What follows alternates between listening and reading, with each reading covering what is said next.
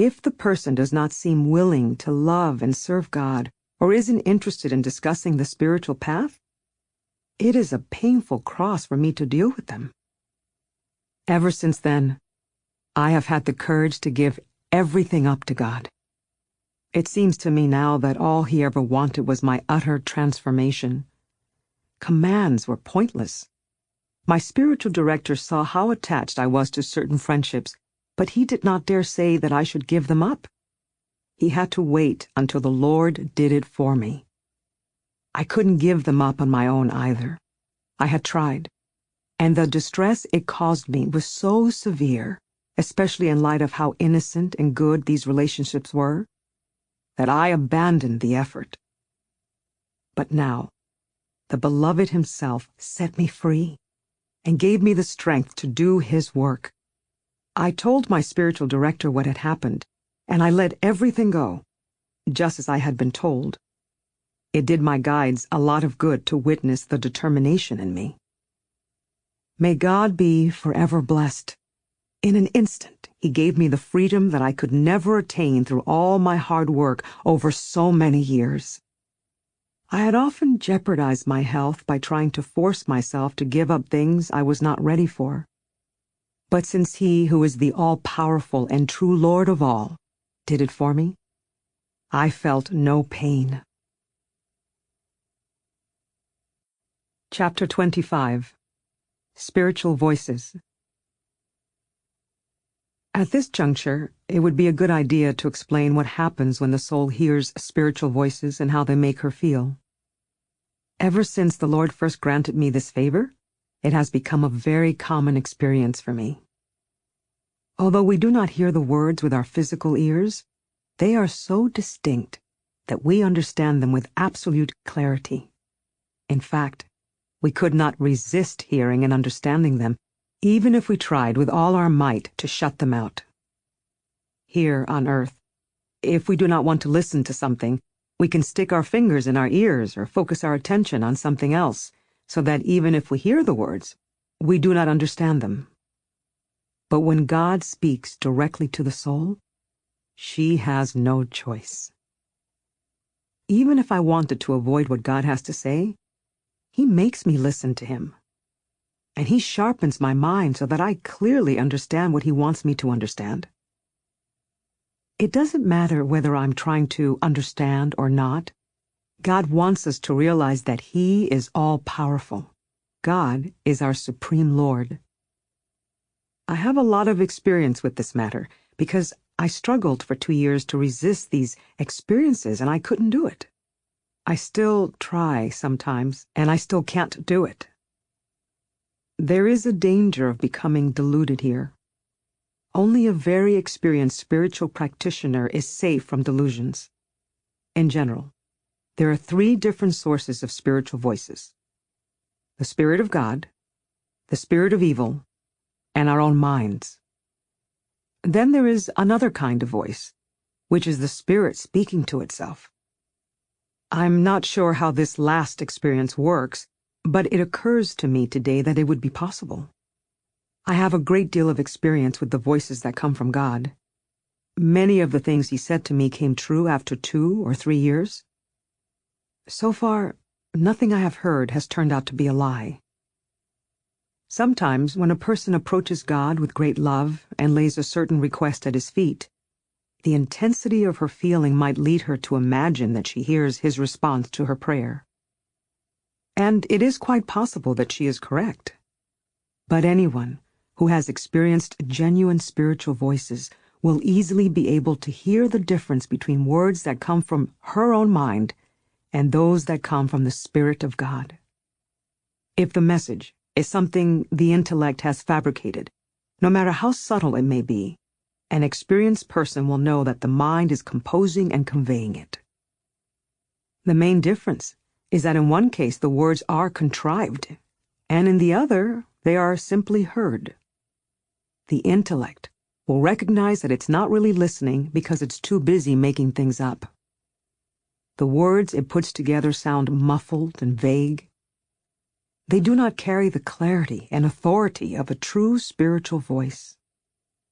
In this case, We have just as much power to shift our attention away from the content of our own minds as we do to keep quiet when we no longer want to hear the sound of ourselves talking. When the words come from God, it is impossible to divert our attention. A more obvious sign that the voice is coming from our own minds is that the words have no lasting effect. The voices that come from God are both words and works. What I mean is that even if the words are critical rather than devotional, they cultivate the soul and make her grow. They bless her and give her light. They move the soul to a place of deep tenderness and quietude. If the soul has been suffering from agitation and aridity, it feels like God is liberating her from all her worries with a wave of his hand. He seems to be proving to her that he is all-powerful and that his words are works. It seems to me that the difference between a true spiritual voice and an intellectual one is no more and no less than the difference between listening and speaking. When I am talking, I am arranging what I'm going to say in my mind. But when someone else is talking to me, all I have to do is listen without any effort. With an intellectual voice, we can't be sure if the words were really spoken. We hear them the way someone who is half asleep will hear the conversation in a room where she is lying down. When the voice comes from God, it is so clear that we don't miss a single syllable. We often hear true spiritual voices when our souls and our minds are so agitated and distracted that we couldn't succeed in stringing together a coherent sentence if we tried. Yet here are these elaborate discourses fully prepared and handed to us, speeches we could not possibly have written even in our clearest state of consciousness. At the sound of the first word, the soul is utterly transformed. How could the soul suddenly understand things that have never even crossed her mind before, especially when she is enraptured? How could she apprehend these things when the faculties are suspended and the imagination is dazed? I'd like to make something clear. The soul does not see visions or hear spiritual voices when she is actually in the midst of a rapture. During rapture, all the faculties are completely lost, and in my opinion, we can't see or hear or even understand a thing. The soul is completely under the power of another. The beloved gives her no freedom at all.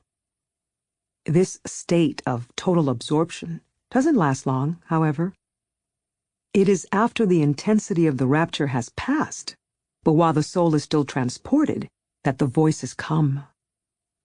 Even though the faculties are starting to come back, they are barely functional.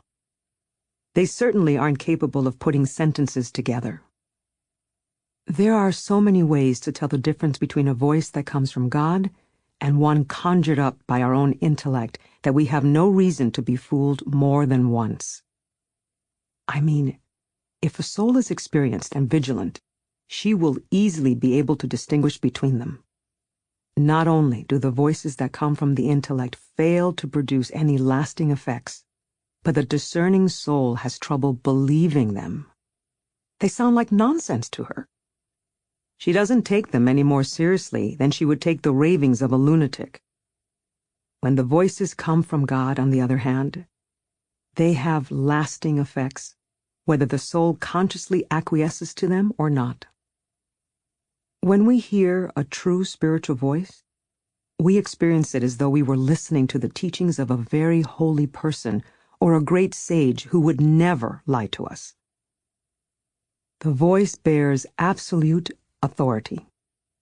This analogy is still inadequate, for the words carry such mystery that even if we do not know who is speaking them, we tremble if they are words of reproach and we melt if they are words of love. The sentences are so complex and are spoken so quickly that we never would have had time to compose them ourselves. There's no reason for me to dwell on this any longer. Suffice it to say that an experienced person is not likely to be deceived unless she wants to be deceived. It is impossible to doubt a spiritual voice when it is happening. It is only afterward that I have sometimes wondered if I made it up. But then later I discovered that what I heard has turned out to be true. The Lord imprints the words on our memory so that we cannot forget what He said. However, the voices that come from our own minds are like the first stirrings of a thought. They pass before they are fully formed. A divine voice may fade over a long period of time, but never so completely that we lose the substance of what we heard. When the voice conveys a particular teaching or bestows a favor, we may not retain the details. But if it takes the form of prophecy, in my opinion, it is impossible to forget. At least this is the case for me, and I have a terrible memory. It would be extremely wicked for someone to claim that she has heard a divine voice when she has not. But it would be impossible for the soul not to realize whether a voice is an artifact of her own mind and does not originate from the Spirit of God. Otherwise, she might spend her whole life laboring under the illusion that she knows something that she does not. How could she? Either a soul wants to understand, or she doesn't. Say the soul tries to push away what she's hearing because it scares her. Or maybe she has convinced herself that silent prayer is the only valid spiritual practice, so she rejects all language and all concepts. Then how could the intellect possibly have the freedom to make up these sacred speeches? Such things take more time than the soul has allowed herself.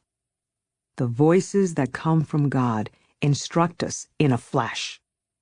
We instantaneously realize things that would take us a month to put into words. The intellect and the soul herself are amazed at what they understand. This is the way it is. Anyone who has experienced it will know what I am saying is literally true.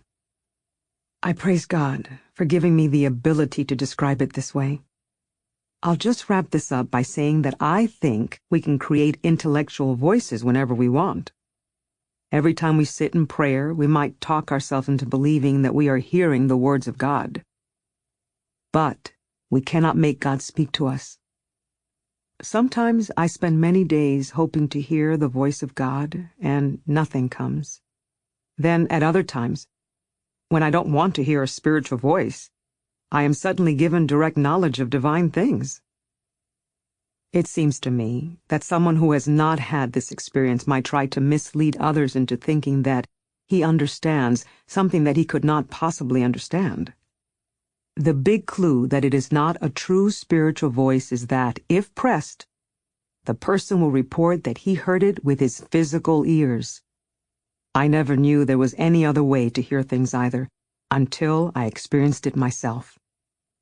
And hearing in this other way has created severe trials for me.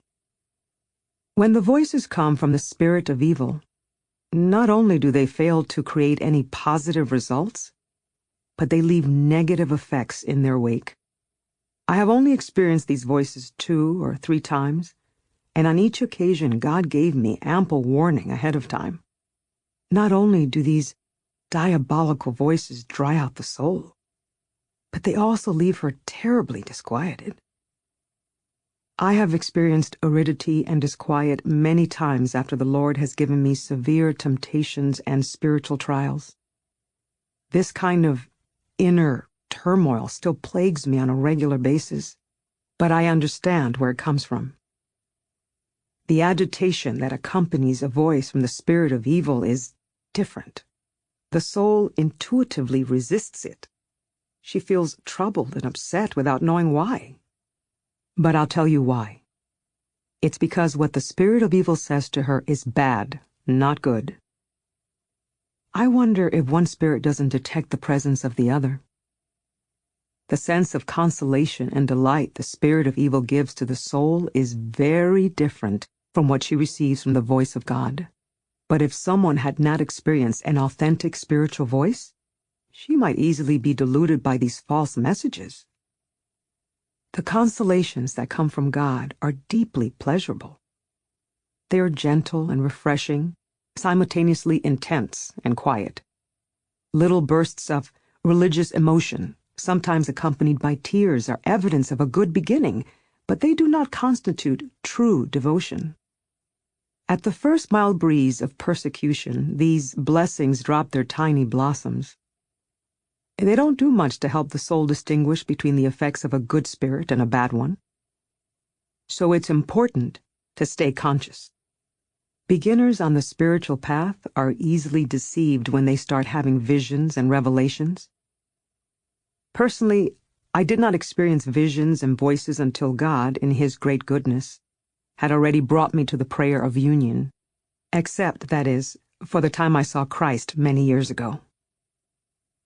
Oh, if only His Majesty had allowed me to understand then, as I understand now, that this was a true vision. It would have done me so much good. When visions and revelations come from the spirit of evil, they do not leave tender effects in the soul. Instead, she feels frightened and agitated afterward. I am absolutely certain that the spirit of evil could never deceive a soul who really questions herself. Nor would God allow a soul who is fortified in the faith, a soul who would suffer 1,000 deaths for one of its sacred teachings, to be deluded by false phenomena. With this love of the faith, a living faith that God Himself pours into the soul, she strives to act in harmony with the doctrines of the Church. Grounded in her commitment, she checks her experiences and beliefs with this person and that person. Even if the heavens themselves were to open to her, the soul would not be tempted to deviate in the slightest degree from what the Church holds to be sacred. Say the soul sometimes wavers in her thoughts about the faith. Say she hears a voice or sees a vision that conflicts with it in some way. Then she should not consider the revelation safe. The same would be true if the soul were to find herself saying, "If God is telling me this, it must be true, just as what He said to the saints was true." I don't mean that the soul actually believes this, but this is the way the spirit of evil first tries to tempt the soul. Even to linger over these thoughts for more than a moment is very risky. But I really feel that if the soul is strong in the faith, she will not be tempted by this kind of pride. The same Lord who grants the soul these divine gifts gives her the power to resist delusions. Fortified in this way, the soul is inclined to defend even the most minor teaching of the Church. I mean, if a soul is not strong in the faith and she has a vision that does not strengthen it, she should not trust the revelation. She may not immediately notice the harmful effects, but they accumulate over time. Here's what I see and know through experience. The proof that a spiritual voice has a divine origin is that it conforms to Holy Scripture. Even if I think that the experience comes from the Spirit of God, the slightest deviation from Scripture would assure me that the spirit of evil is its true source. In such cases, there is no need to go searching for signs or to wonder what spirit is responsible for the revelation. The discrepancy is the only sign I need to convince me that it comes from the spirit of evil. If the whole world were to conspire to persuade me that it comes from the Spirit of God, I would not believe it. Here's another sign. When we hear voices that come from the spirit of evil, all blessings seem to run away and hide. This leaves the soul feeling restless and touchy. She gleans nothing but negative effects from the experience. Even though she may think she is inspired to do good things, her desires quickly wither. These false voices give the soul false humility. What she considers humble is only anxious and confused. I think anyone who has heard the voice of the good spirit will understand this distinction. Still, the devil's tricks can be subtle. The best way to protect yourself is to question each experience and seek wise counsel. Make sure you have a spiritual director who is learned. Hide nothing from him. No harm can come to you in this way. Well, I have to amend that statement. Quite a bit of harm has come to me because of the excessive fears of certain men. At one time, a group of men I deeply trusted got together and had a long discussion about me in hopes of coming up with a remedy for my soul. I had good reason to trust these men. They loved me and only wanted the best for me. They were concerned that I might be deceived by the devil. When I was not in prayer, I shared their fears. But as soon as I prayed, God always granted me some favor and reassured me. At first, I only had direct contact with one of the men, but after he gave me permission to contact the others, I spoke to all of them. I think there were 5 or 6 of them. They were all faithful servants of God. We have unanimously concluded that your experiences came from the devil, my confessor reported. We decided that it was not good for you to receive communion so often, and that you should stop spending so much time alone. I was terrified, and my heart trouble only made matters worse. I didn't dare be by myself in a room during the day in case I slipped into an ecstasy or started hearing voices. All these men were convinced that my experiences came from the spirit of evil, when I cannot believe this myself, and I became deeply conflicted. I was afraid that my inability to agree with them was the result of a sinful lack of humility on my part. Look at who they were. They all led incomparably better lives than mine. And they were learned men besides. How could I not believe them? I tried to force myself to agree with their conclusions. I focused my thoughts on my wretched life and decided that because of this, what they were saying about me must be true. In deep distress, I walked out of the church and into an oratory. I had not received communion for many days, and I had been avoiding solitude, both of which were major sources of comfort for me. I had no one to talk to. Everyone was against me. Whenever I tried to share my experiences with them, it seemed like they were ridiculing me, implying that I was making it all up. Some people warned my confessor to watch out for me. Others insisted that the voices I was hearing came from the devil. Only my confessor consoled me. Although he took their side, I found out later that he did that just to test me. My confessor had told me that even if my experiences came from Satan, he couldn't hurt me as long as I did nothing to offend God.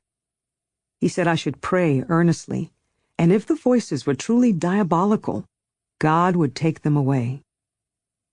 Many people started praying for me, my confessor, his brothers, and other servants of God who knew of my troubles.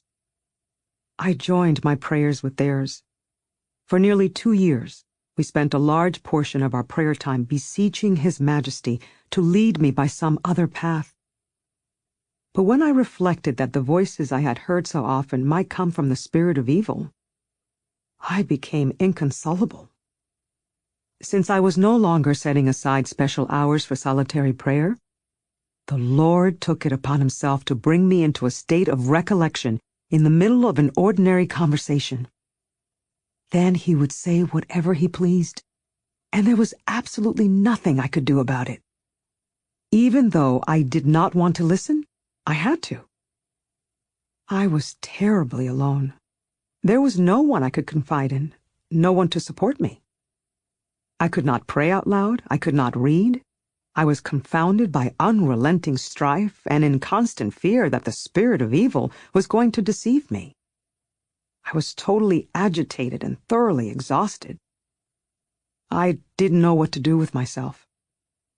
I have experienced intense distress many times in my life, but never as extreme as this. I would burn with this pain for 4 or 5 hours at a time. There was no solace for me from heaven or from earth.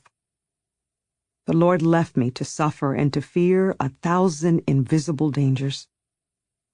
Oh, my Lord, You are a true friend. How powerful You are. You can do everything it is in Your will to do, and as long as we never stop loving, You never stop willing. All things praise You, Lord of the universe.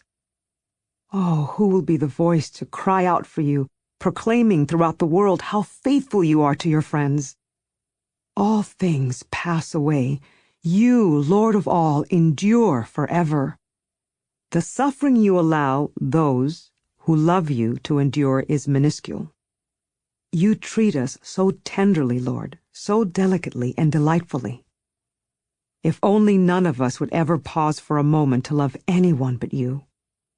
It seems, Lord, that you vigorously challenge the one who loves you, so that in the depths of his trial he will discover the depths of your love for him.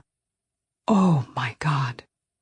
If only I had the intelligence, the education, and an entirely new language to express your wonders as my soul understands them. Words fail me, my Lord. Everything fails me. But as long as you do not abandon me, I will not fail you. Let all learned men rise up against me. Let all created things persecute me. Let all the spirits of evil torment me. Do not fail me, Lord. I have already tasted the blessings and refuge you give to those who trust in you alone. As I sat in the oratory, weary to my core, I suddenly heard a voice say, "Have no fear, my daughter, for I am, and I will never leave you. Have no fear."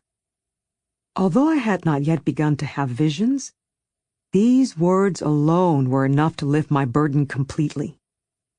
Even if there had been a human being alive who could have soothed my soul, and there wasn't, it would have taken many hours, and still no one would ever have been able to persuade me to be at peace. And behold, in a single moment, this voice brought me calm, courage, strength, security, deep quietude, and radiant light. I watched my soul transform before my own eyes. I think at the time I would have denied to the whole world that I had heard the voice of God. Oh, what a good God! Oh, how good the Lord is and how powerful! He not only writes the prescription, but delivers the cure. His words are works. Oh God, help me. Look how he bolsters our faith and intensifies our love. And so, as I had done so many times before, I pondered the day when Christ commanded the winds to be quiet during a storm at sea. Who is this, I asked myself, whose words all my faculties instantly obey, who pours out his light and banishes the densest darkness in a single moment, who melts this heart of stone, who gives the water of holy tears when it seemed like the drought would last forever? Who inspires these desires and bestows this courage? This made me wonder. What am I afraid of? What is this? All I want is to serve this Lord. I have no other goal than to please my beloved. It's not my own happiness I want, or relief, or any other benefit. The only blessing I seek is to do His will. In that moment, I felt so confident of this truth that it was effortless to affirm it. If this Lord is powerful, I reminded myself, as I see that He is and know that He is, and if evil spirits are His slaves, as I have no doubt that they are, since this is an article of faith, and if I am a servant of this Master, then what harm can they do me? Why shouldn't this love give me the strength to battle all of hell? I picked up a cross, and it really did feel like God was infusing me with courage. Within a short time, I found myself so radically transformed that I would have been perfectly comfortable wrestling with demons. With that cross in my hand, I felt like I could easily vanquish any evil. "Come on now, all of you," I said. "I am a servant of the Lord, and I'd like to see what you can do to me." It became obvious to me that I was intimidating to the little devils, because I grew very calm. All my fears drained away and never came back. I still encountered spirits of evil from time to time, but I wasn't afraid of them anymore. In fact, it seemed like they were afraid of me. The Lord of all gave me authority over them, and now I pay no more attention to them than I do to buzzing flies. They are such cowards that when someone doesn't care about them, they lose all their strength. The only times they have any power is when they see people giving in to their attacks, or when it is God's will to let them tempt His servant and put them through trials for their own good. May we always be in awe of the one who deserves our awe. And may we understand that sometimes One small transgression can cause more trouble than all the sins of hell. These demons frighten us because we set ourselves up to be frightened. We are overly attached to our reputations, possessions, and pleasures. When we love and desire what we should be rejecting, we are in conflict with our true selves. That's when the negative energies catch us and use our own weapons against us. Instead of taking up what we have to defend ourselves, we put our swords into the hands of our enemies and make them attack us. What a shame! But if we embrace the cross, reject everything but God, and devote ourselves to serving Him, the devil will avoid us like the plague. He is a friend of lies. He is the lie itself. He will have nothing to do with anyone who walks in truth. When he sees that a person's inner sight is darkening, he will rush in to put out the light altogether. If he sees that a person has put her trust in worldly things as a child puts her trust in toys, he will treat that person like a child and attack her over and over again.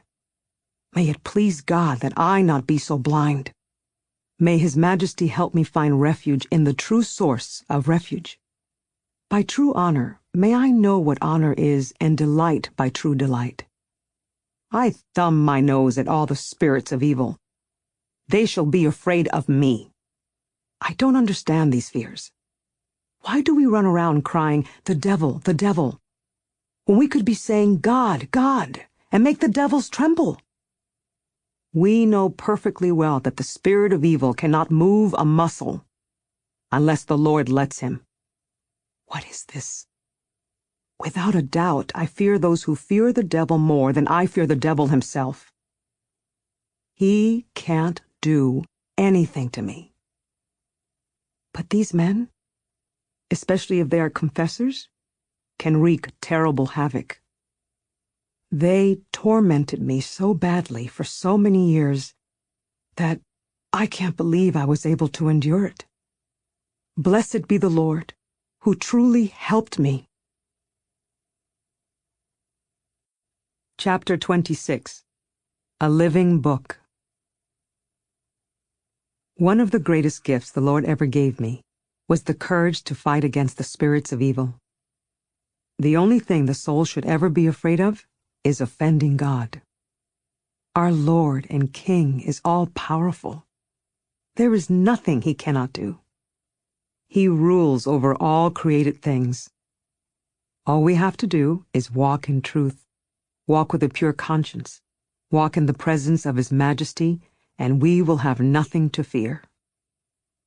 That's why I wanted to live in a state of perpetual awe. I did not want to risk for an instant offending the one who could annihilate us in an instant. If His Majesty is pleased with us, then anyone who is against us will end up clapping his hands to his head in despair. We can accept this truth at face value and move on, or we can inquire more deeply. Who is this soul who lives such an upright life that she pleases God completely and can rightfully conclude she has nothing to fear? Not my soul. My soul is wretched, worthless, and overflowing with 1,000 miseries. But the ways of God are different than the ways of human beings. He understands our weaknesses. Through deep inner examination, the soul discovers that she truly loves God. Once a soul reaches an advanced state of prayer, love doesn't hide as it did in the beginning. It is driven by a powerful impulse and accompanied by such an intense yearning to see God that everything else wearies the soul and wears her out. I have already said this, and I will say it again. Anything other than God is a torment to the soul who is in love with Him. If she is not resting in Him, she is restless. This love does not come in disguise. It is completely revealed. There was a time when I was suffering from a continuous stream of criticism from the people of Avila and from the Carmelite order. I had countless opportunities to be grief-stricken. That was when the Lord said to me, "Why are you afraid? Don't you know that I am all-powerful? I will fulfill my promises to you." And he has. This voice so thoroughly strengthened me that I felt I could embark on any new venture in service of the one I love, even if it caused me even more severe trials. I would gladly take on more suffering for his sake. This has happened to me more times than I can count. Sometimes he would scold me. Sometimes he still scolds me when I make mistakes. These divine criticisms are enough to dissolve my soul, but at least they motivate me to change, because His Majesty's words are both counsel and cure. At other times, especially when His Majesty wants to grant me some exceptional favor, He reminds me of my past transgressions. Then I feel as if it is Judgment Day, and I have to account for my whole life. These spiritual voices present the truth with such penetrating clarity that I have nowhere to hide. Sometimes the Lord warns me of imminent danger to myself or to others. He has often told me about things that were going to happen 3 or 4 years in the future. All these things have come true. I can give you concrete examples. There are so many signs showing that these spiritual voices come from God that we have no excuse for doubting them. The Lord has often told me the safest course to follow. Make sure my spiritual director is a learned man, and then tell him everything. Explain the whole state of my soul to him, and describe in detail the favors the Lord grants me. Obey him. When I don't take this path, I am not at peace. Of course, since women have no learning, how can we expect to have peace? I had a confessor who badly humiliated me. He seemed to purposely disquiet my mind by presenting me with constant challenges and utterly distressing me. Looking back, I think he is the spiritual director who did me the most good. Although I was very fond of him, I was often tempted to leave him because his methods interfered with my prayer. But every time I considered ending the relationship, I would hear a voice telling me not to. This divine rebuke upset me more than anything my confessor did. I had questions on the one hand and reproofs on the other. The process exhausted me, but I was so stubborn that my will would never bend unless it was worn out. The Lord once told me that if I wasn't resolved to suffer, then I was not truly submitting. He said that if I would simply fix my eyes on what He had suffered, everything would be easy. After it was determined that the spiritual voices I was hearing indeed came from the Good Spirit, a man who heard my confession advised me that it would be best if I kept quiet and didn't mention them to anyone. Such things should not be talked about, he said. This did not strike me as wrong. Whenever I told my spiritual director about the voices, I felt so abashed that my shame was worse than when I had serious sins to confess. I expected that my confessors would not believe me and would make fun of me, especially when the divine favors were dramatic. My resistance to talking about the voices was so intense because it felt like revealing these things was disrespectful to the wonders of God. So it was best to remain silent. But I came to understand that this confessor had advised me badly, and that I should not keep anything from my spiritual director. There is great security in telling him everything, and great danger in keeping secrets. Whenever the Lord told me to do something in prayer and my confessor told me something else, the Lord would speak again and tell me to obey him. Then he would change my confessor's mind, so that he would agree with what the Lord had said. When the Inquisition banned many books written in Spanish, I was bereft. Reading was such a joy for me. The only sanctioned books were in Latin, which I could not understand. Then the Lord spoke to me. "Don't be sad," he said, "for I shall give you a living book." Since I had not yet experienced any visions, I couldn't understand why God would say this to me. A few days later, I understood this perfectly. The Lord gathered me in His presence, showed me His love by teaching me in so many ways, and gave me so much to think about that I have had almost no need for books ever since. His Majesty himself has become the living book in which all truths are available. Blessed be such a book that indelibly imprints on our minds everything we need to understand and do. Who could possibly see Christ persecuted and covered with wounds without embracing, loving, and longing for those wounds? Who could witness the glory God gives those who serve Him without recognizing that anything we do and suffer is nothing in light of such a reward? Who could imagine the torment of those who are condemned to the fire without realizing that the trials of this life are sheer delights by comparison, and appreciating how much she owes the Lord for so often freeing her from that place? With God's help, I will say more about these things later. For now, I'd like to get on with the account of my life. May it please the Lord that I have been clear in what I have said so far. I'm sure that anyone with experience will understand me and see that I have been successful. I wouldn't be surprised, however, if it all sounded like nonsense to someone without experience. Since I am the one telling the story, I wouldn't blame anyone who might dismiss it as nonsense. He would have a good excuse. May the Lord help me to do His will. Chapter 27. The Perils of Temperance. It's time to return to the story of my life. Well, there I was, enduring terrible affliction. I had many people praying on my behalf, beseeching the Lord to lead me by a more secure path, since the one I was on, they told me, was dubious. The truth of the matter is that although I wanted to change, I couldn't truly bring myself to want it. This is because I could see how much my soul was flowering since the raptures and spiritual voices had begun, except, that is, for when I wilted under the criticism I received and the fears it instilled in me.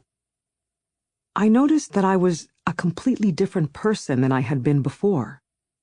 How could I desire a different path than the one that had transformed me? So I placed myself in God's hands and trusted that He would carry out His will in me. He alone knew what was best for my soul. I saw that the road I was on led to heaven, and that I had been on my way to hell before. I tried with all my might to convince myself that the devil was deceiving me and to make myself desire another path. But I was powerless. I offered up all my actions, in case there might be a good deed among them, in service of this intention. I invoked my favorite saints to free me from the spirit of evil. I dedicated several novenas to the effort. I entrusted myself to Saint Hilarion, and devoted myself to Saint Michael the Archangel. I begged many other saints to petition the Lord to show me the way. Maybe the holy ones of God would be able to obtain the truth from His Majesty and pass it along to me. This went on for 2 years.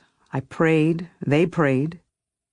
But no matter how much we all prayed for God either to lead me on some other path or to reveal the truth about the one I was on, the spiritual voices continued.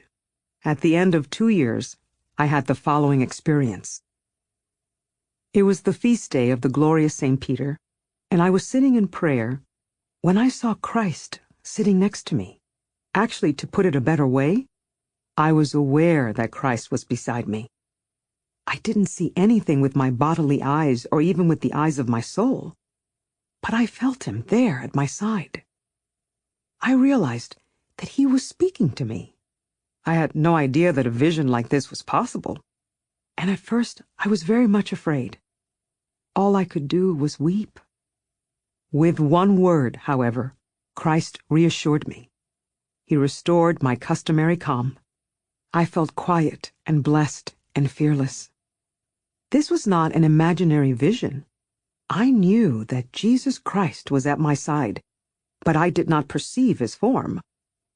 I simply felt Him at my right side and recognized that He has always been there and always would be there, witnessing everything I did. Each time I drew my attention within, there He was.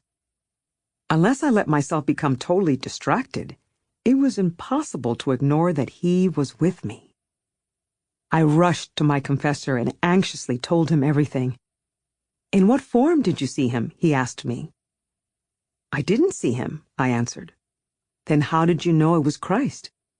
"I don't know how, but I cannot not be aware that he is beside me. I saw him, I felt him, very clearly. My soul has been more easily and more deeply recollected ever since. In fact, the prayer of quiet is almost continuous now. It is in an exceedingly clear state. Besides, the effects are very different from what I used to experience." All I could do was offer metaphors and analogies to try and explain myself, but there is no adequate comparison for this vision. A very holy and spiritual man named Father Pedro de Alcántara told me that this vision is one of the most sublime we can receive and also the most difficult for the spirit of evil to interfere with. Other learned men have confirmed this. Women like me, who know very little, are incapable of describing this state. Maybe men of learning can explain it better. For instance, if I say, "Well, I do not see it with the eyes of the body, nor do I see it with the eyes of the soul, because it is not an imaginative vision," you will rightfully wonder how I can be more certain he is at my side than I would be if I actually saw him. You must not think of this experience as being like a blind person or someone in a dark room who cannot see the person next to him. It's a little bit like that, but not very much. In the case of blindness or darkness, the person perceives things through his other senses. He will hear the other person stir or speak. He can touch him. In this kind of vision, it is not dark, and there are no other senses operating. Yet the vision reveals knowledge to the soul that is more radiant than the clearest sunlight. I don't mean that you directly perceive the sun or its brightness, but there is light, even though you don't see light, and it lights up everything. It illuminates the mind so that the soul can enjoy the great blessings the vision brings with it. A sense of connectedness to God is not uncommon. Seasoned practitioners of silent prayer, particularly if they have experienced the prayer of quiet and the prayer of union, sometimes find that as soon as they sit down with the intention to pray, the one they are praying to seems to be there listening. They become aware of feelings of tender love and faith and a deepening of their most cherished resolutions. This is a blessing from God, and anyone who experiences it should be grateful. It is a sublime prayer, but it is not a vision. In the prayer of quiet and the prayer of union, His Majesty makes himself known through the effects he leaves in the soul. But this vision I'm talking about is different. The soul sees very clearly that Jesus Christ, Son of the Virgin, is present. In the other states of prayer, the soul feels divine influences. In this vision, however, she not only experienced these holy feelings, but she knows that the most sacred humanity has become her companion, and that he wants to grant her favors. "Who said it was Jesus Christ?" the confessor asked me next. "He told me himself," I answered, "many times. Before Christ told me who he was, he impressed himself so firmly into my consciousness that I knew he was there, even though I didn't see him. And before he did that, he told me he was coming. If a person I had never met, but only heard of, came to speak to me while I was in a dark room or blind, and told me who he was, I would probably believe him. But I wouldn't be able to assert the fact with as much confidence as I would if I had seen him with my own eyes. With this vision, without being able to see him, I could confidently claim that Christ was with me. He carves such deep knowledge into the soul that I could no more doubt it than if I had seen the Lord with my own eyes. Even less. Sometimes our eyes play tricks on us, and we suspect that we might have imagined what we saw. In a vision like this, we might experience a flicker of skepticism, but it is quickly replaced by unshakable certitude. It's the same kind of knowing the soul has when God speaks to her without words. He uses the language of heaven, and it's difficult to translate to mortals. No matter how much we may want to understand, we won't really get it until the Lord teaches it to us through experience. He places what He wants the soul to know deep inside her, without images or words. It is worth deeply pondering the manner in which God gives the soul a clear understanding of His desires and truths and mysteries. God often explains the visions He gives to me in this ineffable way. There are a number of reasons why I think that the spirit of evil is least able to interfere in an experience of this nature. If these reasons turn out to be bad ones, then I must be mistaken about the whole thing. The kind of vision that comes without seeing and the kind of language that comes without hearing are so spiritual that the faculties of sense and reason are completely quieted. The spirit of evil has nothing to react against. Sometimes the faculties are momentarily suspended, but usually, I think, they are fully engaged. These visions and voices do not generally occur in the midst of contemplation. In fact, they almost never do. Yet, when they happen, I don't believe we have anything to do with it. It all seems to be the work of the Lord. It's as if food had been put into our stomachs without our eating it, or even knowing how it got there. We know very well that it is there, but we have no idea what kind of food it is or how it entered our bodies. In the case of this sublime prayer, the soul doesn't know how it got there. She doesn't see anything or feel anything. She didn't even want anything. The intellect never knew that such a thing was possible. In the kind of spiritual voices I was talking about before, God brings awareness of the message to our minds whether we want to hear it or not. We grasp exactly what is being said. It's as if the soul hears with other ears, and God makes her listen. She cannot be distracted. It's like this. Someone speaks in a loud voice to a person with good hearing, and the listener does not stop up his ears. He may not be interested in what he's hearing, but he participates by paying attention so that he will understand it. In the kind of spiritual voice I am talking about now, the soul does not play any part. She is relieved of even the minor responsibility of listening. She finds everything already prepared and eaten for her. She has nothing to do but savor it. She is like a person who never bothered to learn how to read or engage in the work of learning, and yet finds that she possesses all knowledge within herself. She has no idea how the knowledge got there. She never studied it. She doesn't even know her ABCs. This feels to me like an apt metaphor for this heavenly gift. The soul sees that she has become wise in an instant. Such profound secrets as the mystery of the three divine persons are so clearly understood that the soul would boldly defend these wondrous truths against the arguments of any theologian on earth. She is utterly amazed. She sees that one favor from God is enough to change her completely. A single one of His blessings frees her from attachment to things and replaces it with love for the One who carves out the vessel of the soul so that she can receive such grace. She does nothing of her own volition to deserve this. She is filled with love for the friend who treats her with such sublime, loving kindness that she could never describe it in words. Some of God's favors are so wonderful that people may become suspicious when they see them being showered on a person who has done nothing to merit them. Someone who does not possess a living faith will be incapable of believing in them. So, unless my superiors command me to elaborate on them, I intend to say as little as possible about the blessings God has bestowed on me. The only favors I will dwell on are certain visions that might do others some good, or at least prevent souls from being shocked and doubting the validity of their own experience when such things happen to them.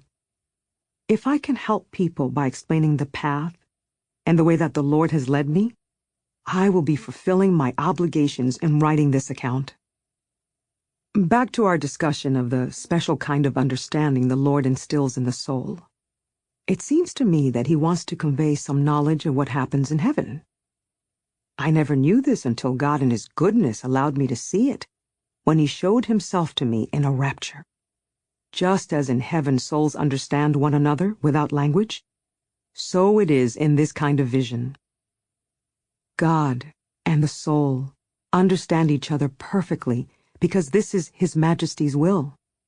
No other device is required for these two friends to manifest their love. Two people on this earth who love each other deeply and understand one another well do not require signs or techniques. The mere exchange of a glance is enough to communicate everything that matters. That must be the kind of love unfolding between the soul and her beloved in this kind of vision. Without the soul knowing how, the two lovers gaze directly at one another's face. It reminds me of the way the bridegroom speaks to the bride in the Song of Songs. At least I think that's where I have heard about this kind of seeing.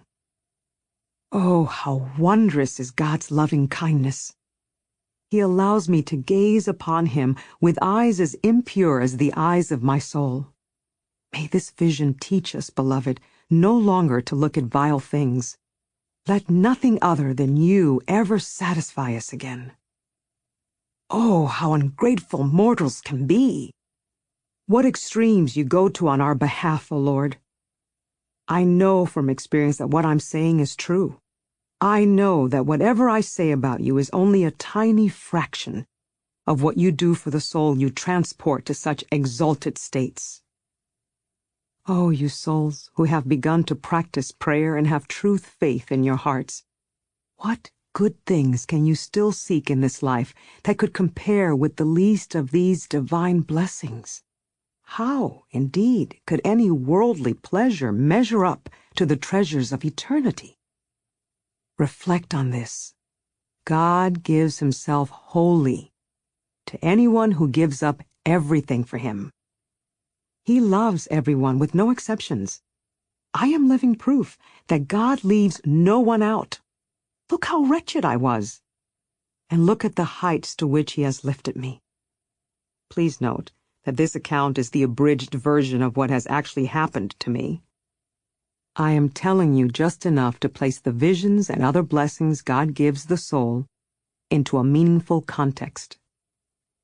I could never describe how the soul actually feels when the beloved gives her knowledge of his secrets and wonders. This joy surpasses all understanding.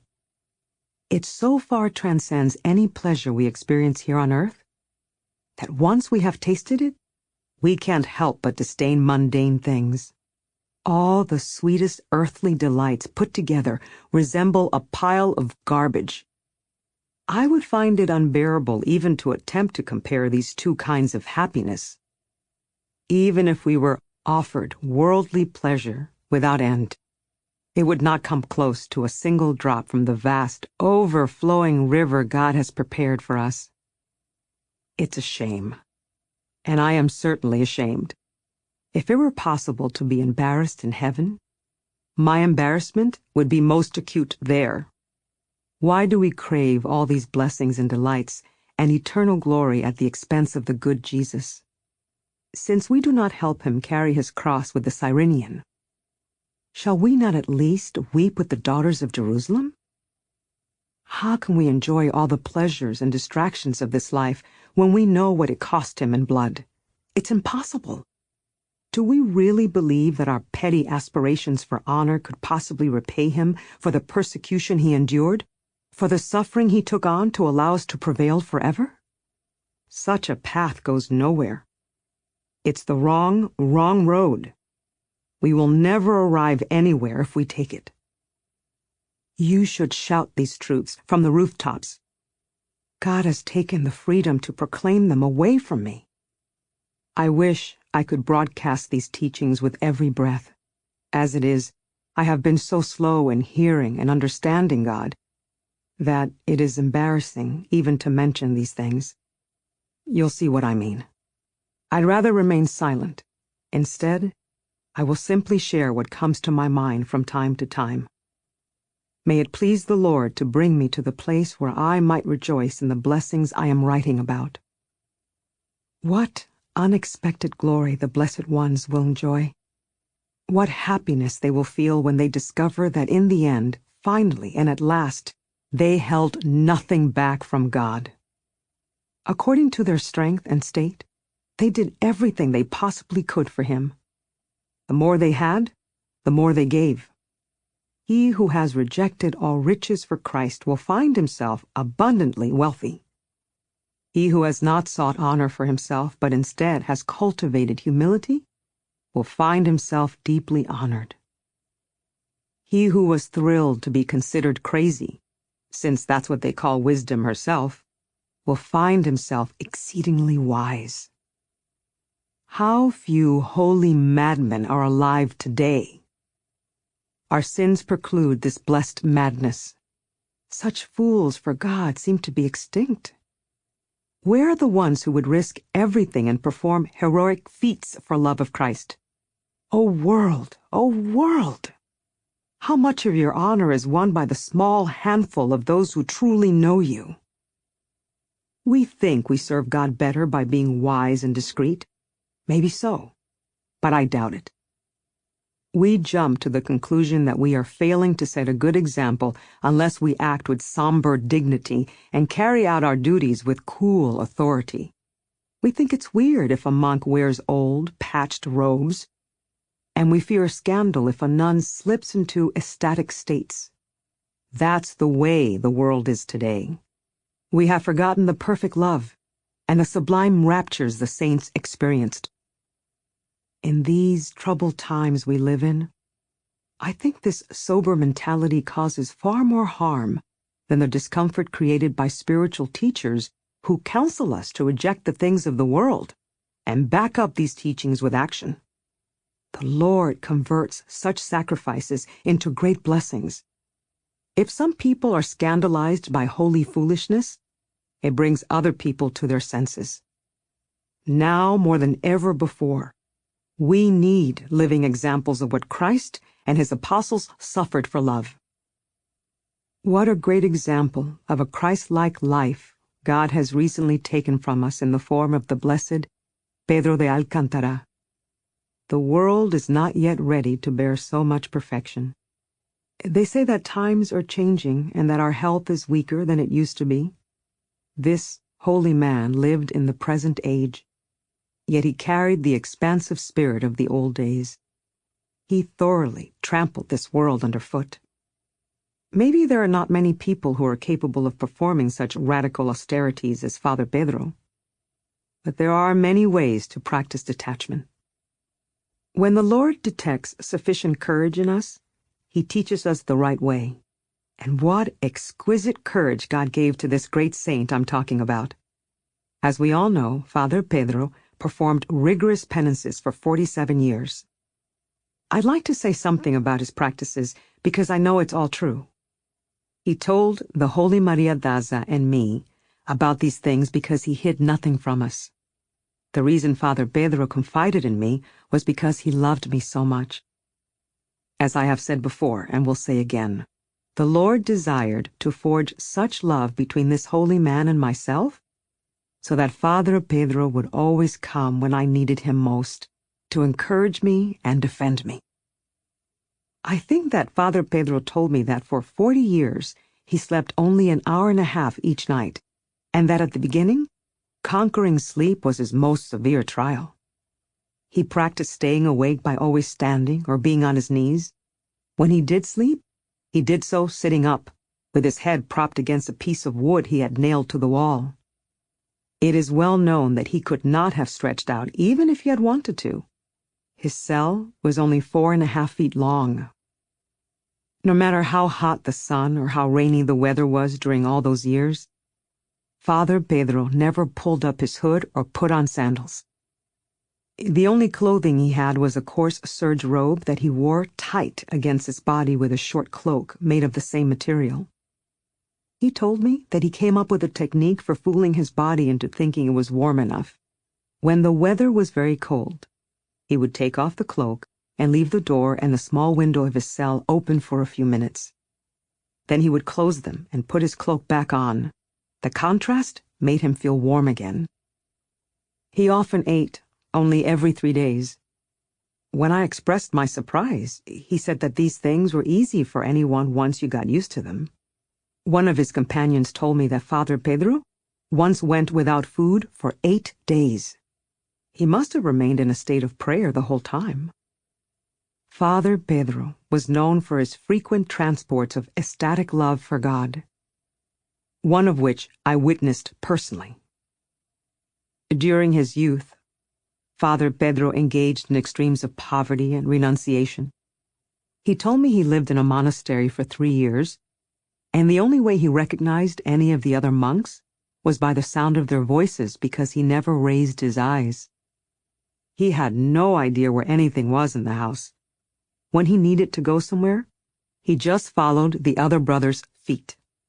He used the same method when he traveled.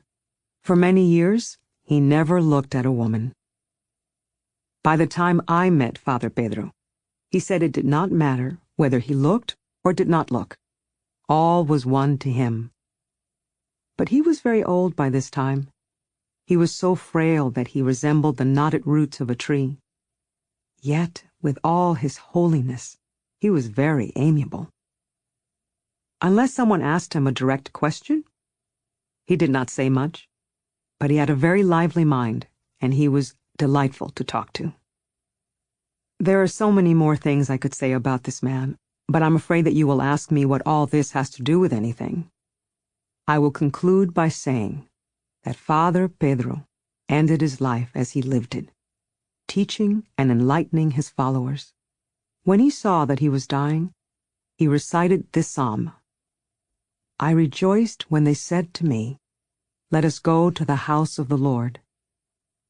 Then he fell to his knees and died. After Father Pedro's death, the Lord was pleased for him to guide me even more effectively than he had during his life. Father Pedro's teachings continue to show me the way. I have often seen him in radiant glory. The first time he appeared to me, he told me that the penance that earned him this glory was a blessed thing. A year before he died, when I was traveling many miles away from here, he appeared before me. I knew that his death was near and told him so. Then, as he was dying, he came to me and told me that he was going to his rest. I did not believe it, but mentioned it to a few people. A week later, the news came that Father Pedro had died. Or to put it a better way, he had begun to live forever. Look how a life of harsh austerities ended in such great glory. I think he comforts me more now than when he was still on this earth. The Lord once told me that he would grant me anything I asked him in Father Pedro's name.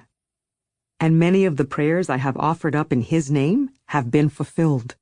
May the Lord be forever blessed. Amen.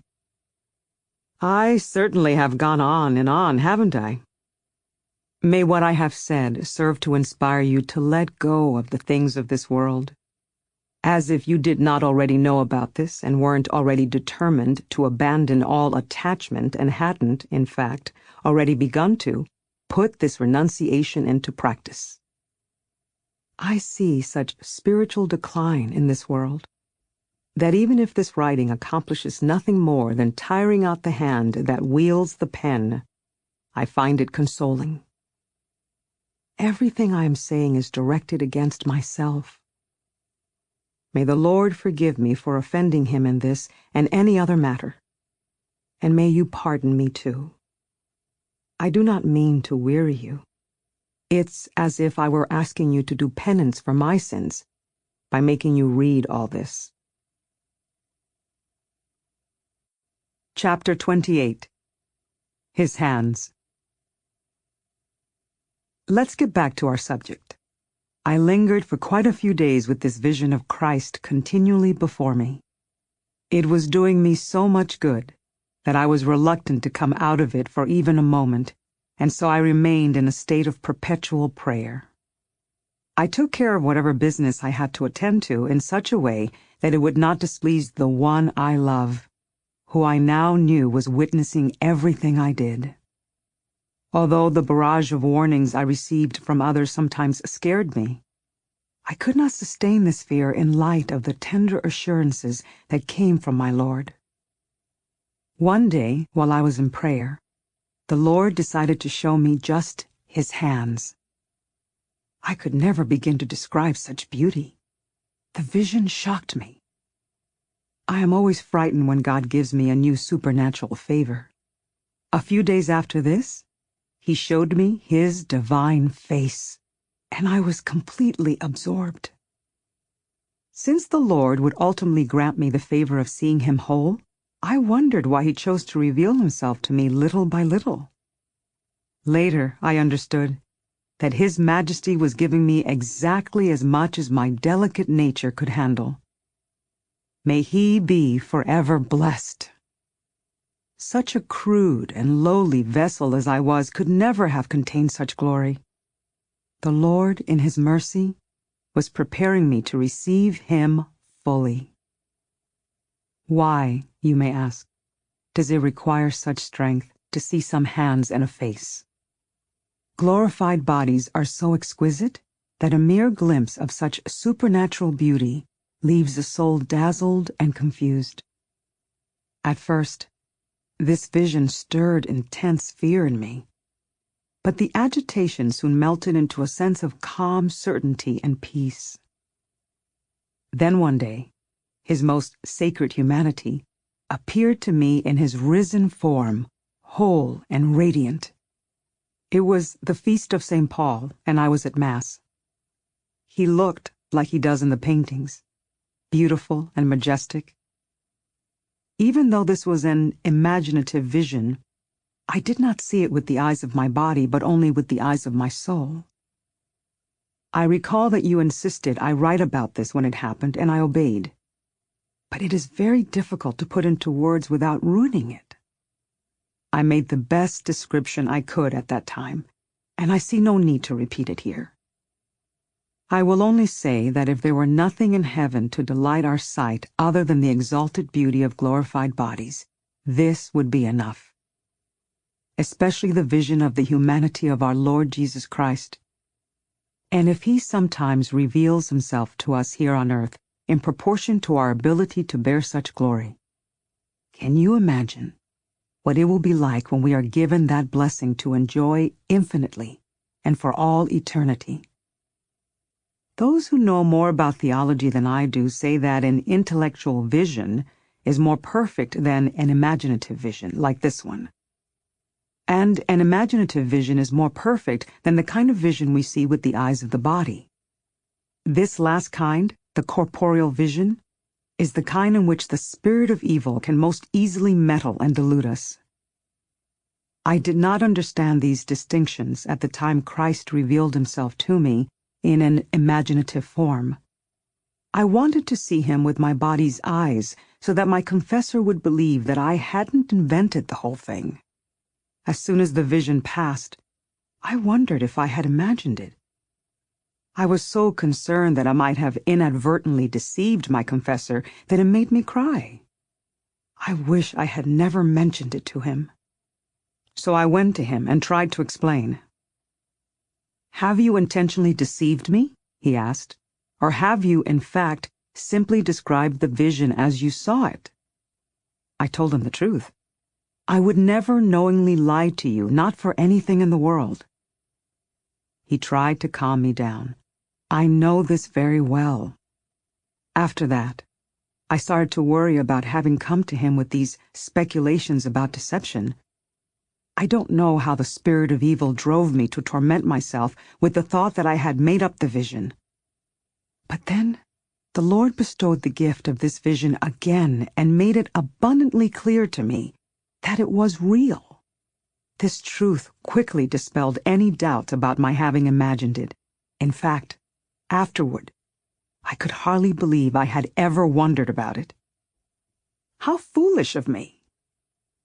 If I had spent 1,000 years trying, I would never even know how to begin, let alone succeed in imagining and conveying something so beautiful. In its luminous whiteness alone, it surpasses anything we could perceive here on earth. It isn't a dazzling radiance. It's a soft whiteness, an infused glow. It delights the eyes and never strains them. The brilliant vision of divine beauty does not weary the eyes either. The brightness of the sun seems tarnished in comparison with this light. It makes you never want to open your eyes again after it has passed.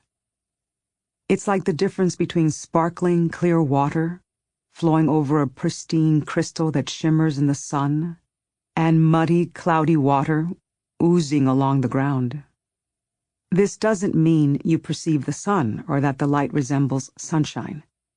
In fact, the light of the vision seems like natural light, and sunshine seems artificial. It is a light that never gives way to darkness. Nothing disturbs it. Ultimately, it's ineffable. No matter how fine a mind a person may have, he could never come close to imagining the nature of this light, even if he tried all his life to understand it. God gives us this light so suddenly that we don't even have time to open our eyes. It doesn't even matter if our eyes are open or closed. When God chooses to give us this vision, we see it whether we want to or not. No distraction or resistance can fend it off. No effort or intention can make it happen. I have learned this through experience. I would like to say something about the way the Lord reveals himself in these visions. I will not presume to explain how it is that such a powerful light is put into the deepest part of the soul, or how such a vivid image is imprinted on the mind. This is a matter for men of learning to explicate. The Lord has not given me knowledge of how such things work. I am so ignorant and dull-witted anyway, that no matter how hard these men try to explain the theological mechanisms behind the visions, I have trouble grasping them. It may appear to you that I have a sharp intellect, but I don't. Again and again I have discovered that I cannot understand a thing unless I am spoon-fed, as they say. Sometimes my spiritual directors have been astonished by my ignorance. To tell you the truth, I haven't really bothered to try understanding how God causes visions like this, even though I have had a great deal of contact with men of learning over the years and countless opportunities to ask questions about these things. If I had a concern about whether or not something qualified as sin, I would certainly bring it up. But I didn't feel compelled to analyze the rest. All I needed to know was that God is in charge of everything. I saw that there was no reason to be afraid of this vision, and that my only task was to give him thanks for it. Challenges only seemed to increase my devotion. In fact, the more intense the difficulty is, the more my devotion flowers. All I can do is share what I have come to see through experience. You will be able to explain how the Lord works much more precisely than I can. You can clarify whatever remains obscure in my writing and articulate the things I didn't know how to say. What I know is that sometimes I would see an image, but in many other instances I did not. Instead, I perceived Christ himself. He identified himself with absolute clarity. Other times, the vision was vague, like a painting rather than a living presence. But even this is a poor comparison, for paintings like this do not exist on earth. No matter how perfectly rendered they may be, and I have seen some excellent religious art, it's ridiculous to believe that this vision is any more like a painted image than a portrait can be equated with the man it represents. No matter how skillfully it is painted, a portrait will never look so lifelike that it can be mistaken for anything other than dead matter. As nicely as this metaphor functions, it's time to leave it behind. Actually, the example I just used is more than a comparison, since comparisons are never completely accurate. This is the literal truth. The difference between the vision of Christ and a painting of him is neither more nor less than the difference between a living man and his portrait. What we see in this vision may be an image, but it is a living image. It is not a dead man we are seeing, but the living Christ. He makes it clear that he is both man and God. He does not appear as he was in the tomb, but in his resurrected form after he left the tomb. Sometimes he comes with such majesty that no one could doubt that it is the Lord himself, especially after receiving communion, since our faith teaches us that he is truly present in this blessed sacrament. Then he reveals himself so clearly as the master of this dwelling that the soul seems to be utterly consumed in him. Oh, my Jesus, who could ever describe the magnificence with which you reveal yourself? O Lord of the entire world and of the heavens, O Lord of 1,000 other worlds, of numberless worlds, O Lord of the heavens that you might yet create.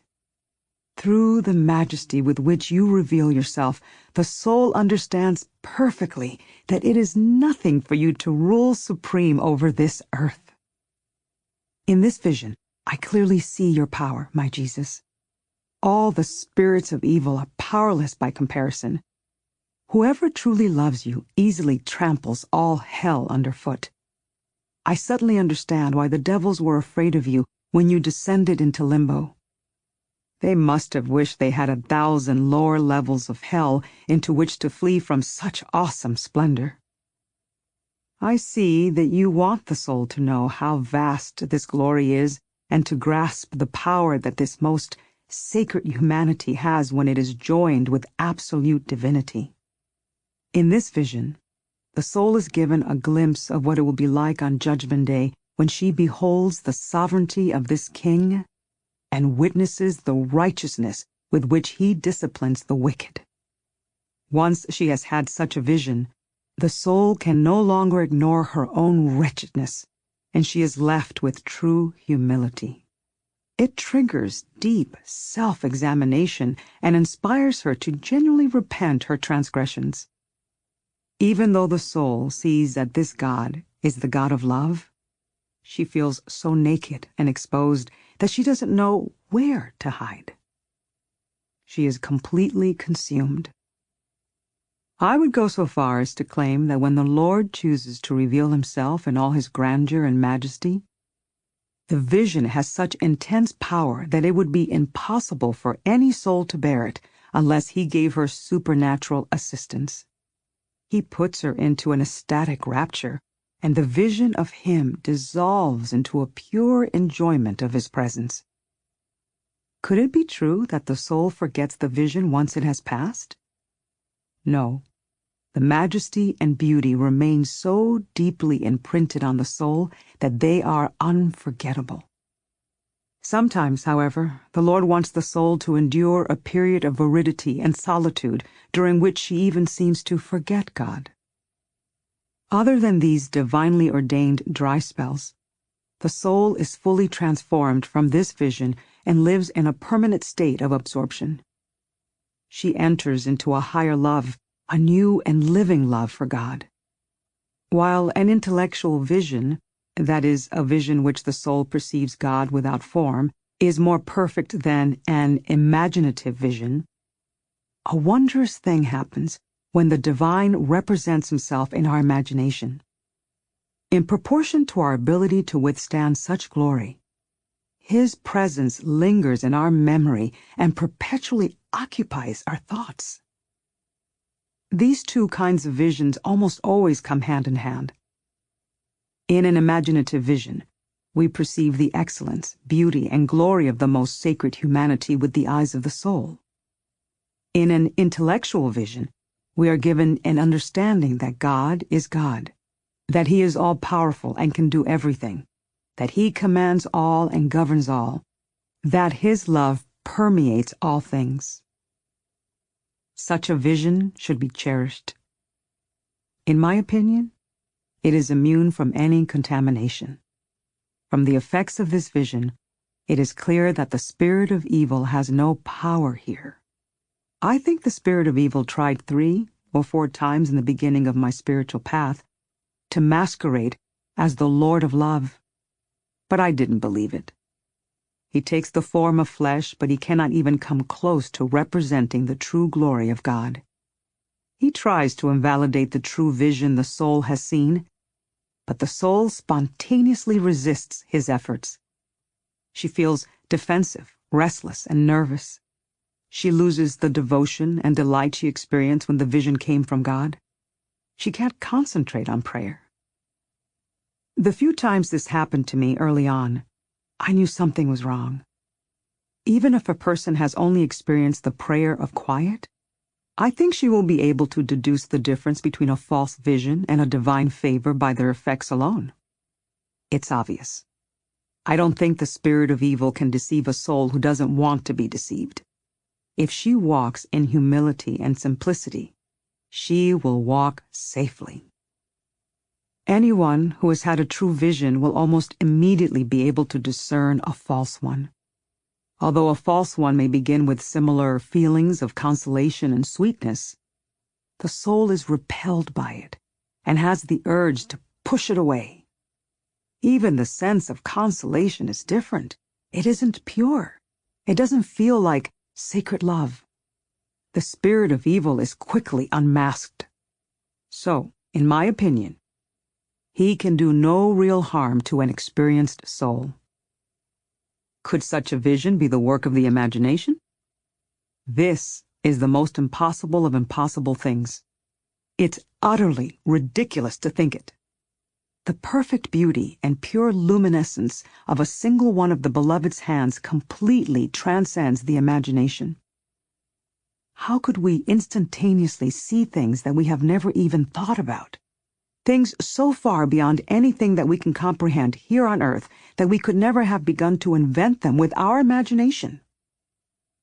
Even if we could create these things in our minds, they would never carry the lasting effects of a true divine vision. In fact, they would have no effect at all. The soul would be left exhausted by the effort. Say we want to fall asleep, but sleep won't come, so we lie awake. Sometimes we need to sleep. We feel the heaviness in our head and the urge to doze off, so we lie down. When we can't fall asleep, we think that we must be doing ourselves some good by just resting in bed. But if it's not true sleep, it will not sustain us or refresh our head. Instead, we will be even more tired than we were before we lay down. That's how a self-generated vision would make us feel. The soul would be left exhausted. Instead of being fortified and nourished, she would find herself drained and unsatisfied. I cannot overemphasize the richness of a true vision. It can even restore health and comfort to the body. When I was repeatedly accused of inventing my vision or being deceived by the devil, I offered this analogy as evidence of the validity of my experience. The Lord gave me other comparisons as well, but it was pointless. These men were very pious. Compared to them, I was a lost soul. And because God was not leading them on this same path, my experience frightened them. Their own fear convinced them that what I was seeing must be the result of my sins. I hardly spoke to anyone except my confessor and a few people he ordered me to tell about my experiences. But somehow my confidentiality was violated, and my secrets were spread around. Look, I said to them once, if you were to tell me that a person I knew well and had just finished talking to was not who I thought he was, and that I had only imagined that it was he, you can be assured that I would believe what you said and not what I saw. But, I went on, if this person left some jewels in my hand as tokens of his great love, I would not believe you even if I wanted to. Because where I was poor before, now I would find myself rich. I was trying to show them that these visions left jewels in my soul that changed me completely. Even my confessor admitted that I was transformed. The difference in me extended to every area of my life. I could not fake it. Everyone saw that it was real. Remember how wretched I was? I asked them. If the devil did this to deceive me and carry me off to hell, why would he do it by such uncharacteristic means as wiping away my vices and replacing them with virtues? Why would he fortify my spirit instead of weakening it? Why would he change me for the better? I found out that my confessor used this same argument to defend me.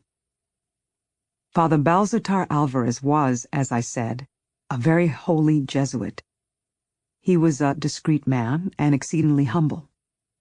As it turned out, his humility brought me great trials.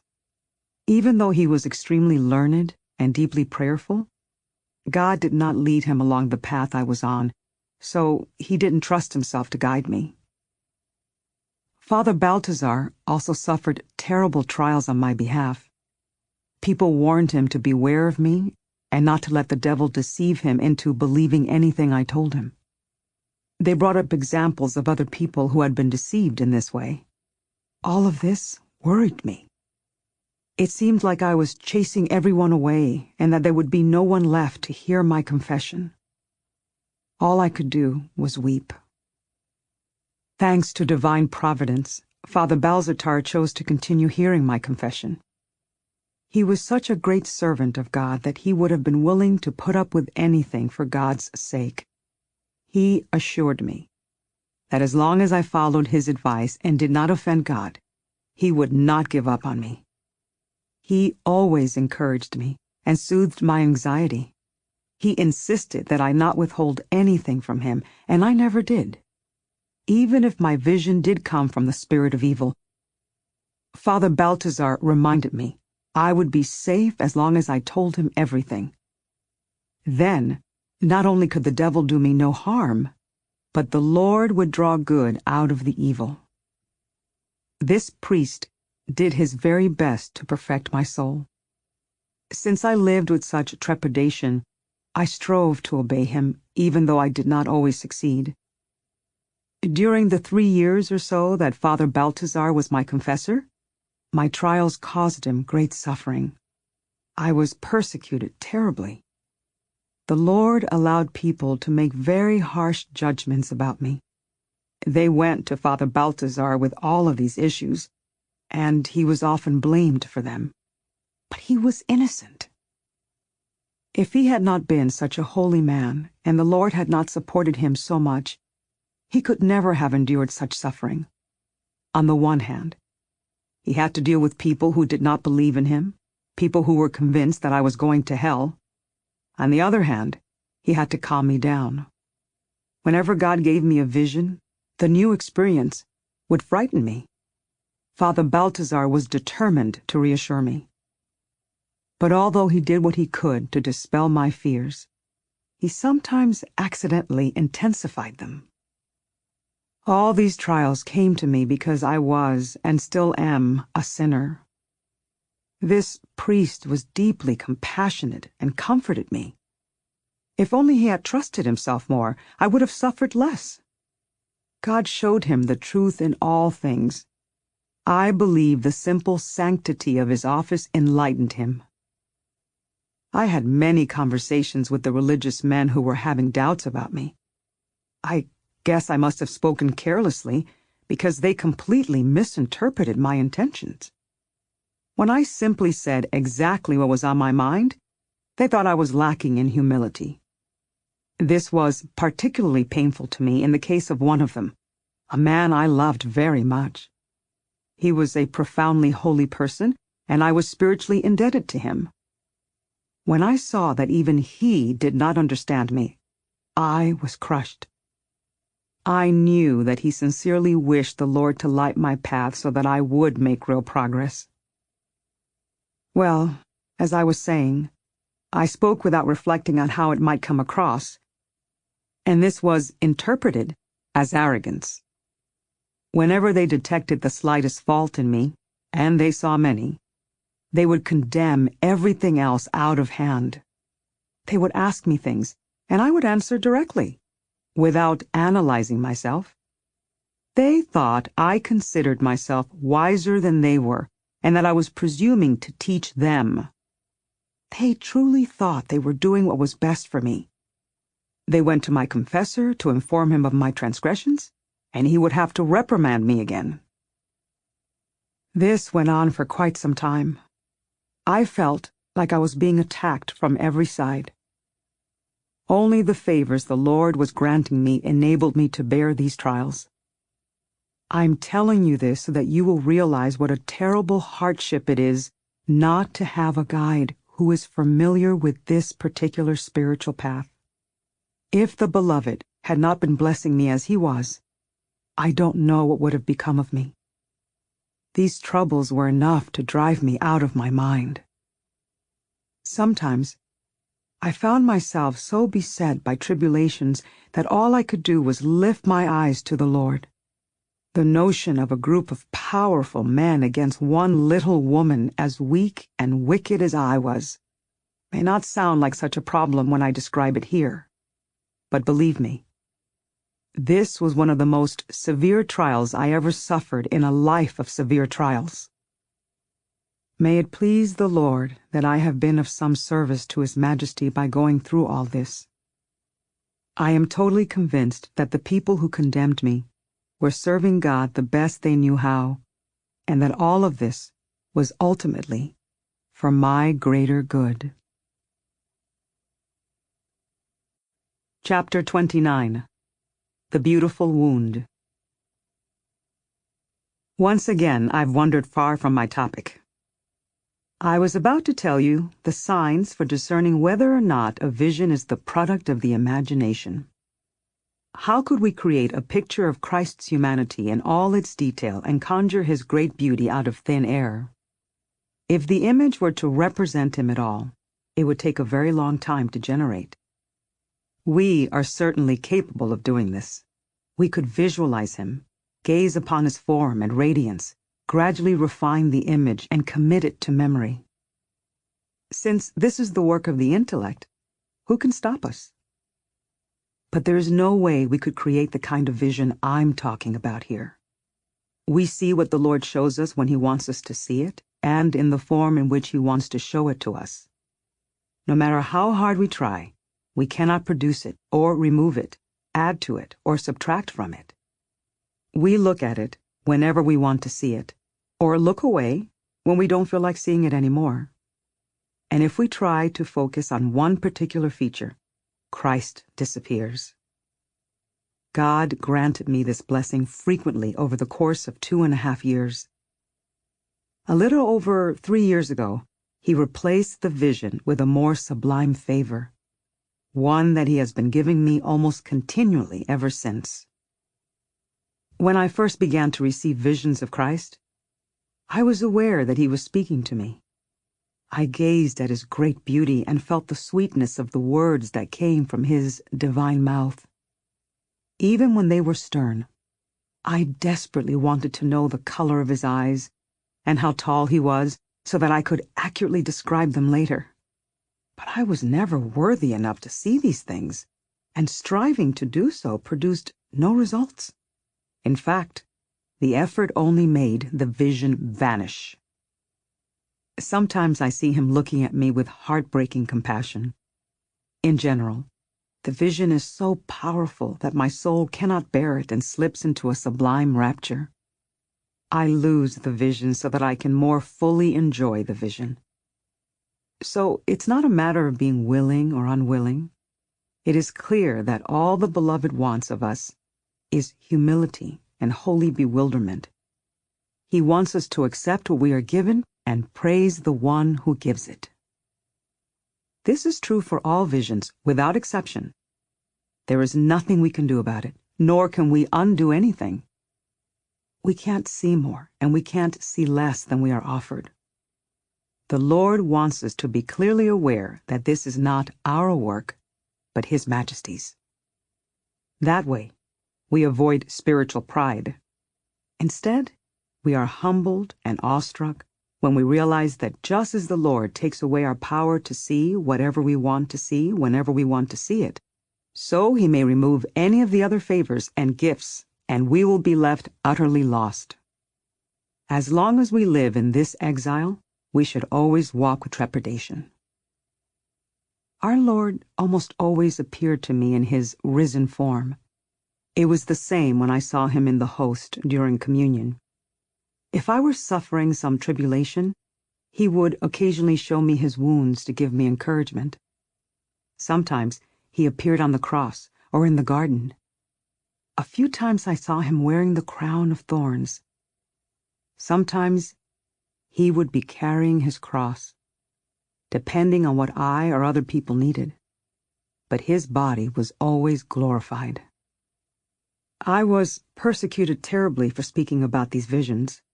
I weathered innumerable insults and trials. The men who were observing me were so convinced that I was possessed by an evil spirit that some of them wanted to arrange an exorcism. This did not bother me much. What really upset me was when I saw that my confessors were afraid to hear my confession because of things that people were saying about me. In spite of the fears they filled me with, I could never manage to regret having seen these heavenly visions. I would not trade a single one of them for all the blessings and delights in the world. I have always considered a vision an offering of great mercy from the Lord. The Lord himself has assured me many times that visions are priceless treasures. I found my love for God growing stronger and stronger. Whenever I went to the Lord to lament my trials, I came away from my prayer feeling consoled and strengthened. I still didn't dare contradict my critics, though, because I could see that they would only interpret this as evidence of a serious lack of humility, and this would make things worse. I did discuss everything with my confessor. Whenever he saw that I was troubled, he made a sincere effort to comfort me. My visions began to increase in frequency and intensity. One of the members of the group of men who were scrutinizing me insisted that I was being deceived by the devil. This priest had sometimes heard my confession when my regular confessor wasn't available. "Since you seem incapable of resisting these diabolical intrusions," he said, "you must make the sign of the cross and thumb your nose whenever you feel a vision coming on. If you do this with conviction," he continued, "the devil will leave you and never come back." He must have misread the distress on my face. "Don't be afraid," he said magnanimously. "God will protect you." But I didn't believe the visions came from anything other than God in the first place. It was excruciating for me to obey the command and make this rude gesture at my beloved. Nor could I possibly desire that these visions go away. But in the end, I did what I was told. With many tears, I persistently begged God to free me from any deception, both of whom were dear to me, since it was on their feast day that the Lord first appeared to me. Christ himself had told me that they would guard me against being deceived. I often clearly perceived them on my left. This was not an imaginative vision. These two saints were powerful protectors of mine. Thumbing my nose in the Lord's face caused me unbearable anguish. When I saw him there with me, I would not have been able to believe this had anything to do with the devil if they broke me into 1,000 pieces. This mandate was a severe penance for me. I couldn't bear to make such a disrespectful gesture while I was having a vision of Christ. Since obeying it would have required my crossing myself and thumbing my nose every 5 seconds anyway, I started holding a cross in my hand instead. The situation reminded me of the way Christ was persecuted by his own people. I begged the Lord to forgive me. Whenever I thumbed my nose at him, I was only obeying the ministers he had placed in his church to represent him. He told me not to worry and reassured me that I did the right thing to obey them. He also said that he himself would show them the truth. When they prohibited me from practicing prayer, the Lord seemed to become annoyed. He told me to tell them that they were now crossing over into tyranny. He gave me clear signs for determining that a vision did not come from the spirit of evil. I'll say more about this later. The cross I carried was attached to a rosary. One day, as I was holding it, Christ took it from me with his own hands. When he gave it back to me, it was completely changed. Now the cross was composed of 4 large stones. They were incomparably more valuable than diamonds. Nothing can be compared to supernatural things. A diamond seems imperfect and fake next to the precious stones Christ handed to me. Christ's 5 wounds were inscribed on the jewels with the most intricate skill. He told me that from now on, I would behold the cross in this new way. And this is exactly what happened. I was never again able to see the wood from which the crucifix was fashioned, but no one else seemed to be able to see these precious stones. As soon as I tried to obey the command to reject these favors from God, they began to happen more frequently.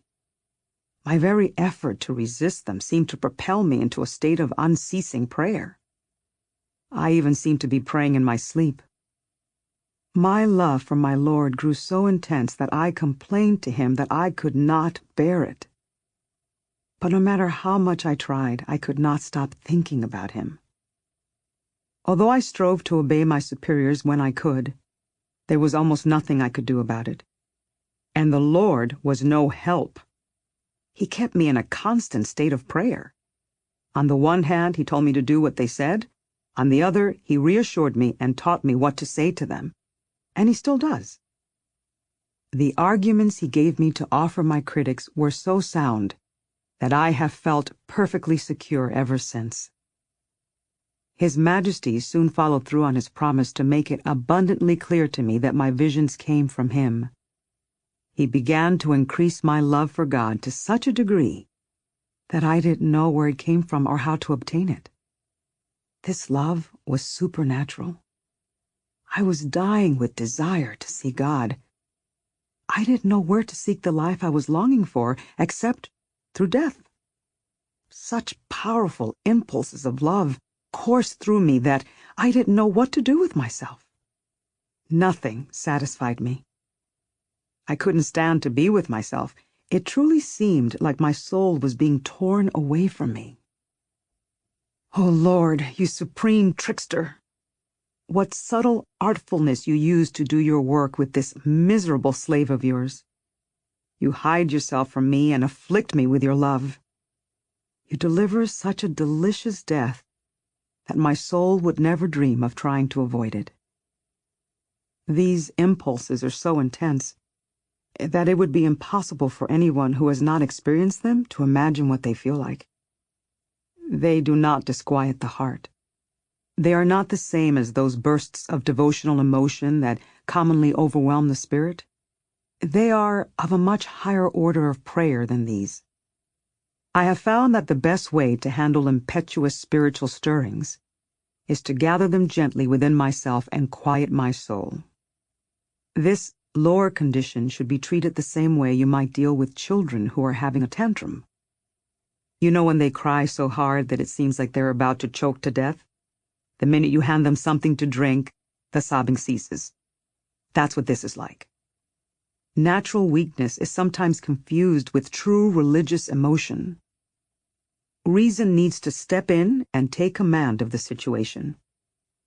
When we reflect on the rush of feeling more deeply, we may be surprised to see that it does not have a totally perfect source, but rather comes from the sensory part of the soul.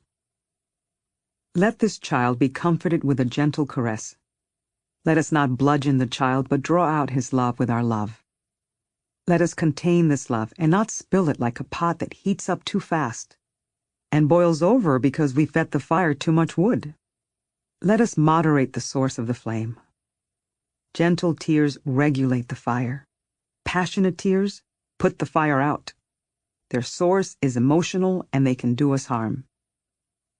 In the beginning, I used to experience this kind of crying, and it always left my spirit so exhausted and my mind so confused that it took me a few days before I was fit to pray again. It's really important to cultivate discrimination during the early stages of the spiritual path. That way, everything will unfold smoothly, and the spirit learns to work on the inner planes. We need to strive consciously to avoid getting caught by external feelings, These higher impulses I am talking about are very different. We ourselves do not put wood on the fire. It is already burning, and we are suddenly thrown into it to be consumed. We are ablaze with anguished longing for God. We do not try to feel the pain of this wound caused by our separation from Him. We are overcome by it. Sometimes an arrow of love pierces the heart and penetrates the deepest core of the soul, so that she doesn't know what has happened or what she wants, except that all she wants is God. It feels like the arrow has been dipped in a poisonous herb that makes her reject herself for love of Him. She would gladly give up her life for Him.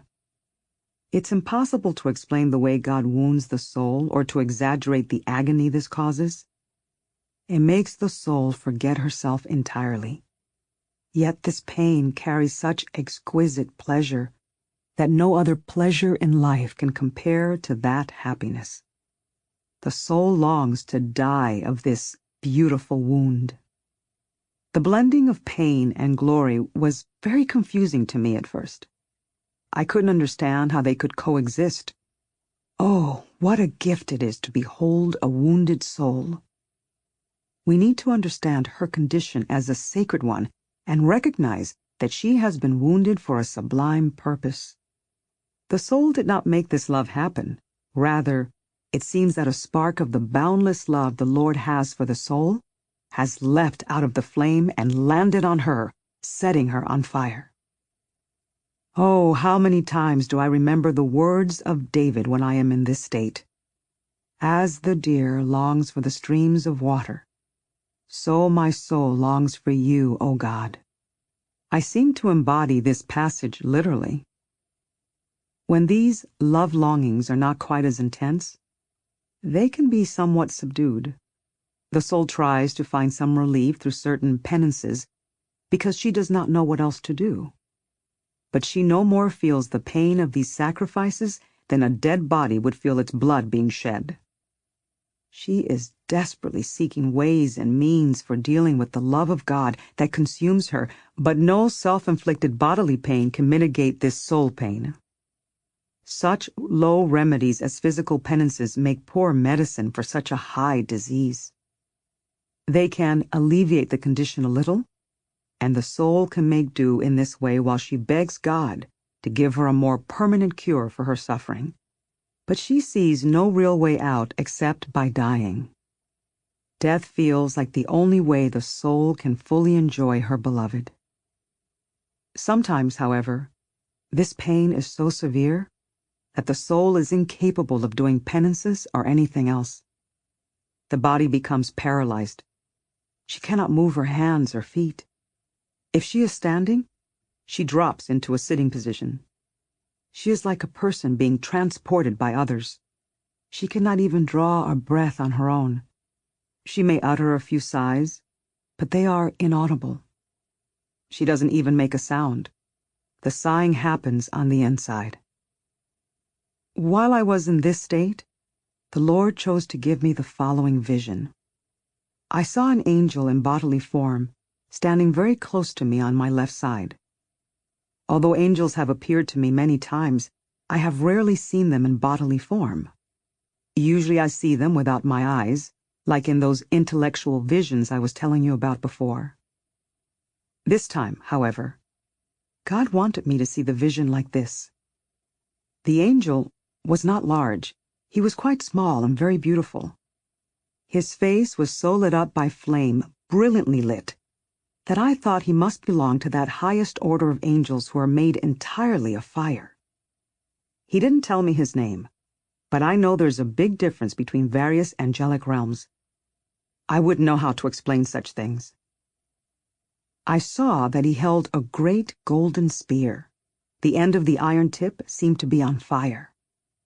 Then the angel plunged the flaming spear through my heart again and again until it penetrated my innermost core.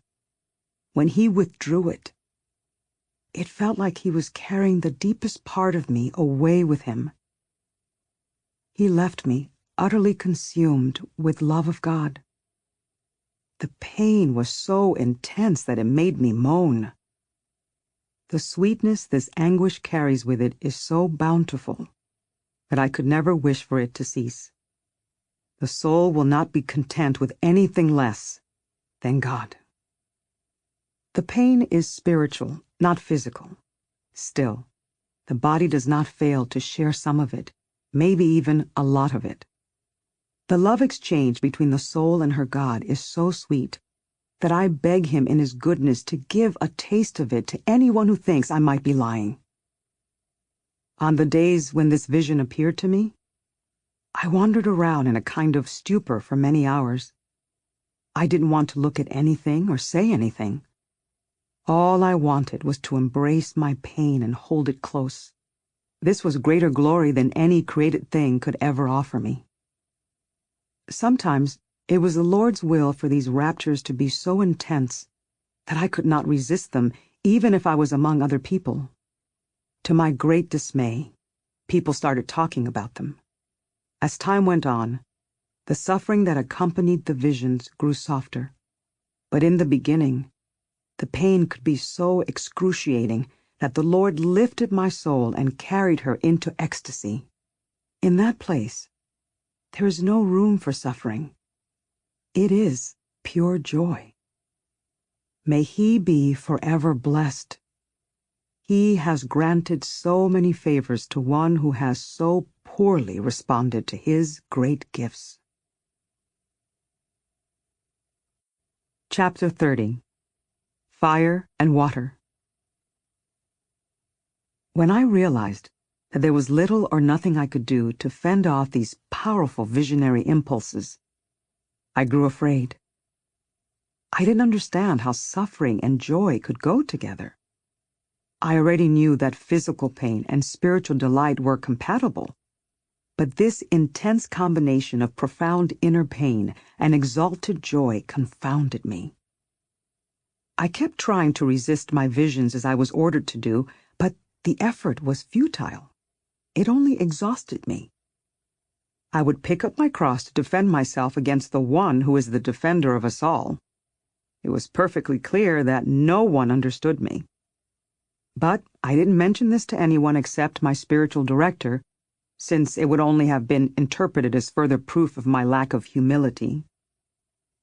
The Lord was pleased to relieve the bulk of my trial by bringing the Blessed Father Pedro de Alcántara to the city of Avila. As you may recall, I mentioned him earlier and said something about his unusual self-sacrifice. Someone verified to me that he did, in fact, wear a shirt made of tin shavings for more than 20 years. Father Pedro wrote several books in Spanish about the practice of prayer. His work has become very popular. Since he lived what he writes about, his words are very helpful to people who are inclined to walk a spiritual path. He also rigorously followed the first rule of the Blessed St. Francis. Remember the wealthy widow I told you about? Doña Guiomar de Ulloa? Well, not only was she a good friend of mine, but she was a good friend to God. Guiomar knew all about my predicament. She had witnessed my great suffering and had been a tremendous source of comfort to me. Her faith was so strong that she was incapable of believing that my experiences were anything other than God-given. She did not agree at all with the men who insisted that my visions came from the spirit of evil. Guiomar was a very intelligent person and totally trustworthy. God gave her many favors in prayer. He also chose to enlighten her about matters of which learned men were ignorant. My spiritual directors allowed me to confide in her because she was extremely perceptive about certain things. Sometimes the Lord shared some of the favors he granted to me with Guiomar and accompanied them with words of wisdom that contributed to the growth of her own soul. When Guiomar heard that Father Pedro was in town, she obtained permission from my superiors to have me stay at her house for a week so that I could talk more easily with the holy man. She made these arrangements without even telling me about it, so that all I had to do was show up and unburden my soul. During this time, Father Pedro came to Guiomar's house to meet with me, and I also spoke with him at some churches. Over the years, I spent a great deal of time with him on many different occasions. I gave Father Pedro as clear and honest a summary of my life and my spiritual path as I possibly could. Whenever I shared with anyone about my soul, I always tried to speak with transparency and truthfulness.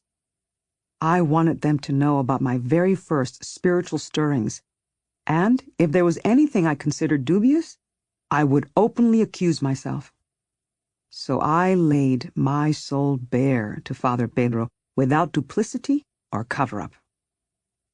Right from the beginning, I saw that Father Pedro understood me through experience. That was all I needed. I didn't even understand myself at that time. I didn't know how to put words around my experiences the way I do now. Later, God allowed me both to understand and describe the favors that His Majesty granted me. But back then, I needed someone who had been through it himself so that he could explain the nature of my experiences. Father Pedro's teachings about imaginative visions were especially enlightening to me. I had been having a great deal of difficulty understanding what I saw with the eyes of the soul. I thought that the only worthy visions were the ones we see with our bodily eyes, and I didn't experience any of those. This holy man explained everything to me. "Don't worry," he said. "Just praise God." He reassured me that my experiences were the work of the Spirit. Nothing could be truer or more reliable than these divine favors, he said, except for the teachings of our faith. I seemed to provide Father Pedro with some comfort as well. He was incredibly kind and helpful to me. From the time we met, he took an active interest in me and confided his own concerns and business matters. Father Pedro saw that the Lord had given me powerful desires for the things he had already obtained, as well as the courage to bring these longings to fulfillment. He genuinely enjoyed talking with me.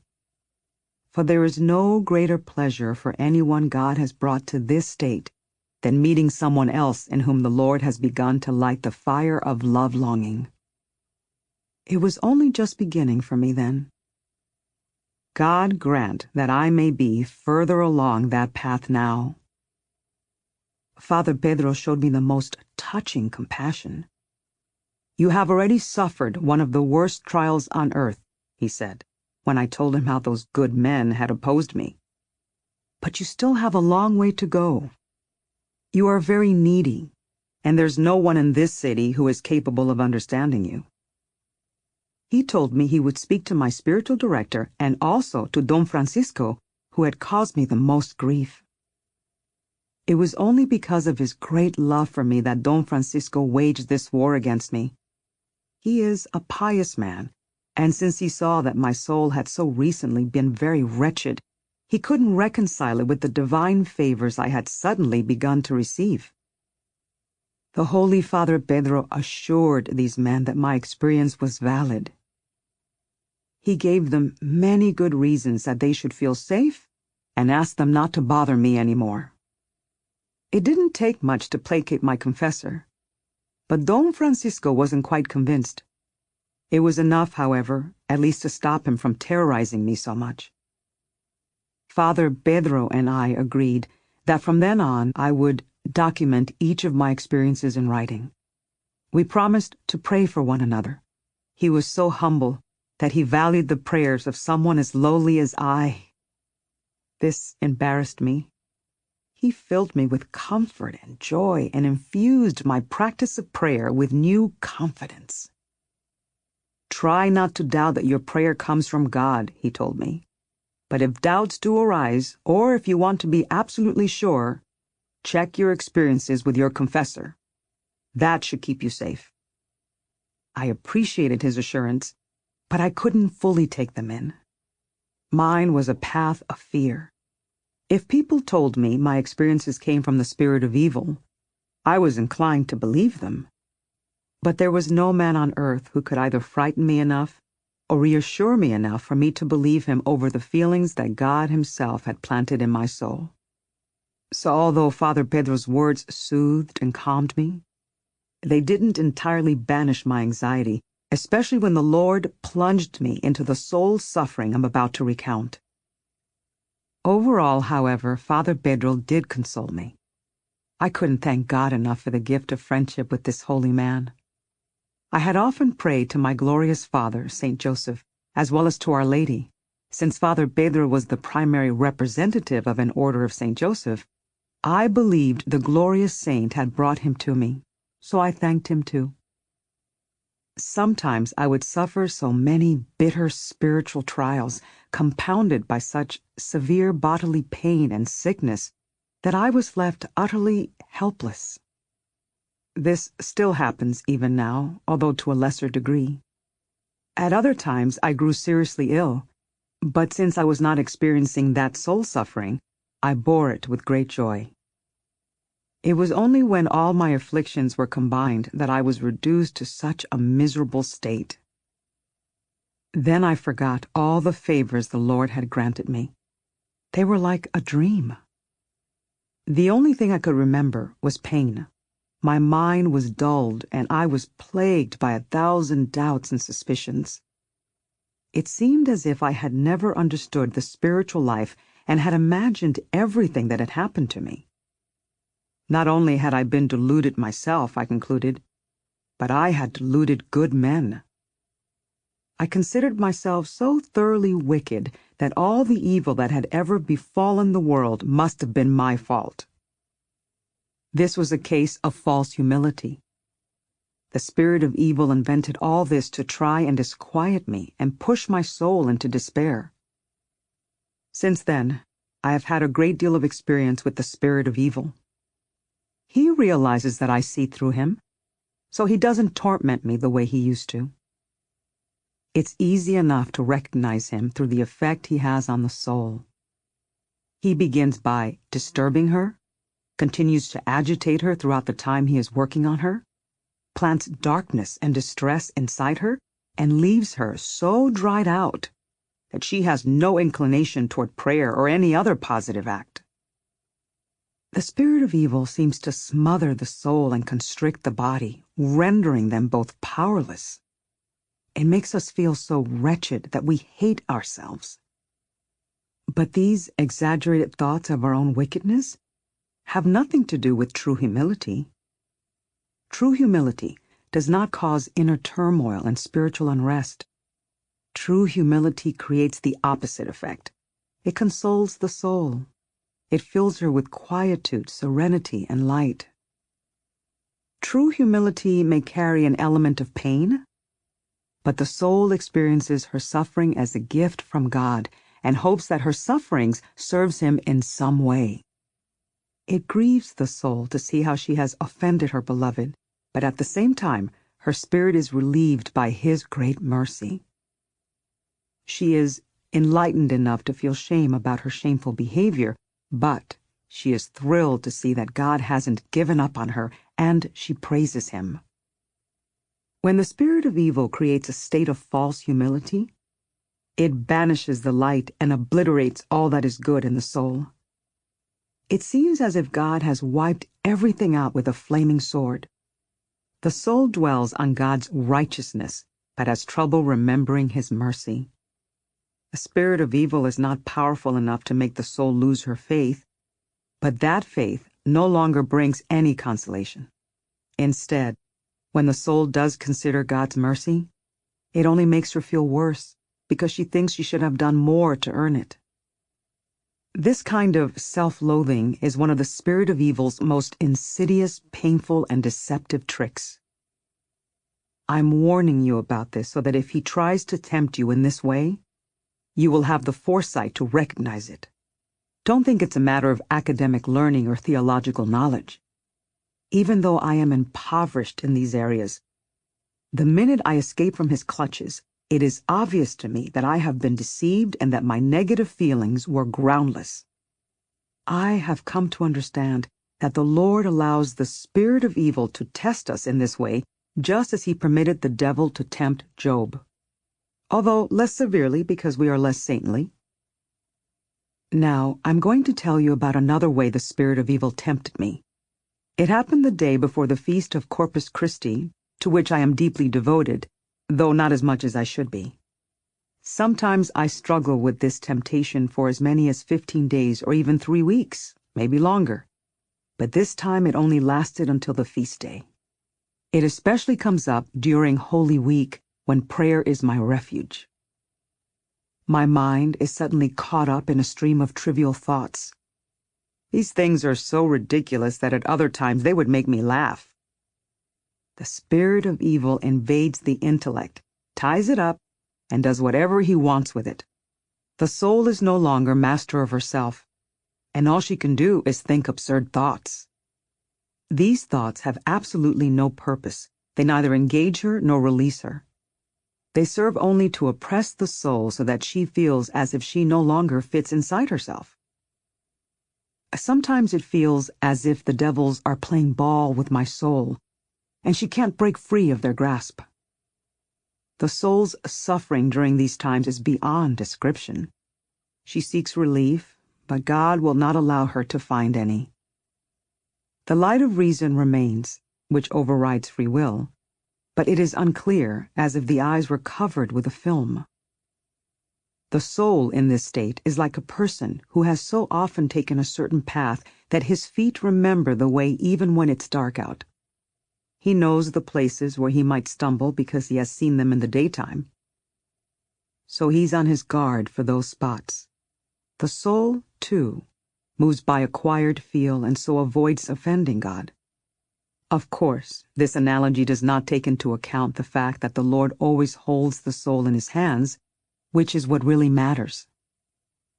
During these times, faith and all the other virtues are put to sleep, but they are not lost.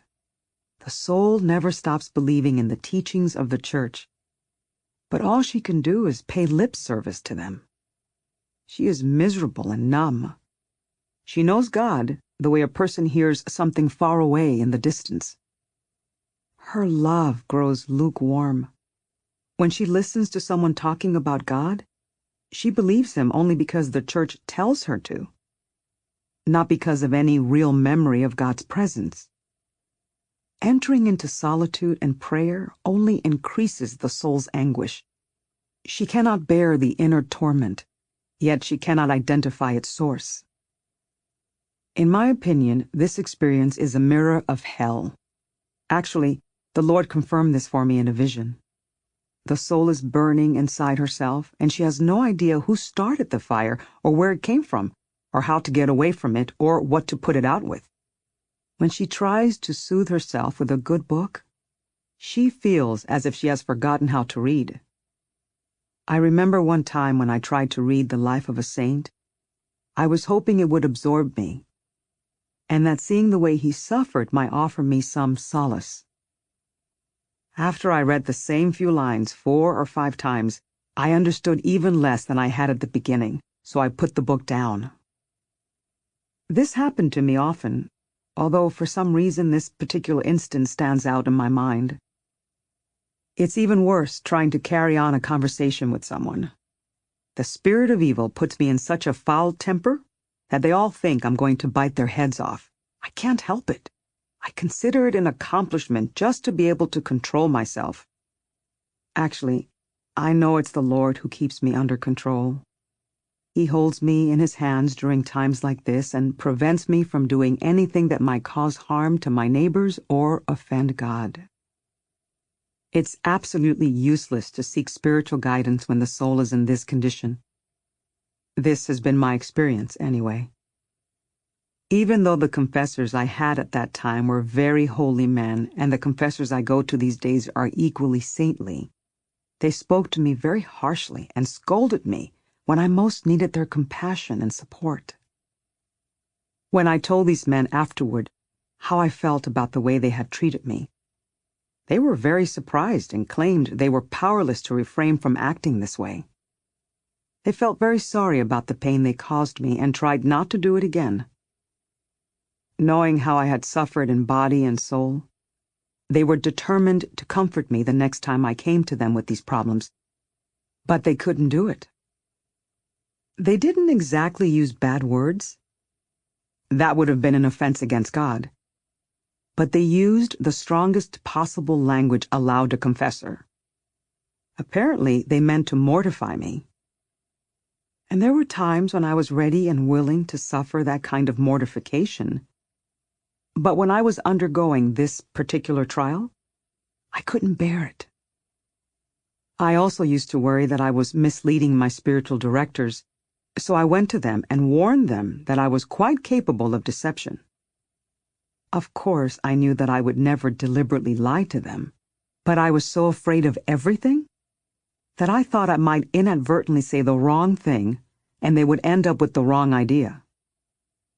One of these men was familiar with the kind of temptation I was struggling with. "Don't worry," he said. "Even if you wanted to deceive me, I'm too smart to let myself be deceived." This was very comforting to me. I almost always felt a peace after receiving communion. Sometimes simply approaching the sacrament made me feel so good in body and soul that I was truly amazed. It felt as if all the darkness in my soul was lifted in a single moment, and by the light of that radiant sunshine, I could clearly see how foolish all of my negative thoughts had been. At other times, a single word from my beloved cured me completely. Such is the time I told you about, when he said to me, "Do not grow weary, do not be afraid." Or sometimes, after seeing a vision, it was as if there had never been anything wrong. I rejoiced in the Lord, and I also complained to him about all the torments I suffered. But he always repaid me afterward by pouring his mercies upon me with great abundance. My soul would emerge from this crucible like gold, purified and refined, shining with a new radiance that enabled her to see God inside herself. And so, although our trials may seem unbearable, they eventually grow light. We're willing to suffer them all again if it means we will serve God in this way. From this perspective, we understand that there will be more persecutions and tribulations ahead. But if we endure them serenely, without forsaking God, everything will work out for the best. I must admit, I have not always handled my own trials quite so perfectly. There are times when I seem to be utterly incapable of thinking a single good thought, let alone putting one into action. My body and soul feel heavy and useless. The other temptations and worries I told you about are replaced with a deep sense of dissatisfaction with everything and everyone. When I have suffered from this sort of temptation, I have tried to force myself to perform some good works just to keep myself occupied, but I felt powerless to do anything in the absence of grace. This was not as painful as other trials, because the awareness of my own unworthiness brought me some relief. There are other times when I cannot seem to formulate any concept of God. Even if I am alone, I am unable to practice prayer. Yet I still feel that I know God. The faculties of reason and imagination cause the trouble. The will remains inclined toward all that is good, but the intellect is out of control. Like a lunatic no one can hold down. I can't even control my wild mind for the amount of time it takes to recite the creed. Sometimes I have the ability to witness my own misery and laugh at myself. I watch this inner madman to see what he's going to do. Glory be to God. To my surprise, my thoughts do not rush after evil, but turn to neutral things. My mind wanders here and there and everywhere in search of something to think about. This makes me realize what a great favor His Majesty is doing me when He holds the madman bound in perfect contemplation. I'd love to see what would happen if all those people who think I'm so holy could witness this insanity. I actually feel compassion for my poor soul when she's in this state. I see that she's in bad company, and I long to set her free. I turn to the Lord. When, my God? I ask Him. When will I finally see the whole of my soul unified in praise of you? When will all my faculties come together to enjoy you at the same time? Do not allow my soul to be fragmented any longer. Each shard seems to pull me in a different direction. The scattering of the faculties happens to me often. Sometimes it seems obvious to me that this is the cause of most of my health problems. I also think that the legacy of original sin has something to do with our inability to enjoy all blessings in an integral way. Plus, my own transgressions exacerbate the problem. If I hadn't been so unconscious in the past, I would be more integrated now. Here is another terrible trial I suffered.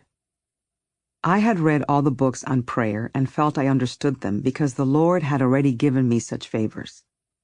I concluded that I did not need these books, so I focused on the lives of the saints instead. I considered myself severely deficient in the ways these men and women served God, and I hoped to gain wisdom and encouragement from them. Then it struck me that thinking I had attained any kind of advanced spiritual states demonstrated a shameful lack of humility. But since I could not persuade myself to dismiss the reality of these states, I was very distressed.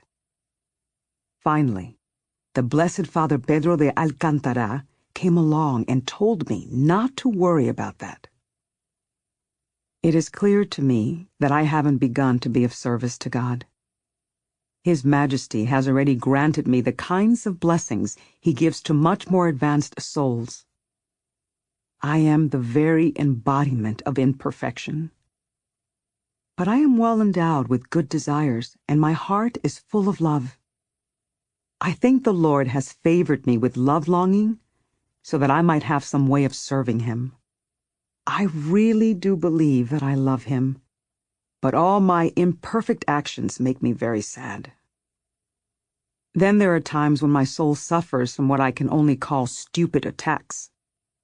I don't seem to be doing any harm, but I'm doing no good either. I'm just going along with the crowd, as they say.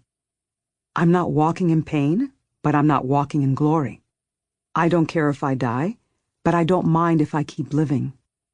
Nothing pleases me, but nothing burdens me. I don't feel anything. My soul in this state is like a little dumb donkey grazing in a pasture. It is nourished because its food is provided, but it eats without even noticing that it's chewing and swallowing. The soul cannot help but feed on God's grace.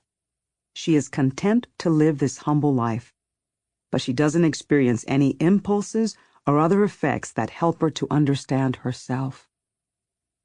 It seems to me now that the soul is drifting on a gentle breeze. She travels great distances without knowing how. In other stages of the spiritual journey, the effects can be so dramatic that the soul has no doubt that she is growing as a result. Her desire surges, but nothing satisfies her. It makes me think of small, flowing springs I have seen. They never cease heaving up the sand all around them. This is what it's like for souls who reach this state. Love is continuously stirring inside them. They cannot stop thinking of all the things they will do for love. Just as the water in a spring does not seem to fit in the ground and so the earth casts it out of itself, the soul cannot contain the love inside her. She is soaked in its waters. Since she has such abundance, she wants others to drink and join her in praising God. Oh, how many times have I remembered the living water that Christ told the Samaritan woman about. I have always been very fond of that gospel passage. From the time I was a little girl, I often begged the Lord to give me that living water, long before I understood how good the water is. I kept a picture with me of the Lord coming to that well, with these words inscribed beneath it. "Sir, give me this water." This love is like water, and also like fire. The fire is vast and always needs fuel to consume, so that it will never go out. No matter how arduous the task may be, souls in this state will keep carrying wood so that the fire will not be extinguished. I'm even content if I only have pieces of straw to toss in. Often, that's all I have to offer. Sometimes I laugh at myself. Other times I grow so weary I could cry. An inner impulse moves me to offer some service, but I'm not good for much. I arrange branches and flowers before holy images. I sweep a hallway or tidy the chapel. There are a few other tasks, but they are so trivial that it embarrasses me to mention them. Even when I performed some small penance, I knew was meaningless unless the Lord counted the intention behind the act and discounted the act itself. I couldn't help but make fun of myself for my petty efforts. When God so bountifully gives the fire of His love to a soul who lacks the physical strength to do anything useful for Him, it can be a terrible trial to her. Her grief is intense. If she is not strong enough to throw a little wood on that fire, she is terrified that it will go out. She is dying with longing and cannot do anything about it. I think a soul in this state consumes herself and turns to ash. She dissolves in tears and melts away. It is a severe torment, yet it is also a delightful one. Let the soul who has evolved to this point praise the Lord with all her heart, especially if He gives her the strength to sacrifice herself a little for His sake. Those to whom God has given the education, talents, and freedom to teach and bring other souls to Him have no idea what a blessing this is unless they have experienced what it's like to be unable to do these things and yet still be the recipient of such lavish gifts from God. May He be blessed forever, and may the angels glorify Him. Amen. I'm not sure if I'm doing the right thing to put down so many details here. Ever since you sent me your most recent message, telling me not to worry that I'm saying too much, and to be sure not to leave anything out, I'm writing everything I can think of, as clearly and truthfully as I can remember. I can't help but leave out a great deal, but I would be wasting even more time if I covered every little detail, and I have so little time available as it is. Even if I had more time to write, I doubt I could add anything worthwhile. Chapter 31. Holy Water. The temptations I've been telling you about were internal and private. Now I'd like to describe some of the more public ways the spirit of evil chose to torment me. It was impossible not to recognize his presence in these incidents. One day, when I was in the auditory, the spirit of evil appeared to me in a hideous form at my left side. Since he was speaking to me, I couldn't help but focus on his mouth, which was terrifying. A huge flame leapt from his body. It was very bright and cast no shadow. "Truly, you have freed yourself from my clutches," he roared, "but I will seize you with them again." I was very frightened. The minute I began to cross myself, he disappeared. But he immediately came back again. This happened twice. I didn't know what to do. Then I noticed a vial of holy water. I threw some in his direction, and he never returned.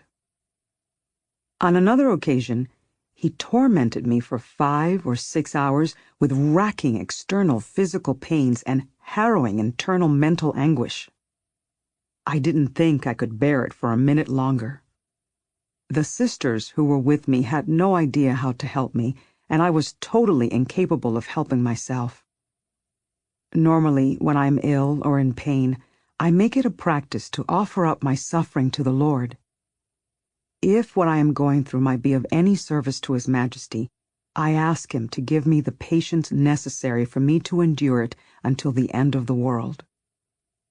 The agony was so severe that day that it was all I could do to maintain my resolve to give it to God. The Lord must have wanted me to recognize that the devil was causing this trouble, because suddenly there appeared an abominable, dark creature beside me. He was snarling, as if he was frustrated that he had lost what he had been trying so hard to win. When I saw him, all my fear drained away, and I laughed. But the sisters who had witnessed my suffering didn't understand what was going on. They couldn't figure out how to alleviate my pain, and they felt helpless. The spirit of evil made me thrash around and bang my head and limbs against the floor. I was powerless to stop it. The inner turmoil was even worse. I wanted to ask them for holy water, but I was afraid they would realize what was going on, and I didn't want to alarm them. In my experience, there is nothing more frightening to demons than holy water. It makes them run away and never come back. They flee from the cross too, but they return. Holy water must be incredibly potent. It has a powerfully refreshing quality that I could never adequately describe. I notice a singular consolation in my soul whenever I come into contact with holy water. It is an inner delight that thoroughly permeates my being.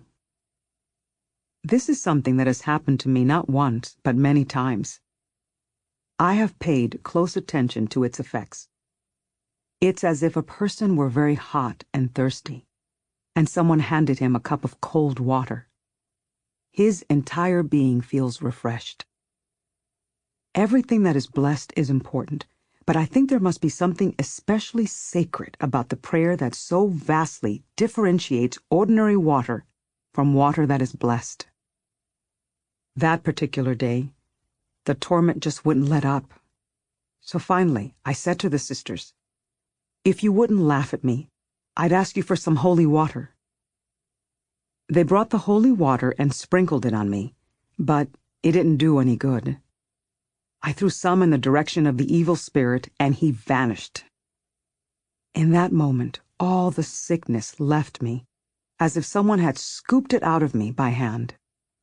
The only lingering symptom was a pervasive ache, as if I had been severely beaten with a stick. It made me think about what the spirit of evil would do to a soul he managed to capture for his own. Look at how much harm he did to one who does not belong to him. It renewed my desire to distance myself from such negative forces. This happened to me one other time, not long ago. I was alone, but I cried out for help. 2 nuns rushed in with holy water. The evil spirit had already departed, but the sisters smelled a foul stench like sulfur in the room. I didn't smell anything, but these women are both very trustworthy, and they would never tell a lie. The odor lingered long enough that other people detected it too. Another day, I was in the choir when I felt a strong urge toward recollection. I left the choir so that the other sisters would not notice the state I was entering, but they all heard a loud crash in the place where I had just been kneeling. I heard the sound of nasty voices close to my ear, as if the evil spirits were plotting something, but I couldn't make out the words. By that time, I was so absorbed in prayer that I didn't perceive anything else, and I was completely unafraid. This kind of thing also happened every time the Lord granted me the favor of guiding some soul along the path that leads home to Him. I am about to tell you something that I can assure you really did happen. There were several witnesses. One of them is my current confessor. He saw it described in a letter and knew exactly to whom it pertained without my even telling him. A certain person came to me who had been engaged in grave spiritual error for 2.5 years. It was one of the most serious transgressions I have ever heard of. He had not confessed his sins or made amends during this entire time, yet he continued to say Mass. How could I confess something so ugly? He asked me. This priest had a deep desire to give up his sinful behavior, but he couldn't help himself. I felt deep compassion for him, and it caused me great sorrow to see how he was forsaking God in this way. I promised that I would beseech God with all my heart to help him and that I would recruit some other people who are more spiritually evolved than I am to pray for him also. I sent letters to the priest through a certain person whom he trusted to deliver them. As it turns out, as soon as he read my first letter, he went to confession. I suppose having all those pious people praying for him had some effect. I am a miserable wretch, but I approached his problem with tremendous care. It seems that God wanted to grant this soul his mercy. The priest wrote to me that he was doing much better. "I haven't sinned for days," he said. Yet, temptation continued to torment him so severely that it sounded as if he were living in hell. He asked me to keep praying for him. I, in turn, asked my sisters to pray for him, and they took his situation deeply to heart. Still, nobody could guess the identity of the secret sinner. I implored His Majesty to take away his torment and send those demons to me instead, as long as they would not cause me to offend my God. It was during that month that I suffered from the severe afflictions and diabolical intrusions I just described. I wrote to tell him what I was going through during this time, and he wrote back to tell me that it was working. The evil spirits had left him. His soul was fortified, and he felt truly liberated. He could not thank me enough, although he had nothing for which to thank me, and he praised God with all his heart. Knowing that God had granted me spiritual favors seemed to inspire him. When he read my letters and saw what I had suffered so that he could be saved, it motivated him to change for good. I was amazed myself. I would gladly have endured years of pain if it meant that this beautiful soul would be set free. May the Lord be praised for everything. The prayers of souls who serve him, like the sisters who live in this house, are powerful. I supposed it enraged the spirits of evil to see me seek these prayers, and they made me pay for it. I'm sure my own wickedness had something to do with my torment as well. Another strange thing happened during this period. One night I woke up and couldn't breathe. I thought they were choking me. The sisters came and sprinkled a lot of holy water all around my cell. Suddenly I saw a large crowd of evil spirits rushing past, as if they were on their way to throw themselves off a cliff. There are many times when these demons still try to torment me, but I am no longer afraid. I know that they have no power except what God allows them to have. It would bore you to hear about the many little ways they have beleaguered me. I would bore myself to recount them. I pray that what I have written so far is of some help to the true servants of God. Pay no attention to the scarecrows the spirit of evil sets up to frighten us. Remember, every time we ignore them, they grow weaker and we gain more mastery. We always benefit in some way from these encounters. I won't elaborate on that now, or I'd be off on another long tangent. I'll just tell you about one thing that happened to me on the night of All Souls. I was in the oratory and had just finished reciting a nocturne. I was starting to repeat the deeply devotional prayers that come next in our prayer book. Suddenly, a demon swooped down and actually landed on my book so that I couldn't finish reading the prayer. I crossed myself, and he went away. But the minute I began praying again, he came back. I think this happened 3 more times. It wasn't until I threw holy water at him that I was finally able to complete my prayer. At that moment, I saw several souls emerge from purgatory.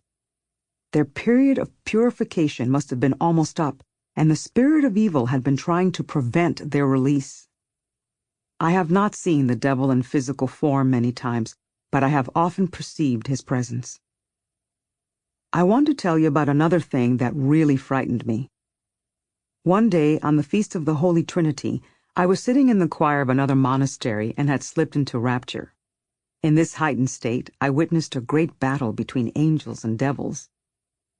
I did not understand what the vision meant at the time, but less than 2 weeks later, A bitter conflict erupted between some sisters who were deeply devoted to the practice of prayer and some who were not at all prayerful. Suddenly, that vision made sense. This dispute caused a great deal of harm in the house. It lasted for a very long time and shook everyone up. There were other times when I saw a crowd of evil spirits gathered around me, but I was enveloped in light and they could not touch me. I could tell that God was watching over me and keeping them away so that they could not make me forsake Him. Knowing who I am, this was a real danger. Since then, I have come to understand that as long as I do not set myself up against God, the spirit of evil has almost no power, and I have very little to fear. Unless they encounter cowardly souls who give in to them, demons have no strength. Sometimes I suffered from such compelling temptations that it seemed as if all the vanities and weaknesses of my past were reawakening inside me. I had to pray hard to get through it. This experience made me question all over again whether the favors I had received from God actually came from the spirit of evil. It seemed to me that someone who had experienced the blessings I had experienced shouldn't have the tiniest twinge of a bad thought ever again. But my confessor set my mind at peace about this. Another thing that tormented me then and continues to torment me now is when people put me on a pedestal. It especially disturbs me when highly prominent people speak of me with great respect. I have suffered terribly from this kind of esteem. Look at the life of Christ. Look at the lives of the saints. Did they evolve through flattery? No. They attained their station by being subjected to contempt and insults. My life is the opposite of theirs. I'm like someone who does not dare raise her head for fear of being noticed. I feel better when I'm being persecuted. Then my soul walks with her head held high. My body may suffer and I may experience certain kinds of emotional pain, but my soul is master of herself. I don't really understand how this works, but that's how it is. At times like this, the soul seems to be ruler of her own kingdom. Everything rests beneath her feet. There is another temptation I have grappled with. Sometimes it lasts for many days. It tries to disguise itself as the virtue of humility, but a very learned Dominican friar clearly explained to me that it is a trap. Whenever I considered the possibility that the favors the Lord was granting me might become public knowledge, I suffered intensely. My soul became so disturbed that I would have preferred to be buried alive than have people find out about my spiritual experiences. Since I was incapable of resisting recollection and rapture, even when they happened in front of other people, I would always emerge from one of these deep states feeling so ashamed that I was reluctant to go out where anyone might see me. Once, when I was especially worried about this, the Lord spoke to me. "What are you afraid of?" He asked. Only one of two things could come of it. People will either criticize you or praise me. He explained that people who believed in the experience would praise him, and those who didn't would condemn me. It wasn't my problem. Either way, the outcome would benefit me, so I shouldn't be anxious. This calmed me a great deal. I still feel comforted when I think about it. But at that time, the temptation reached such an intense degree that I wanted to pack up and move to a place where nobody knew me. I had heard about a convent that was far more cloistered than the one in which I was living. I had heard great things about that community. It belonged to my own order, and it was many miles from Avila. I would have felt much better being anonymous, but my confessor wouldn't let me leave. This fear seriously encumbered my freedom of spirit.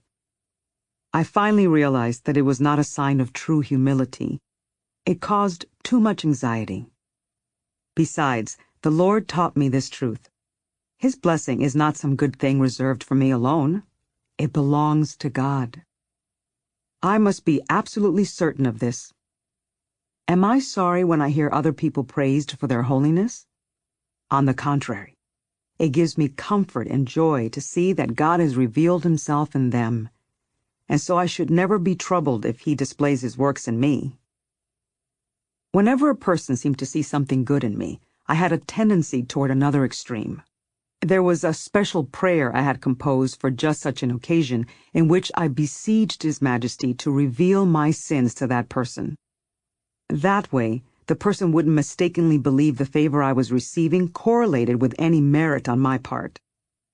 It is very important to me that people understand how undeserving I am of God's abundant grace. My spiritual director advised against this special prayer, but until very recently I found it difficult to stop. I always seek roundabout ways to advertise my transgressions when it looks like someone is starting to think highly of me. Even though it gives me relief to do this, my confessor does not approve, and he has made me more circumspect about this behavior. It turns out that these feelings did not arise from humility, but were a subtle kind of temptation. I was obsessed with the notion that I was deceiving everyone. And while it is true that they were mistaken about my goodness, I certainly did not intentionally delude them. The Lord had his own reasons for making them think such things. I even tried to stop discussing the issue with my spiritual guides unless it really seemed necessary, because I recognized that I had a tendency to make too much of it. Now I understand how these guilty little fears that masquerade as humility come from a lack of spiritual development. A soul who has surrendered herself into God's hands doesn't care whether people say good things or bad things about her. God has given her the gift of understanding that nothing she has belongs to her alone. Let the soul trust in the one who has given her this gift, and she will discover why he has given it to her. Let her be ready for persecution, for in times like these, it is guaranteed that the minute people begin to hear that a certain person is being granted divine favors, the person will be condemned for it. There are 1,000 eyes fixed on such a person, while 1,000 other people go entirely unnoticed. There are perfectly valid reasons to be afraid, but my qualms stem from simple faint-heartedness. A soul whom God leads along an open path before the eyes of the whole world should be prepared to be martyred. If she does not willingly die to the world itself will surely kill her. There is nothing in this world that pleases me except its basic refusal to tolerate faults in good people. By criticizing them, it perfects them. I say that it is easier to suffer a quick martyrdom than to follow the way of perfection. Unless the Lord chooses to grant the special privilege of perfecting a soul all at once, perfecting generally comes very slowly and requires tremendous courage. When the world sees that someone has started out on that path, it demands that she be perfect right away. The world thinks that it detects a fault in someone from 1,000 miles away, when what it perceives might actually be a virtue. Maybe that same behavior is actually a vice in the person who condemns it, and he judges others the way he should be judged himself. Souls on the path to perfection are hardly allowed to eat or sleep or even breathe. The more highly they are esteemed, the more they are expected to forget they have a body. No matter how perfect a person's soul might be, or how successfully she may have trampled the world under her feet, she still lives on this earth and is subject to its miseries. Such a soul must be very brave. She has barely begun to walk, and they are trying to make her fly. She still hasn't conquered her passions, and they are insisting that she be unmoved in the face of great temptation. They have read how the saints behaved after having been confirmed in grace, and they expect this poor soul to act the same way. There is great cause to praise the Lord here, but there is equally ample reason to grieve. Many souls turn back at this point because they don't know how to help themselves. I believe my own soul would have turned back if the Lord himself, in his mercy, hadn't done everything for me. Before that, as you will see, all I could do was fall down and get up again and fall again. I wish I knew how to express this. I know I have used this comparison before, but I think it's worth repeating because I see so many souls suffering unnecessarily. They have been deluded into thinking they are supposed to fly before God has even given them wings. They start off with fervent desires and powerful determination to evolve in virtue. Some of these souls have severed all their worldly attachments. Then they notice other souls who have grown in perfection and engage in highly virtuous actions. They read all the books on prayer and contemplation and hear about the things we need to do to rise to that exalted state. And they become thoroughly dejected as a result. There is someone who seems to be happier when people speak badly about him than when they speak well of him. He doesn't care about his reputation. There's another who has distanced himself from all of his old relationships because the people are not interested in prayer and it wearies him to converse with anyone who isn't on a spiritual path. This troubled soul doesn't realize that God is the one who gives us these gifts. We cannot cultivate them independently. These virtues are supernatural. That is, they transcend our natural inclinations. Let these souls drop their anxiety. Let them trust in the Lord. Let them simply practice prayer and do the best they can. His Majesty will take their highest desires and turn them into action. Our nature is weak. It is very important to cultivate confidence and not lose heart. We should not give in to the doubt that our sincere efforts will lead to victory. Since I have so much experience in these matters, I'd like to offer a little advice. Don't think that you have gained virtue unless you have been tried by its corresponding vice. We must always be vigilant and never take our growth for granted as long as we live. We have not yet been given the grace to understand the true nature of everything. There are many dangers in this life, and it's easy to get attached to worldly things. A few years ago, I thought I had achieved the virtue of detachment from my relatives. Since many of them did not practice prayer, distancing myself from them was not difficult. The truth is, I could hardly stand to have a conversation with them. They bored me. Then a very important business matter came up, and I had to go stay with my younger sister Juana for a while. I had been very fond of her before, but now I didn't feel any rapport between us, even though she was a better person than I. She was married, and we had very little in common. We didn't talk about the things I would have liked to discuss, so I spent most of my time alone. I noticed, however, that listening to her marital troubles upset me and worried me far more than they would have if I had been hearing about the tribulations of a neighbor. I came to realize that I was not as free as I thought. I saw that if I wanted the seed of virtue the Lord had begun to give me to flower, I would have to avoid the opportunity to be attached. With His help, I have tried to do this ever since.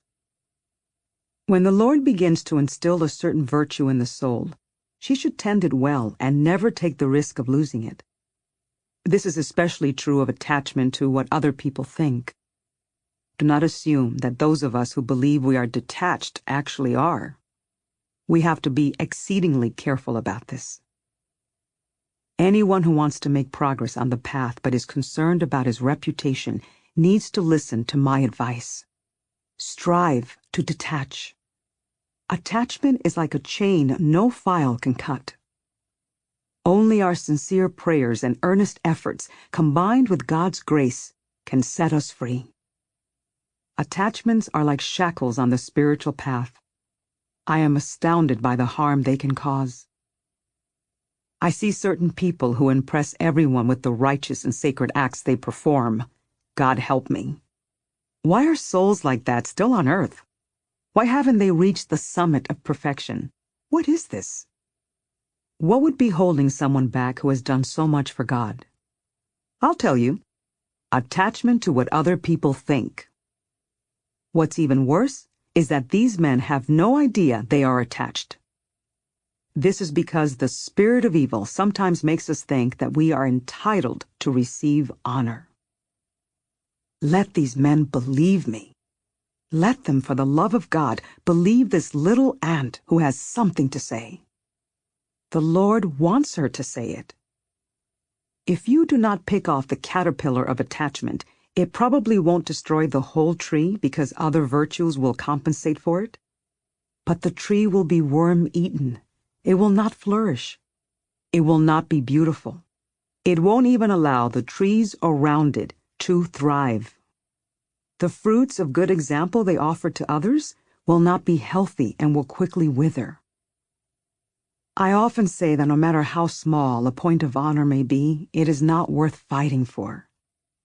Concern about what other people think is like striking the wrong chord on the organ or playing a song when the timing is off. The music is dissonant and ugly. This attachment to reputation is a problem in any context, but it is especially toxic on the path to perfection. We are striving for union with God.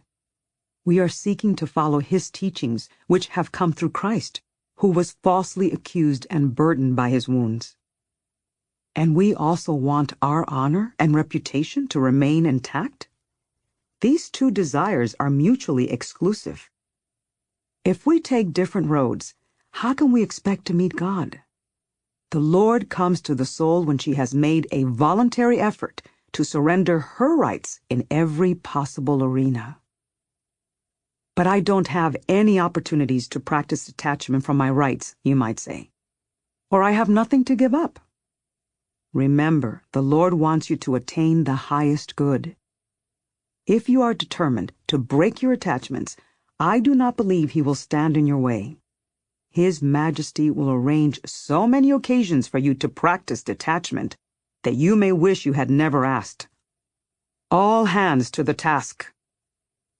I like to mention some of the little nothings I used to care about when I first embarked on the path. Among my many other faults, I neglected to learn all the prayers in my prayer book or the various duties we were expected to perform in the choir. I was too busy engaging in vanities and trivialities. But there were other novices who were capable of teaching me these things. Did I ask for help? No. I was afraid they would discover how little I knew. Plus, I didn't want to set a bad example. What a cheap excuse. Soon enough, God opened my eyes a little. Then, even when I actually did know what I was doing, I would ask the youngest girls for guidance. I didn't lose any honor or credit by doing this. In fact, the Lord seemed to give me a better memory from then on. I didn't know how to sing very well either. Whenever they entrusted me to lead a song and I failed to practice adequately, I panicked. It wasn't that I was afraid of making a mistake in front of the Lord. That would have been a virtuous qualm. I was concerned about the opinions of the people who were listening to me. And so, for purely egotistical reasons, I became so agitated that I ended up doing far worse than I should have. Later, when I was unsure of my part, I took it upon myself to ask someone. This was very painful for me at first, but eventually I came to enjoy it. It turned out that the less I came to care about what people thought of what I knew, the better I sang. Whereas the more I tried to protect my miserable honor, the more I failed in performing what I considered to be a true honor. Honor. That word means different things to different people. With the combined energy of all these little nothings, which really do amount to nothing, and the utter nothing that I am, since such nothings bothered me so much, my efforts began to pay off. His Majesty values every little thing we do for Him. Then He helps us do bigger things. So I was thinking about the problem of humility. I could see that everyone in the house was making progress in this area except me. I had always been good for nothing. It occurred to me to gather up all the sisters' mantles after they had left the choir. This made me feel like I was serving the angels who were praising God there. This went on for quite some time. Then somehow, and I will never know how, they found out what I was up to. This embarrassed me terribly, not because I had grown so virtuous that I was willing for people to know my secrets, nor was it a matter of humility. Rather, I was afraid they would laugh at me because the things I was doing were so trivial. Oh, my Lord, I am ashamed of so much wickedness. Here I am, reporting on some grains of sand I still couldn't lift from the riverbed to serve you. Everything I did came wrapped in 1,000 miseries. The water of your grace was not yet flowing beneath my sands to raise them up. Oh, my Creator, amidst so many evils, who could find anything worthy to talk about? What do I have to offer compared to the great favors you have given me? But so it is, my beloved Lord, and I don't think my heart can bear it. I don't know how anyone reading this can fail to hate me. Look how poorly I have repaid such wondrous blessings. And in the end, I shamelessly claim the services I have offered you as my own. Yes, I am ashamed, my Lord, I really am. But since I have so little to say for myself, I elaborate on my lowly beginnings. My hope is that anyone who actually does great things right from the start will take heart from my poor example. It is clear the Lord took my meager efforts into account. Surely He will value theirs all the more. May it please His Majesty that I not get stuck at the beginning forever. Amen. Chapter 32. A Glimpse of the Underworld. One day while I was in prayer, I suddenly found myself plunged into hell. The Lord had long ago begun to grant me exalted states of prayer. I didn't know how I had ended up here. Then I realized that the Lord wanted me to catch a glimpse of where a life of sin leads. The whole experience only lasted for the twinkling of an eye, but it made such an impression on me that I don't think I could ever forget it even if I were to live for many years.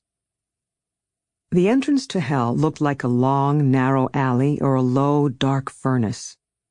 The floor was covered with filthy mud that emitted a noxious stench.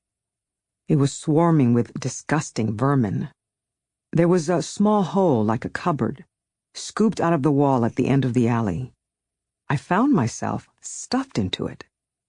Compared to what I felt then, what I had been seeing was pleasant. I cannot exaggerate what it was like. I experienced a fire in my soul that I could never begin to describe. I have suffered grave physical ailments in this lifetime. During that time when I became paralyzed, all my nerves were constricted. Doctors have told me that the excruciating pain I have endured is the worst a human being can bear here on earth. And the devil has also caused me terrible suffering, but nothing compared to what I experienced in hell. The thought that this pain would go on without end and never cease compounded my suffering. Yet even this paled compared to the anguish of my soul. I was strangled and suffocating. The agonizing despair was so intense that it's impossible to find words strong enough to describe it. It would be inadequate to say that it's as if the soul were being unrelentingly torn from the body. That would make it sound like someone else was stealing the life from the soul.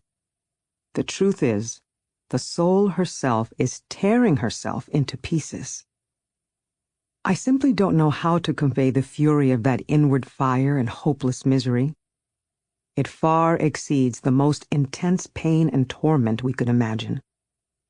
I felt as though I were being crushed and scorched, yet I couldn't see who was inflicting this on me. But the worst part, as I said, was the inner fire and despair. I found it impossible either to sit or lie down in the horrific hole. The walls, hideous and cramped, seemed to be closing in on themselves, blotting out everything.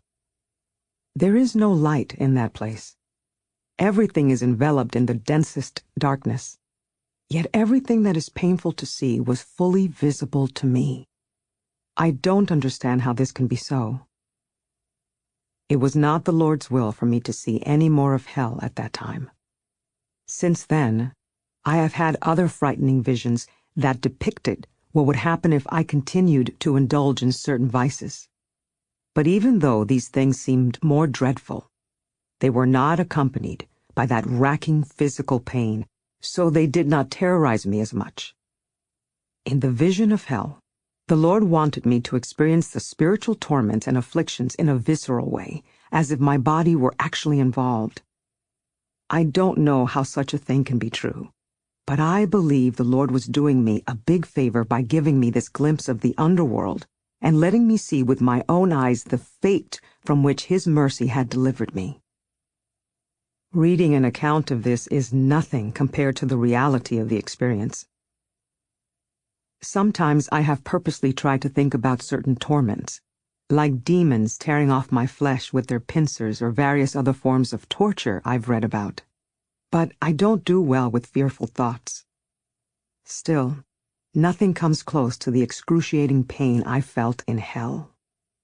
It is altogether different from anything that can be experienced on earth. Being burned alive here in this world is nothing compared to blazing in the fires of that world. This experience left me terrified. I still feel horror now, almost 6 years later. As I write about this, a chill creeps into my bones and makes me tremble. Looking back, I cannot think of a single trial I have experienced in this lifetime that can measure up to that fleeting taste of the underworld. We have no reason to complain about mundane problems. The Lord did me a big favor when He plunged me into hell. It helped put the tribulations and contradictions of this life into perspective for me. It gave me the strength to suffer these things. It also renewed my gratitude toward God, who liberated me from everlasting torment. Everything else seems easy now. It astonishes me that even after I had read books that described the horrors of hell, I didn't take them seriously. What was I thinking? How could I possibly have found pleasure in anything that was leading me to that dreadful place? Oh, my God. May you be forever blessed. It is clear to me now that you loved me more than I loved myself. How many times, my beloved, have you freed me from that dark prison only to have me defy you by locking myself up all over again? This is what makes me so sad for all the souls who have fallen into disgrace. I want to help them return, especially those who have been baptized and are already lovers of Christ. I would willingly suffer 1,000 deaths if it meant I could set even one such soul free from such terrible torture. Think about it. Whenever someone we love in a special way suffers here on earth, our very nature moves us to compassion. If their trial is severe, we ourselves suffer. Who, then, could bear to see any soul suffer the never-ending fires of the underworld? No heart could possibly endure this without breaking. In this world, we know that life is finite and any affliction will eventually be relieved by death. Yet we are still moved to deep compassion by the suffering of others. How can we rest knowing that so many souls are facing endless agony in that other world? How can we stand by while the spirit of evil carries away so many souls every day? This vision also makes me wish that we would all do everything in our power to avoid this outcome for ourselves. Let us neglect nothing, and may it be the Lord's will to give us the grace to serve Him in all ways. It strikes me that no matter how badly I sometimes behaved, my intentions were always good. I cared deeply about being of service to God.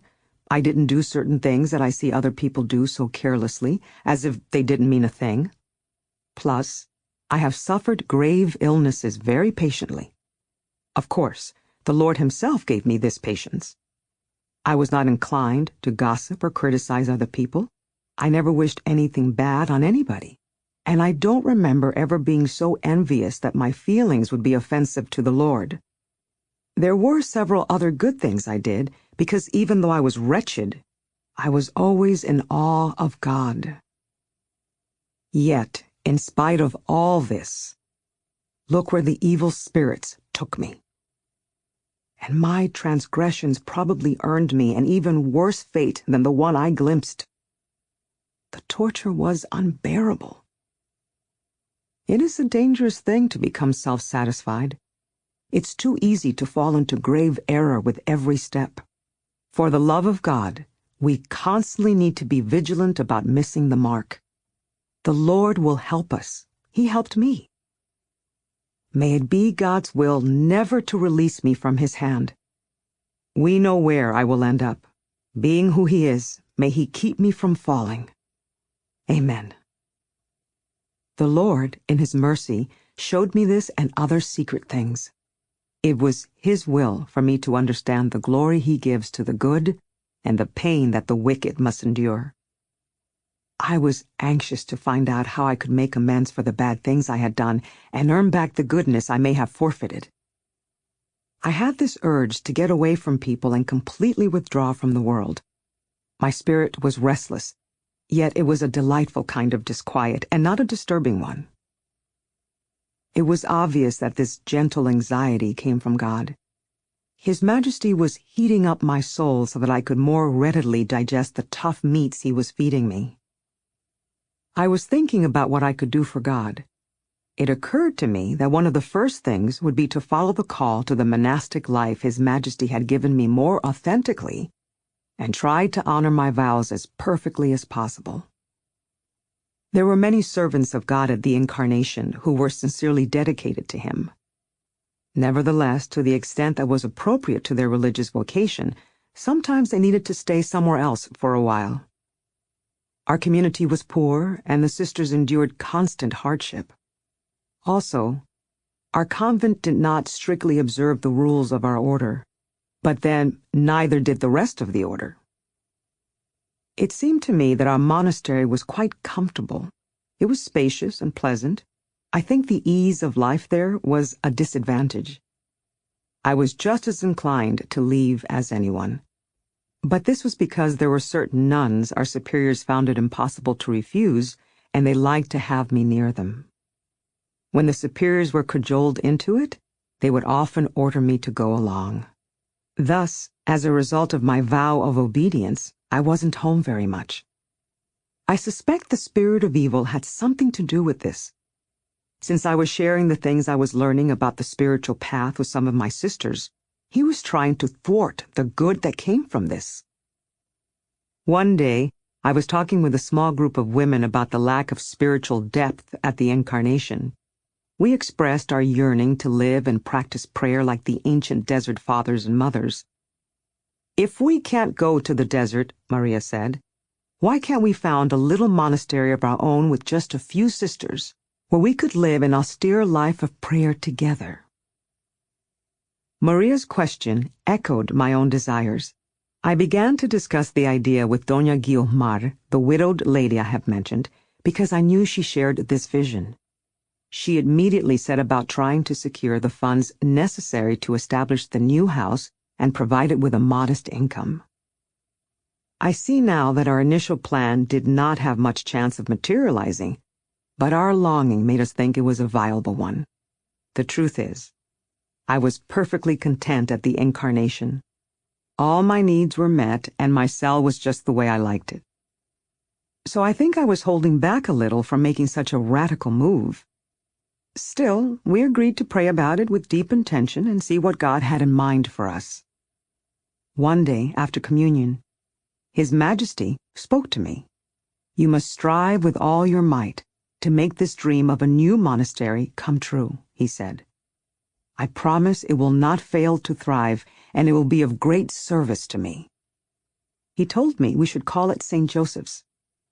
"St. Joseph will keep watch over one door," he said, "and Our Lady at the other. Christ will live among you. This place will be a star that will radiate its light everywhere." The Lord went on to remind me that even though we were correct to strive for radical simplicity, conventional monasteries were not bad places. They served Him too. What would become of the world, he asked, if there weren't people willing to detach from material pursuits and assume a life of prayer. Finally, he commanded me to tell my confessor what he had ordained.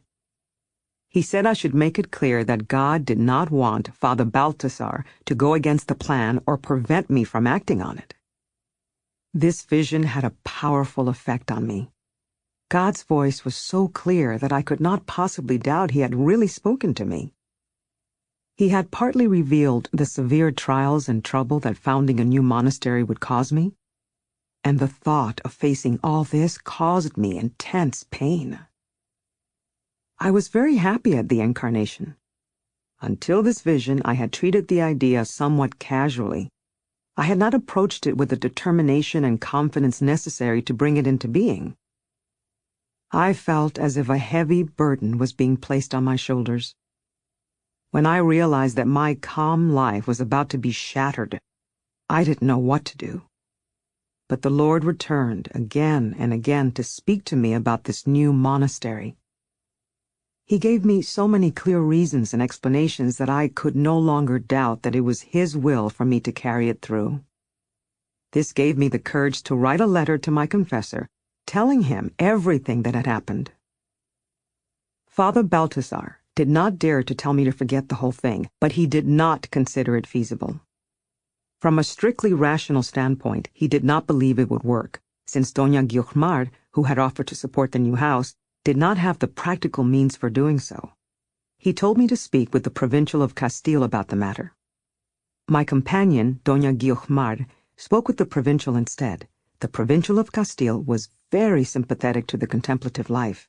He loved the idea and offered her his unconditional support. He said he would be happy to have such a monastery under his jurisdiction. They discussed the income the house would require. For a number of reasons, we decided our monastery would never have more than 13 residents. Later, we ended up lifting the restriction on numbers. Before we went any further, we consulted the holy friar Pedro de Alcántara. We informed him of everything that was happening. Do not give up on this, he urged us. He offered his advice on how to found a monastic community.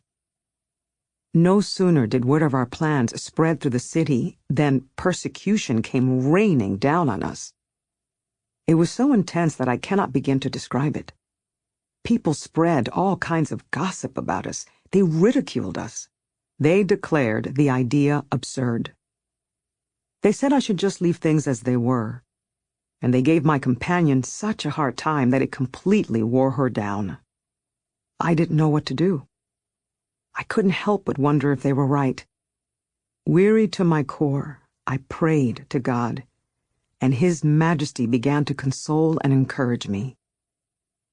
Now you can see the suffering the saints who founded religious orders had to endure, he said. There is much more persecution still to come. You must not let it bother you. And then he told me some things to convey to my companion. What amazed me most was how his words instilled such deep comfort in us that we found the courage to stand up to all the abuse. There was hardly a person throughout the greater spiritual community who was not hostile to our cause. In fact, the whole city seemed to be against us. Everyone seemed to think the project was completely foolish. The outcry and negative talk from my own monastery was so excessive that the provincial decided it would be imprudent to oppose them. So he changed his mind and withdrew his support. The income is too small, he explained, and the opposition is too great. All things considered, he seemed to be right. So our most influential advocate abandoned the project and refused to sanction it. For those of us who had already been the target of violent blows, this was a painful rejection. Especially for me. With the provincial behind me, people had taken me seriously. As for my companion, they threatened that unless she abandoned the idea, they would refuse to give her absolution. They blamed her for creating a scandal. Terribly upset by these accusations, Doña Guiomar confided in a very learned Dominican named Pedro Ibáñez. Actually, she had been giving him a full account of our plans and soliciting his advice from the beginning, even before the provincial turned his back on us. He was one of the only people who did not dismiss our project as a mere whim. Doña Guiomar shared all the details with Father Ibáñez, including how much income she could expect from her estate. She told him she had nowhere else to turn, and she fervently hoped he would help us. After all, she said, he was the most learned man in all of Avila. Then I told Father Ibáñez all the things we were thinking of doing and explained the reasons behind them. I avoided mentioning anything about my revelations and relied on the rational arguments for our case. I saw no cause for complicating things with the supernatural source of my impulse. I will give you an answer in 8 days, he told us, and then he asked, "Are you determined to do whatever I tell you?" "Yes," said Doña Guiomar. "Yes," I said. I agreed to this because I knew there was no other way to go forward with the project. But in truth, I never doubted for a moment that the monastery would be founded. My companion had even more faith than I. Nothing anyone said could have dissuaded her from our cause. I simply found it impossible to consider the notion of giving up. Since the vision did not in any way go against sacred scripture or break any of the religious rules we were compelled to observe, I believed it must be a true revelation. Although I was certain we were dealing with a divinely ordained venture, I'm also certain that I would have obeyed the Dominican if he had come to the conclusion that we would be offending God by following through on our plan. All he would have needed to do was tell me we were doing something that defied the demands of good conscience, and I would have sought some other way to respond to the urgings of my Lord. But my Lord did not offer any alternative. This great servant of God later admitted to me that he was fully determined when we came to him to insist that we give up the foundation. He had heard too many rumors and was convinced that the project was untenable. "When a certain important gentleman found that you had come to me," he went on, "he warned me to be careful of you and advised me to refuse to help you." But as Father Ibáñez began to search his own soul and consider what kind of an answer he would give us, he reflected more deeply on the matter and turned his attention to our true motivation. He realized how determined we were to live a deeper spiritual life and saw that our foundation could not help but be of great service to God. So, after the 8 days, Father Ibáñez said, "Go ahead and found that monastery, and do it quickly." He told us how to bring the project to fruition. "Your resources may be limited," he said, "but you have to trust in God for something." Then he said, "If anyone tries to stop you, send them to me. I'll deal with it." And Father Ibáñez never did let us down. His reply was very comforting to us. A number of very pious people who had been in opposition to us revised their attitude because of Father Ibáñez's support. Some of them even helped us. Among them was that saintly gentleman, Don Francisco, who changed his mind and decided that the impetus could come from God. His only concern had been one of practicality. He couldn't see how we would pull it off, but he knew that prayer was our entire basis for wanting to found this monastery. Because he was so holy, he recognized that even though it was likely to be terribly difficult, our plan carried the potential for great perfection. It seems that the Lord himself transformed Don Francisco's opinion, and he did the same thing for the learned cleric Gaspar Daza. Father Daza is one of the men I mentioned with whom I had spoken at the beginning. Everyone in Avila looks up to him. God keeps him there as a positive example to help guide many souls. He, too, stepped up to help me with this endeavor.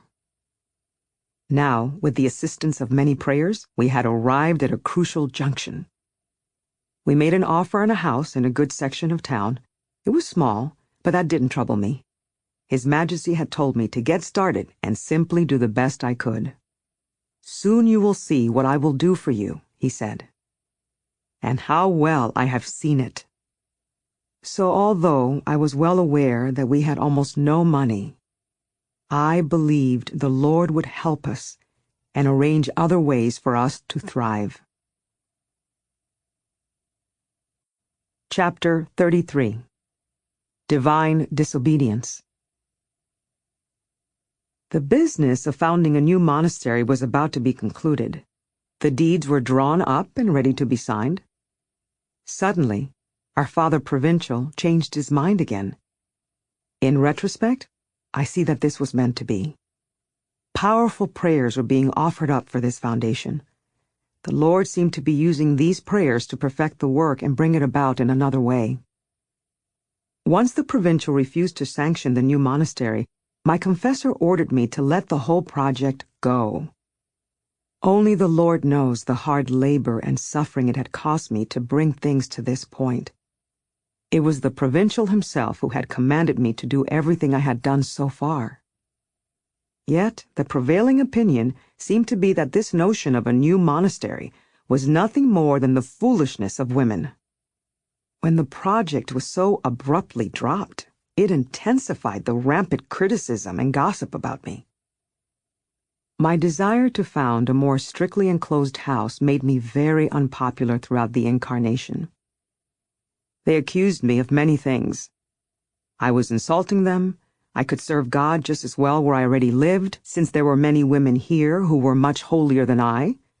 I had no loyalty to my own convent. I should be busy raising funds for my own house rather than founding a new one. Some said I should be thrown into a prison cell. Others tentatively defended me, but not many. I accepted the possibility that my opponents were right in many respects. Sometimes I tried to explain myself to them, but mostly I remained silent because I could not mention the most important factor, that the Lord himself had charged me with this task. I didn't know what to do next, so I simply waited for his guidance. God granted me the grace to be unperturbed by all this. I gave up the plan with ease. I was as content as if the whole thing had cost me nothing. No one could believe this, not even my companions in prayer. They were sure that I must be very upset and ashamed.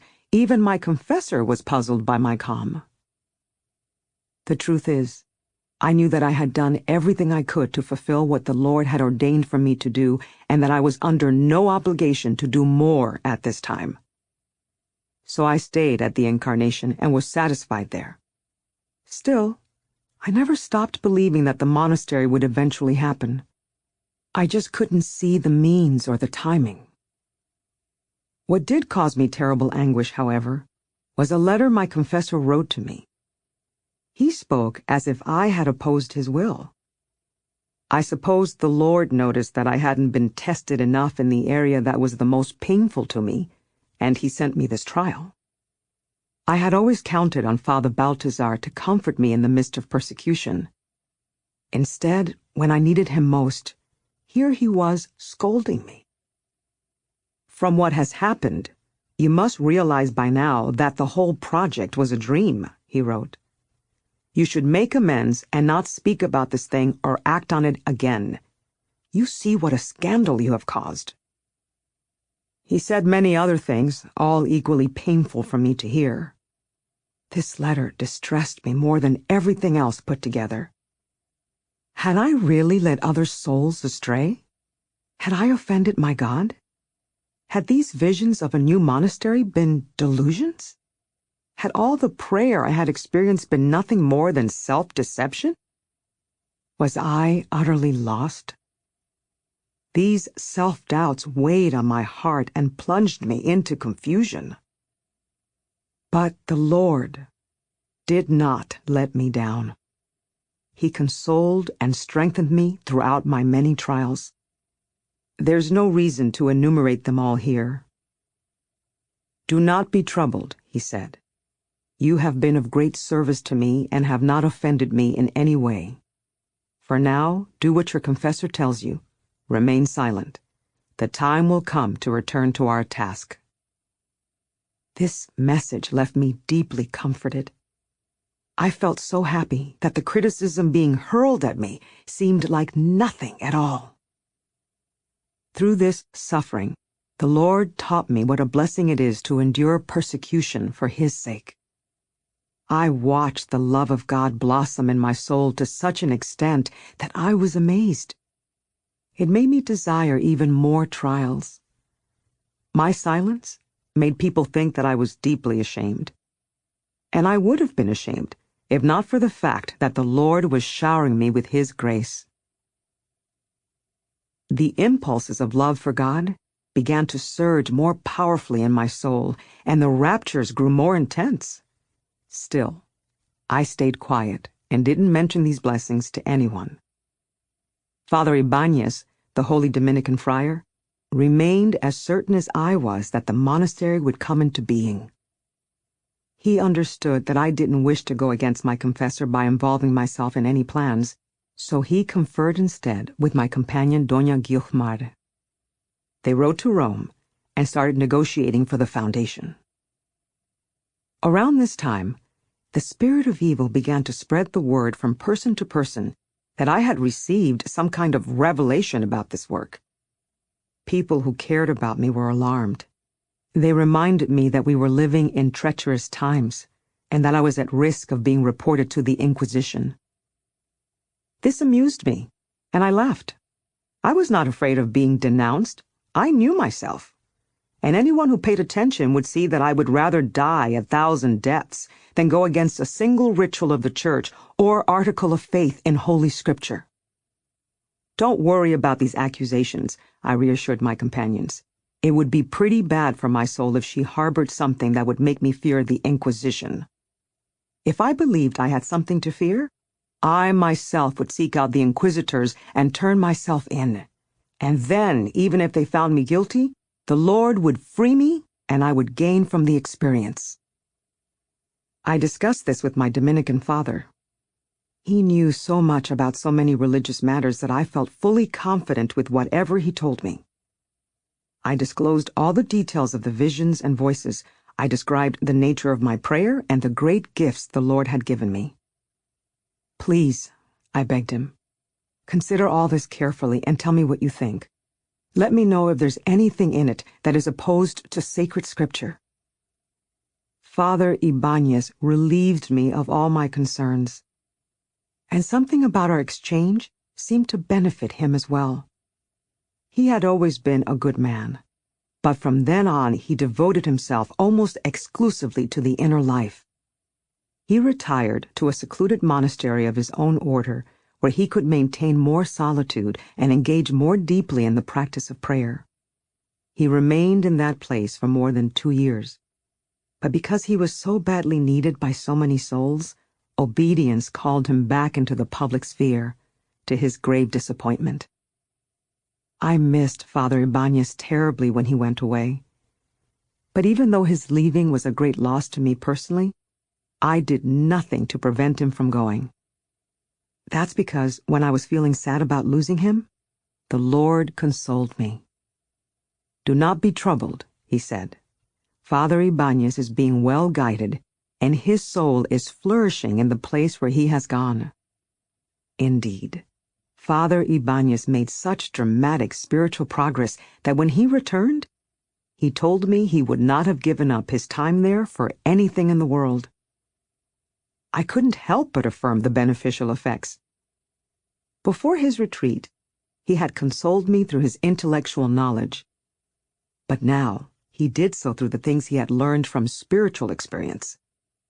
He was beginning to receive an abundance of supernatural blessings, and God brought him back to me at the precise moment when he could be of most help in the work of founding the monastery His Majesty wanted.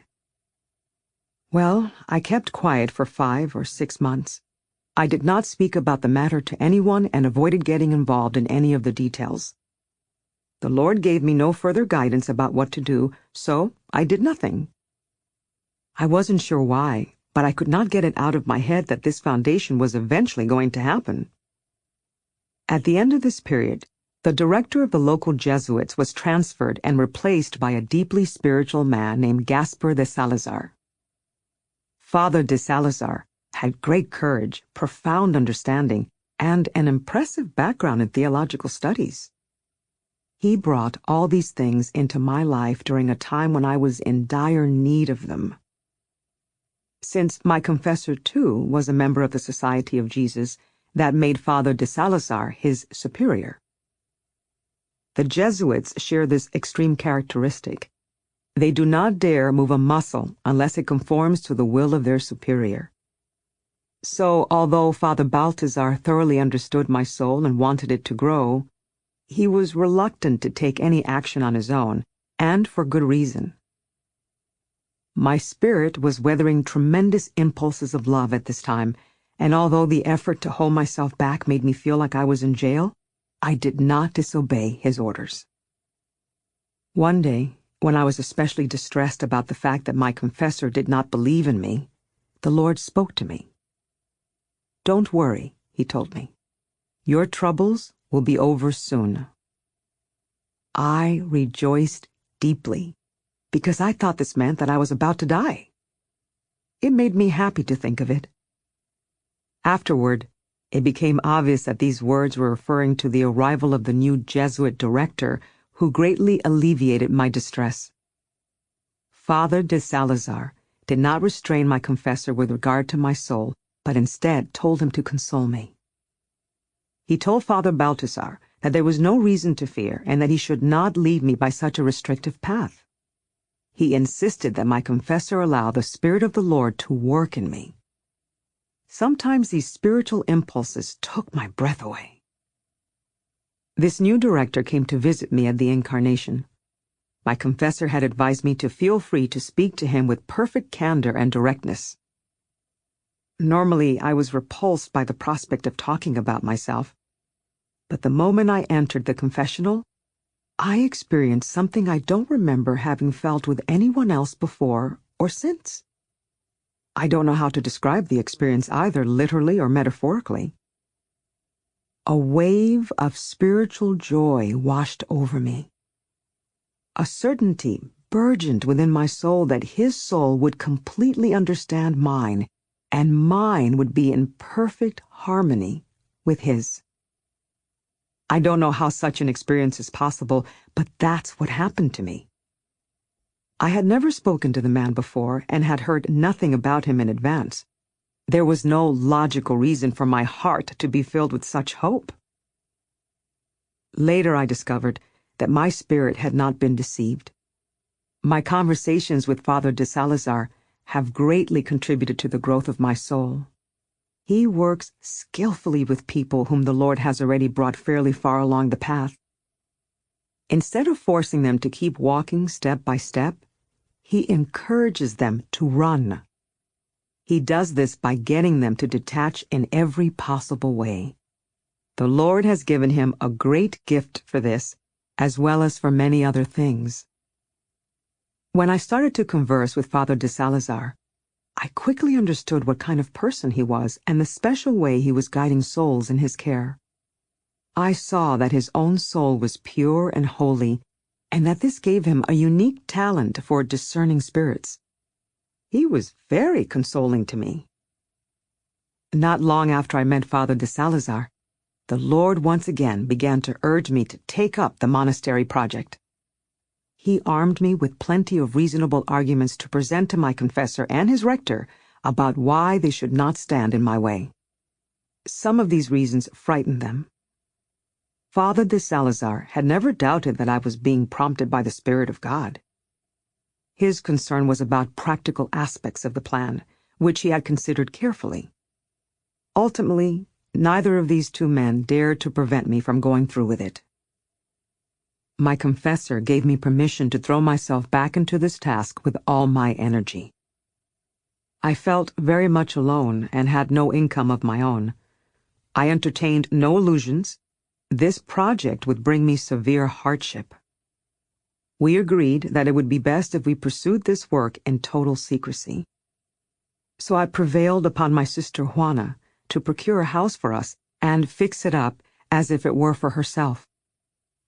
Juana lived outside the city of Avila in Alba. We used the money the Lord had pulled together to buy something modest.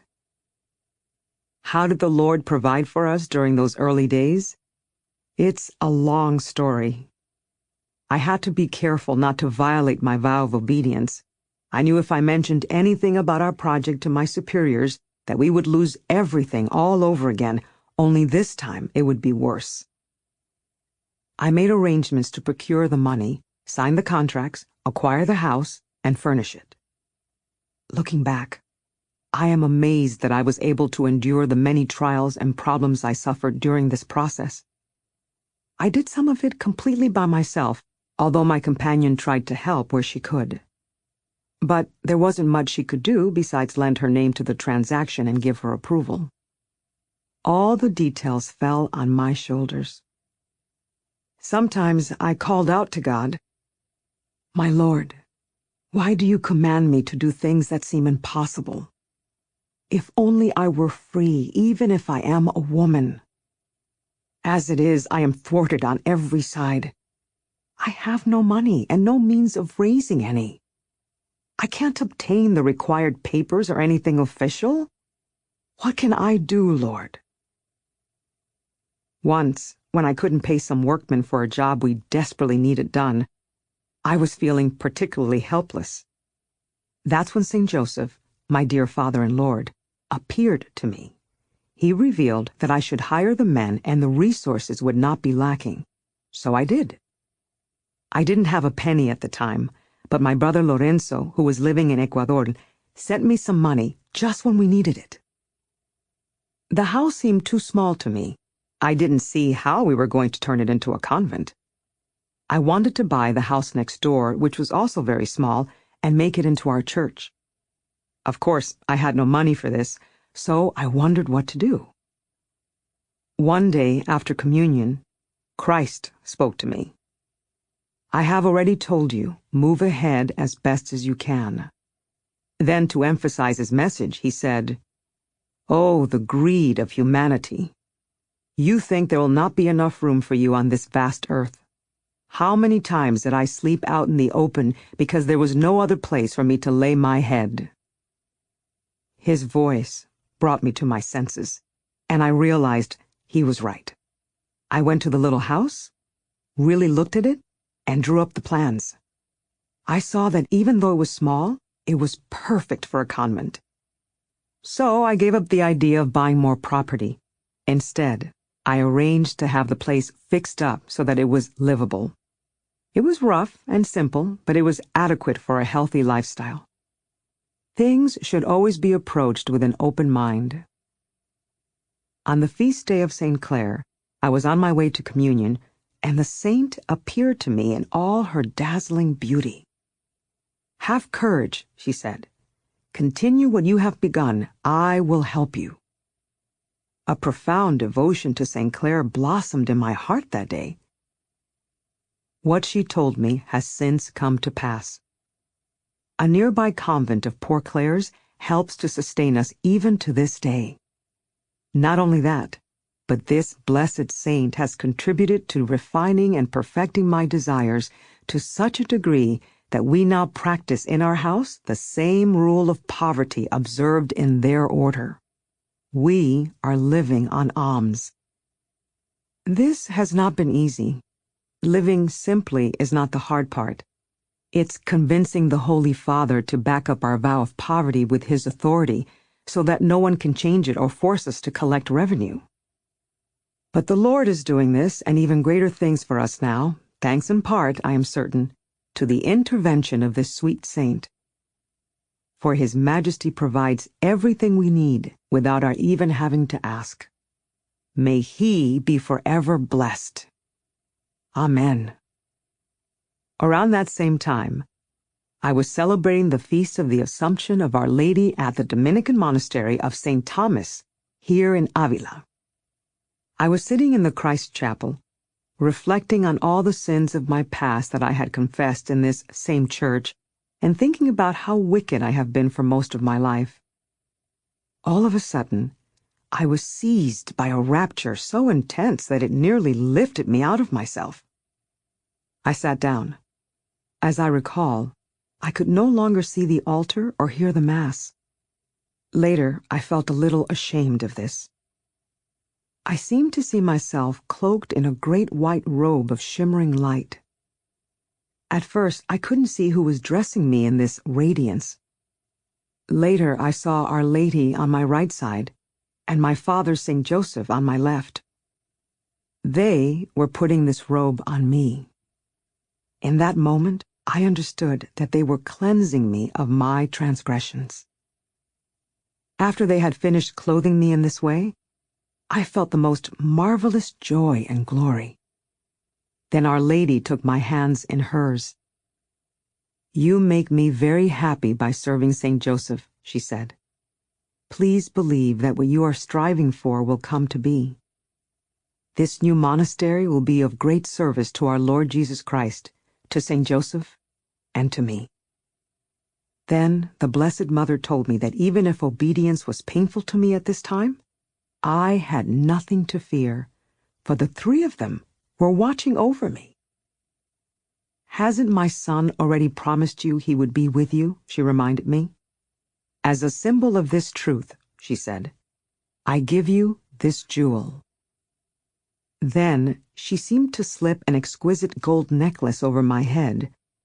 A very valuable cross dangled from the chain. This gold is incomparably more precious than any gold that can be found on this earth, and the stones far exceed the worth of any gems that have ever been seen. Their beauty is completely different than anything we can imagine here. As for the robe, the intellect could never grasp its nature. The imagination cannot conceive of its whiteness. Any attempts to compare it to anything here on earth would amount to nothing more than a sketch made with ashes. Even though I could not make out many details, I could see that the beauty of Our Lady was extraordinary. I was able to perceive the general form of her face and the amazing splendor of her garment. It was not a blinding white, but rather a soft luminosity. I did not see the glorious St. Joseph as clearly, although I knew he was definitely there, as in those visions I told you about where one sees without seeing. Our Lady appeared to me as a very young girl. They stayed with me for a little while, and I basked in a state of grace. I had never experienced any joy quite like it and wanted it to last forever. But then it seemed to me that I saw them ascend to heaven with a vast multitude of angels. Their departure left me feeling profoundly alone. At the same time, however, I was so comforted and uplifted that I entered a state of deep recollection and prayer and was unable to stir or speak. I was beside myself, overcome by a passionate yearning to melt into God. No matter how hard I tried, I could not doubt that this vision came from the Spirit of God. Among its many glorious effects, it left me deeply consoled and in great peace. It had been troubling me to withhold my allegiance from my order, but the Lord had told me when it was not appropriate to obey my superiors. This is what the Queen of Angels meant when she mentioned obedience. Christ had given me clear reasons why it would not be suitable to obey my superiors in the matter of the new monastery. But he gave me a particular way to petition Rome directly, and assured me that he would take care of the results. And so it came to be. I made the petition to the bishop, Don Álvaro de Mendoza, exactly the way the Lord had taught me, and it was granted with ease. Until that time, we had been entirely unsuccessful in obtaining permission through our own efforts. It turned out to be very fortunate that we had obeyed the bishop. But at the time, I was not acquainted with the man and had no idea what he was like. As it is, Don Álvaro was a wonderful person. It was the Lord's will for this bishop to be very supportive of our foundation. This was important, since we were faced with such violent opposition to our cause. He helped bring our house to its current state. May the one who really does everything be blessed. Amen. Chapter 34. Secret Preparations. No matter how much I tried to keep this work secret, There were always people who managed to uncover something. Some believed what they heard, some did not. I was very worried that someone would inform the provincial about what we were up to when he next came to town. That would have been the death of the whole project, but the Lord circumvented this danger in an unexpected way. It turns out that a grieving widow who lived in Toledo, more than 60 miles from Avila, had called for me. Doña Luisa de Celda was of high nobility. The death of her husband nearly a year earlier had plunged her into a state of inconsolable sorrow for which she could not seem to recover. Her grief had reached such an extreme degree that her loved ones feared for her life. Somehow, Doña Luisa had heard of this miserable little sinner and had taken it into her head that I would be able to help her cope with her loss. The Lord had arranged things so that she heard only good reports of me. As it turns out, many blessings flowed from that favorable beginning. Doña Luisa was well acquainted with the provincial. She knew that I lived in a convent where the nuns were allowed to come and go. Her urge to see me was so powerful that she found it irresistible. And since she was a person of the aristocracy, she knew she could arrange to bring me to Toledo. So she wrote to the provincial, who was far away, to initiate the process. On Christmas Eve, I received an order from him. "Go immediately," he wrote, "and take a companion with you." Because I was under a vow of obedience, I had no choice but to do as I was told. The only thing that bothered me was that this woman was under the illusion that there was something good about me. Knowing the truth about myself, I could not bear this thought. I prayed earnestly to God about it, and my prayer triggered a deep rapture that lasted throughout matins. "Go," the Lord said to me. "Pay no attention to all the opinions on the matter. Very few people have wise counsel to offer." He told me that even though this journey would not be without trials, God would be well served by it. He said that it was appropriate for me not to be home when the contract for the new monastery arrived. The spirit of evil was preparing a cunning plot for the provincial's homecoming. "Do not fear," the Lord said to me. "I will help you with this." These words very much strengthened and comforted me. I told the Jesuit director about it. "Then do not hesitate to go," he said. Other people were insisting that I not go to Toledo. They advised me to ignore the provincial's letter. They warned that this whole trip was a ploy of the devil and that something terrible was going to happen if I left. They urged me to write back to the provincial and inform him that I wasn't going. But it was Father Ibanez I listened to. Strengthened by what I heard in prayer, I went without fear. I continued to feel embarrassed about why they had called me to Toledo, however, since I knew that they were mistaken about what I had to offer. All I could do was beg the Lord to be with me. It made me feel better to learn that there was a Jesuit house founded by Father Francisco de Borja there, and that I could rely on the priests to guide me away from home. It was the Lord's will for Doña Luisa to improve dramatically within a short time of my arrival. For some reason, my presence consoled her. She seemed to be more at peace every day. Her grief had been such a heavy burden that this improvement was a great relief to her. I'm sure it helped that there were a lot of pious people praying for my success in this matter. Doña Luisa was a deeply spiritual person who was in awe of God. Her goodness and her love of Christ seemed to compensate for my shortcomings. She developed a great affection for me. When I saw how much integrity the woman had, I became very fond of her in return. But everything else was a cross for me to bear. The comforts I was given were nothing but a torment, and the way they all fussed over me made me nervous. My soul had such misgivings about all the luxury and kindness that I grew hyper-vigilant. But I did not need to be so watchful, since it turned out that the Lord Himself was watching over me. While I was in that house, God granted me the most sublime blessings in prayer. They released me of any attachments to material things and gave me contempt for the opulence I saw all around me. The greater the favors, the more I despised these things. Although I knew it was an honor to serve such great ladies, I never treated them as anything other than equals. That's how free God made me feel. I had an important insight there, and I shared it with Doña Luisa. I realized we should not envy the nobility because noble women are human and therefore just as much subject to passions and weaknesses as the rest of us, only they are expected not to succumb. The higher their status, the greater their trials. I observed how careful these women had to be to maintain their composure under all circumstances. It was as if their station did not allow them to live.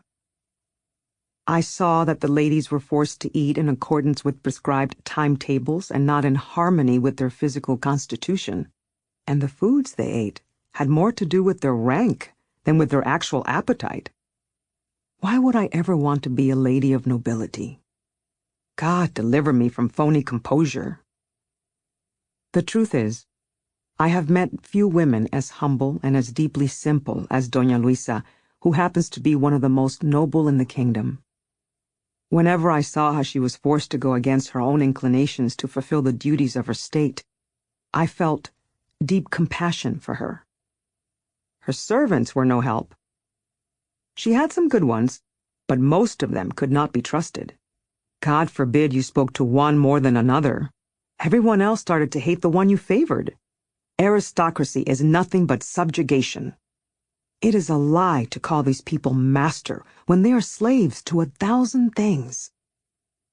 It was the Lord's will for the people who lived in that house to be of greater service to God when I was around. Of course, the love the lady bore me caused some envy and brought me some trials.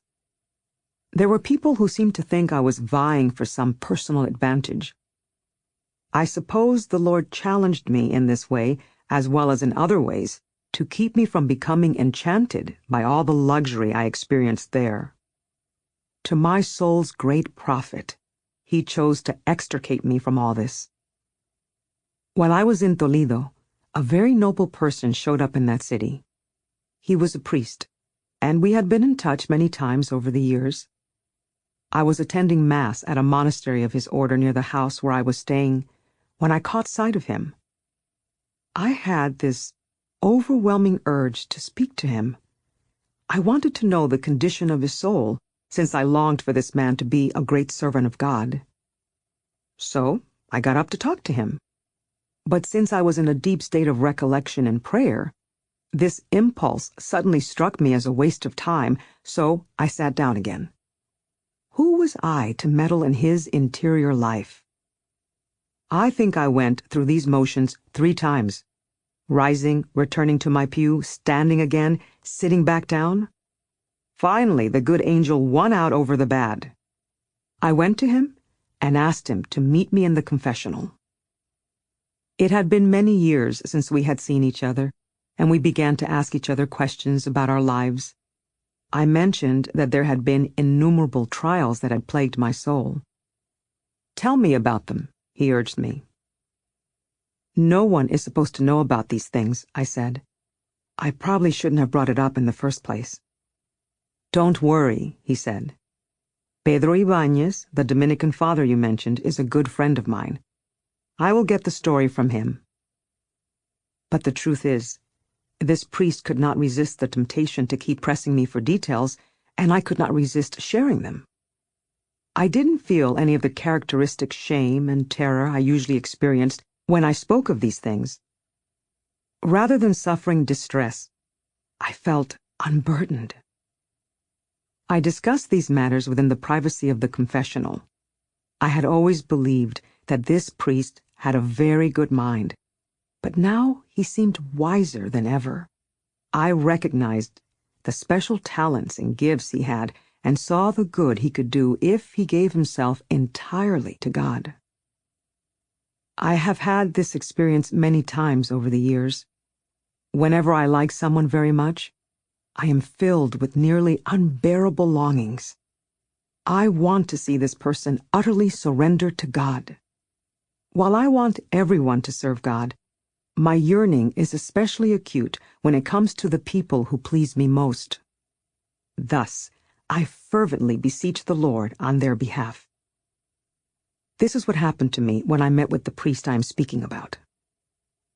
He asked me to pray wholeheartedly to God on his behalf. But he didn't need to ask. I was already so filled with prayers for him that I could not have done otherwise. I went to my usual place for solitary contemplation and became instantly and profoundly recollected. I began to talk to the Lord in that silly way of mine. I don't know what I'm saying when this happens. It's love that's talking. My soul becomes so transported that I can no longer tell any difference between her and God. Love knows that it already possesses the beloved. It forgets all about the individual soul and thinks she is one with him. Free of all distinctions, she speaks pure nonsense. I remember that day when I tearfully begged God to take the soul of that priest into his committed service. I already considered him a good man, but this wasn't enough for me.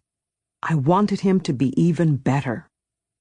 Lord, you must not refuse me this favor, I said to His Majesty. I have a feeling it is going to be very important to have this good man as our friend. Oh, the great goodness and loving kindness of God. You do not look at our words, but at the desires and the will that animates them. How do you put up with someone like me who speaks so boldly to your Majesty? May you be blessed forever and ever. I recall that at one point during that night of fervent prayer, a great sadness washed over me. I started wondering if I had alienated myself from God. How could I tell if I was in a state of grace or not? It wasn't that I wanted to know, it's just that I wanted to die. Only in death would I find myself in a life where I wouldn't wonder whether or not I was dead, since there was no death more terrifying to me than not knowing if I had forsaken my beloved. The pain of wondering overwhelmed me. I was overflowing with tears, dissolving in tears. Please, God, I beseeched him, do not let me be separate from your grace. Then it struck me that the sure sign that I was in grace was the boundless love for him that filled and spilled from my soul. This consoled me immeasurably. Look at all the divine favors and holy feelings he had given me in the past few years. Could such blessings coexist in harmony with a soul in mortal sin? Of course not. I rested in the confidence that His Majesty would do what I asked him to do for the priest. Then the Lord gave me some words to tell the man. I hate it when God does this. I don't know how to convey these things. It embarrasses me to deliver messages from the Lord to a third party, especially in this case. I didn't know how this priest would take it. Maybe he would make fun of me. I became very distressed about it, but God was so persuasive that I finally agreed to tell the man what God said. To mitigate my shame, I wrote it down and gave it to him in a letter. Well, the words definitely seemed to come from God, because they had an amazing effect on this man. He resolved to dedicate himself wholeheartedly to the practice of prayer, even though it took him a while to follow through on this intention. The Lord used me as a conduit to transmit some truths to this man, because he wanted his soul for his own. Without my even knowing it, these things were so relevant that it astonished him. The synchronicity convinced him that the messages indeed came from God. Wretch though I may be, I earnestly implored God to transform this man completely in himself and make him reject the shallow gratification and petty things of this world. It worked. May God be praised forever. The priest turned so completely toward God that every time he opens his mouth to speak to me now, I am in awe. If I had not witnessed this myself, I would have had trouble believing that God would have granted any soul so many and such powerful favors in such a short time. He is so full of God that he seems to be empty of any worldly attachment whatsoever. May His Majesty protect him.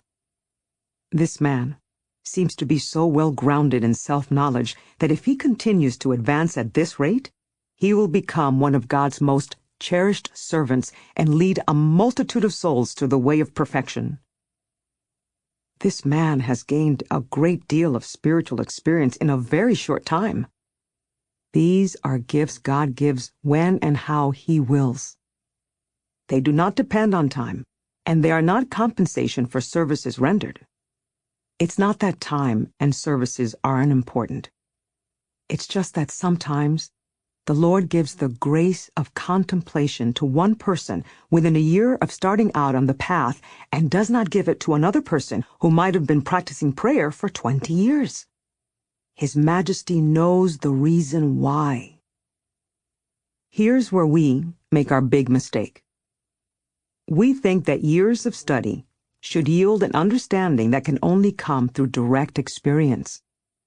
Many guides are mistaken in believing that they can discern spirits without having spiritual experience themselves. I'm not saying that someone who has not had spiritual experience should refuse to direct a soul who has, as long as the director is at least a man of learning. But he should limit himself to making sure that when he is dealing with both interior and exterior matters, he is following the natural path of reason. When it comes to supernatural experiences, all he needs to do is check to see if they are congruent with sacred scripture. As for the rest, he shouldn't kill himself trying to figure it all out. He should never presume that he understands it either. Above all, he must not repress the spirit. The soul is being guided by another greater master, and he has no authority in that case. Oh, you spiritual directors, do not be surprised by this. Don't think that such things are impossible. All things are possible for the Lord. Your only task is to humble yourselves and bolster your faith. So what if the Lord gives some little old woman deeper knowledge of this sacred science than He gives to a very learned man?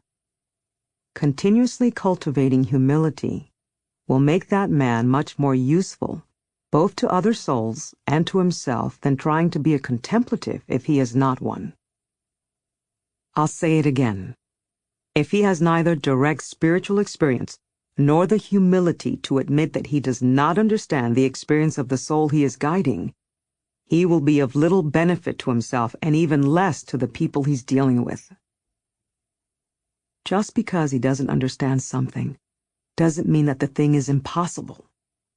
If the guide is humble, he should not fear that the Lord would allow either of them to be deceived. The Lord made this Dominican friar very humble in a number of different areas. He has dedicated himself to finding out everything he can about the things he has not experienced. He is a great scholar, so if he doesn't know something, he investigates and finds someone who does. The Lord supports him by giving him a deep faith. He has grown immensely in this way and has been a big help to other souls, including mine. As it was, His Majesty was about to call home to himself a couple of great men who had been guiding my soul, Pedro of Alcantara and Pedro Ibáñez. But he replaced them with other guides to help me through some very difficult times, and they did me a great deal of good, like the priest I am telling you about. God has transformed this man almost completely. He hardly recognizes himself. Where he used to be weak and sickly, the Lord has given him the strength to undergo rigorous penances. He has the courage to do things he never dared try before. He seems to have received a very special calling from God. May he be forever blessed. I believe all these benefits have come to him through the blessings he has been receiving in prayer. Such goodness cannot be counterfeited.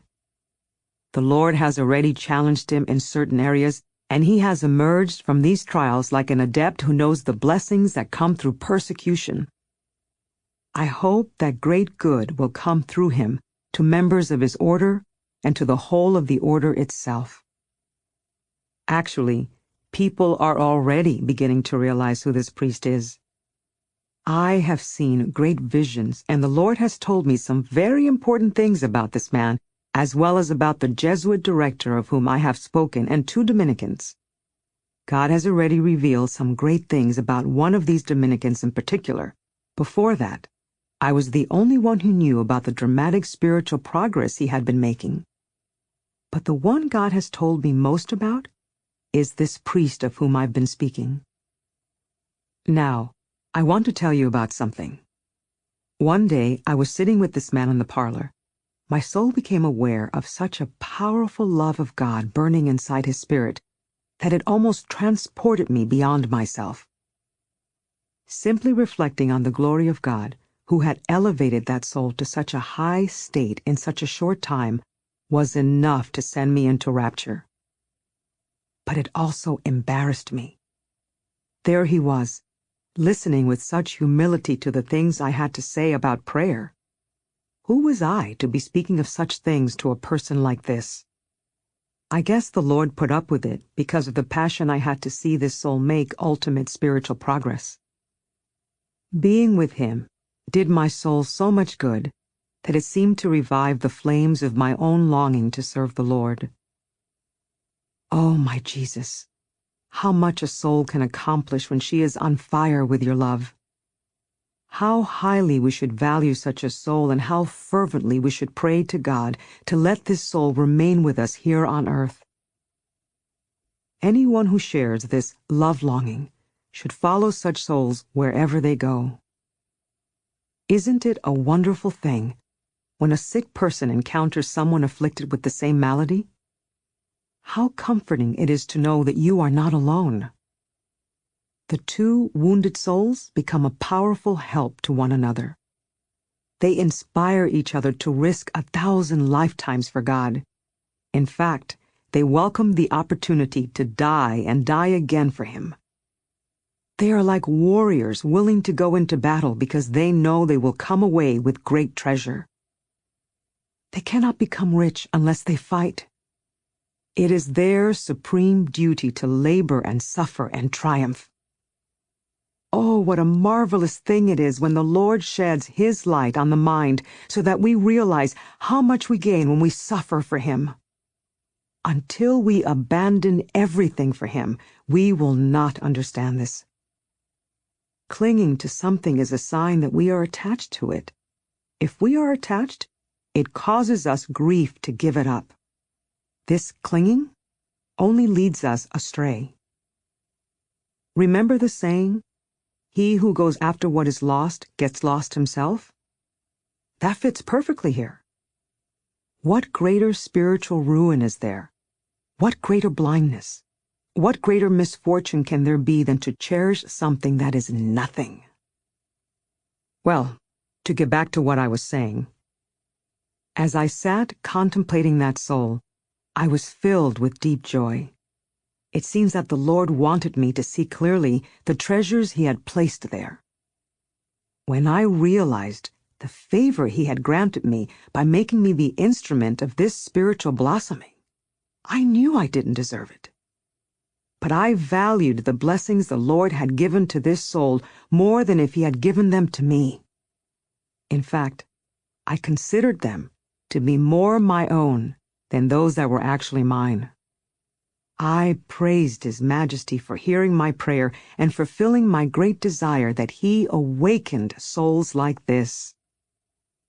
And then my soul reached its full capacity for joy and went out of itself. Lost in this way, I had all the more to gain. All reflections evaporated, and I forgot them.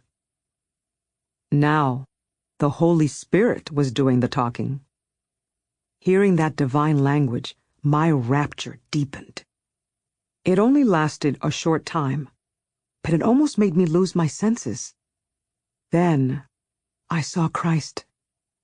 Radiating awesome power and glory, he expressed his pleasure over what was happening. "You see," he said, "I am always present in conversations like these." He wanted me to understand the great delight it gives him when people find their great delight in speaking of him. Another time, when this priest was far away, I saw him, lifted up by the angels in great glory. This vision taught me that his soul was making excellent progress. Soon after this, someone spread cruel slander against the priest's honor. He had provided a remedy for his accuser's soul at a time when the man's own reputation was at stake. The priest cheerfully endured this betrayal. He performed other acts and suffered other persecutions that were of great service to God. I don't think it makes sense for me to say anything more about this now. You know all the details yourself. If you think it is appropriate, you can write them down later for the glory of God. By the way, everything I said about the prophecies concerning this monastery, as well as other prophetic visions I'll tell you about later, were fulfilled. Some of them came to pass 3 years after they were revealed. Others took more time, still others, less. I always shared these prophecies with my confessor and with Doña Guiomar, in whom I had permission to confide.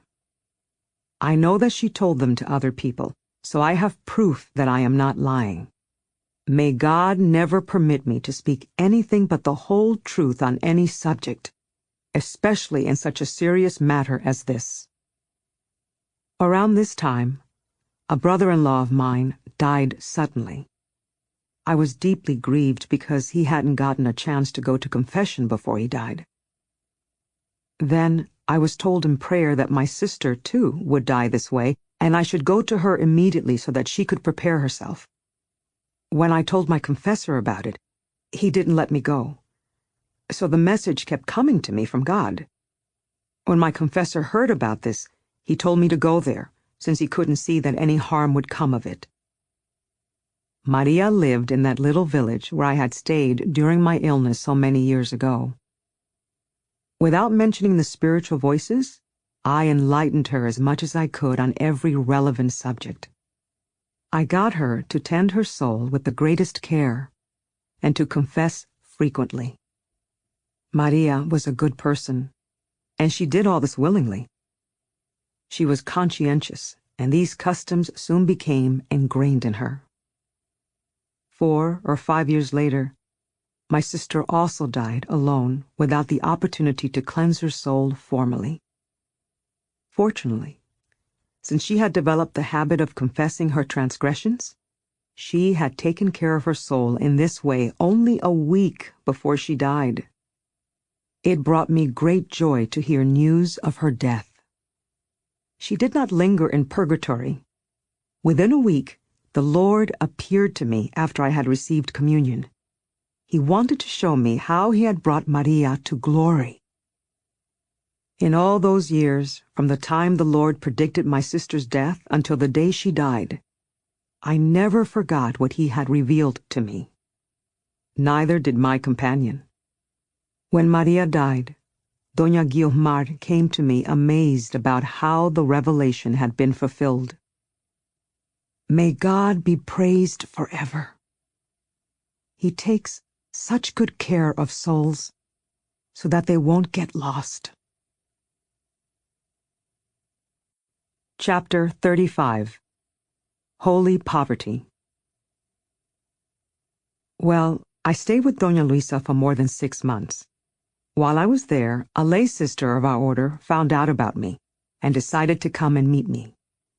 She lived 200 miles away and went substantially out of her way to speak to me. It turns out that God had inspired this woman to found a radically simplified convent during the same month of the same year he had first spoken to me about it. As soon as His Majesty gave her the summons, She sold everything she had and walked barefoot to Rome to obtain the required documents. Sister Maria de Jesus is a woman who practices rigorous austerities and deep prayer. Our Lord has granted her many favors. Our Lady appeared to her and commanded her to perform this task. Sister Maria was so far ahead of me in serving God that I was ashamed to sit in her presence. She showed me the letters of endorsement she had brought from Rome. During the 15 days she stayed with me, we planned out the details of the monasteries. Until Sister Maria brought it to my attention, I didn't realize that our order had drifted away from the primitive rule. We were originally never meant to own anything. Although I longed for the simplicity reflected in that ideal, it had not occurred to me to found a monastery without any money. My goal was that the sisters not be distracted by worrying that our needs would be met. I hadn't taken into consideration the serious distraction it can be to own property. This blessed woman did not even know how to read, and yet she understood very well what I, who had read our constitutions many times, did not. This is because the Lord Himself taught her what is important. What she told me made a great deal of sense to me, although I was not at all confident that our superiors would agree to it. I was afraid they would say that not only were we, the founders, being foolish, but that we would make others suffer. If I had been alone, I wouldn't have hesitated for a moment to embrace poverty. It would have brought me great joy to follow the advice of our Lord Jesus Christ, who advocated living simply and had already given me a profound desire for poverty. I did not doubt that this was the best path for me personally. I had been wishing for a long time that I could give up my house and all of my things and go begging for love of God. But I was afraid that if the Lord did not give this desire to others, they would indeed be miserable under such circumstances. I had also observed that in certain poor monasteries, scarcity of resources became the primary focus, and people were not becoming recollected in prayer.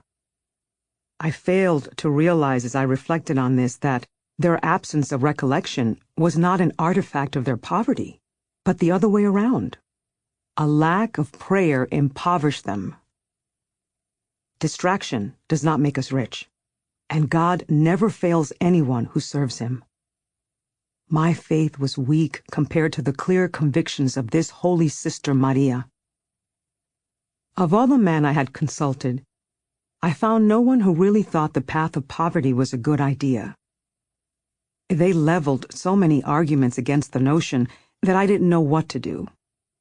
And now that I knew it was a sanctioned element of the Carmelite tradition, I believed more than ever that observing poverty as a community would be a more perfect practice. I couldn't persuade myself to arrange for an income. Every once in a while, they managed to convince me of their position. But the moment I returned to prayer, I came back to my senses. All I had to do was contemplate Christ on the cross, so poor and so naked, and I could not patiently bear the idea of being rich. Tearfully, I begged Him to ordain things so that I could be poor like Him. It became so clear to me that having an income would be a serious impediment to our cause that all I did was argue with learned men. I strongly felt that possession of revenue would create nothing but disquiet and distraction. I wrote to Father Ibanez, the Dominican who was helping us. He sent back a 2-page letter enumerating his objections on both sides of the paper and giving me complex theological reasons why I shouldn't do it. I have studied the matter very carefully, he told me. I answered that I wasn't interested in theology if it didn't support my vocation. I had taken a vow of poverty. I had a calling, and I intended to follow the counsels of Christ. In this case, he was doing me no favors with all his learning. It made me very happy whenever I found anyone who was willing to help me. Doña Luisa, for instance, was very supportive. There were people who would tell me they thought it was a good idea at first, and then changed their minds. They claimed that when they reflected on it, they saw too many disadvantages, and they reverted to trying to talk me out of it. "Since you are so quick to alter your opinion," I responded, "I think I'll just stick with your original one." My hostess had never met the holy man Pedro de Alcántara, so I took it upon myself to make arrangements for him to visit to her house while I was there. Father Pedro knew the treasures that lay at the heart of poverty. He was a great lover of this practice and had observed it for many years, so he was a big help to me. "You must not fail by any means to go through with your plan," he insisted. I valued his opinion above all others, since he had lived our ideal through vast experience. I made up my mind not to go seeking any more points of view on the matter. His was sufficient. One day, while I was praying intensely to God about this, the Lord spoke to me. "Don't let anything stop you from founding this monastery in poverty," he said. "This is not only my will, but the will of our Father. I will help you." This encounter with Christ was accompanied by such deep rapture and so many other remarkable effects that I could not doubt that the impulse came from God. On another day, he told me that money disquiets the mind. He said other things in praise of poverty and assured me that whoever observes this holy practice will not lack what she needs to live. As I said, I never feared deprivation for myself. Eventually, the Lord changed the mind of the Dominican who had been advising me, the one who had written to me with all the reasons why I must not found a monastery without income. I was thrilled to hear this. Various other opinions in my favor began to come in. It seems to me that I was being rewarded for my determination to live by the love of God. My heart was so filled, I felt that I truly possessed all the riches in the world. Around this time, there was a pending election at the Incarnation. My provincial lifted my vow of obedience to stay with the noblewoman in Toledo, and let me decide whether to return to Avila or remain with Doña Luisa for a while. Someone sent word that many of the sisters were recommending that I be chosen as their prioress. The mere thought of such a thing was a terrible torment to me. Yes, I was determined to suffer any martyrdom for my beloved, but please, not this one.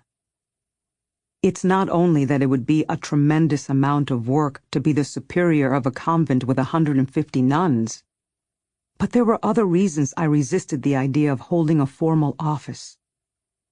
For one thing, I thought that being a superior would not be healthy for my conscience. I praised God that I was away.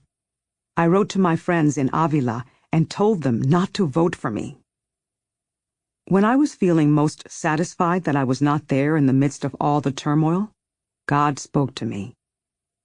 "You must go home," he said. "You have professed a desire to carry the cross. A perfectly good one is waiting for you back in Avila. Do not reject it. Go with courage. Go right away. I will help you." I became very upset, and I couldn't stop weeping.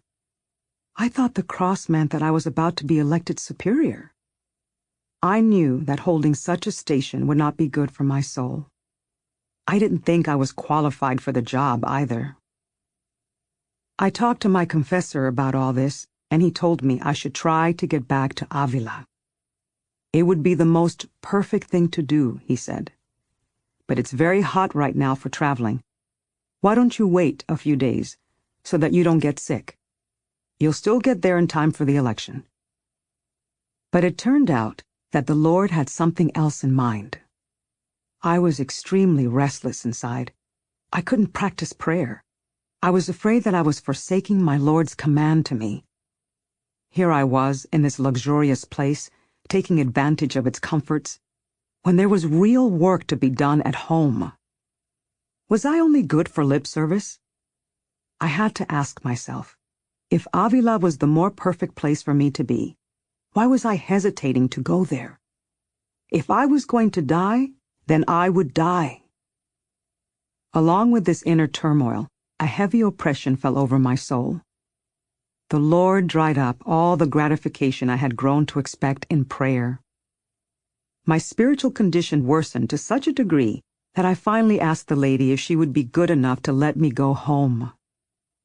When my confessor saw me in this state, he concurred that this would be a good idea. God moved him as he moved me. Doña Luisa was so reluctant to see me go that her sorrow became another torment for me. It had not been easy for her to bring me there in the first place. She had gone through a great deal of trouble to get permission from the provincial to have me stay with her, and it was just as difficult for her to let me leave. She was terribly sad, but she also loved God, and I told her that my departure might enable me to render greater service to the Beloved. I also told her that I might be able to come back and see her again. With brave resignation, she released me. I was no longer sorry to go. I realized that I could be of more perfect service to God in this way, even if only through my joy, since it made me so happy to serve Him.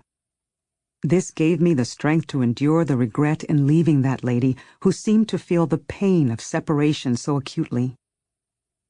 It was also hard to leave other people there in Toledo to whom I owed a debt of gratitude, especially my Jesuit confessor, who had become a true friend.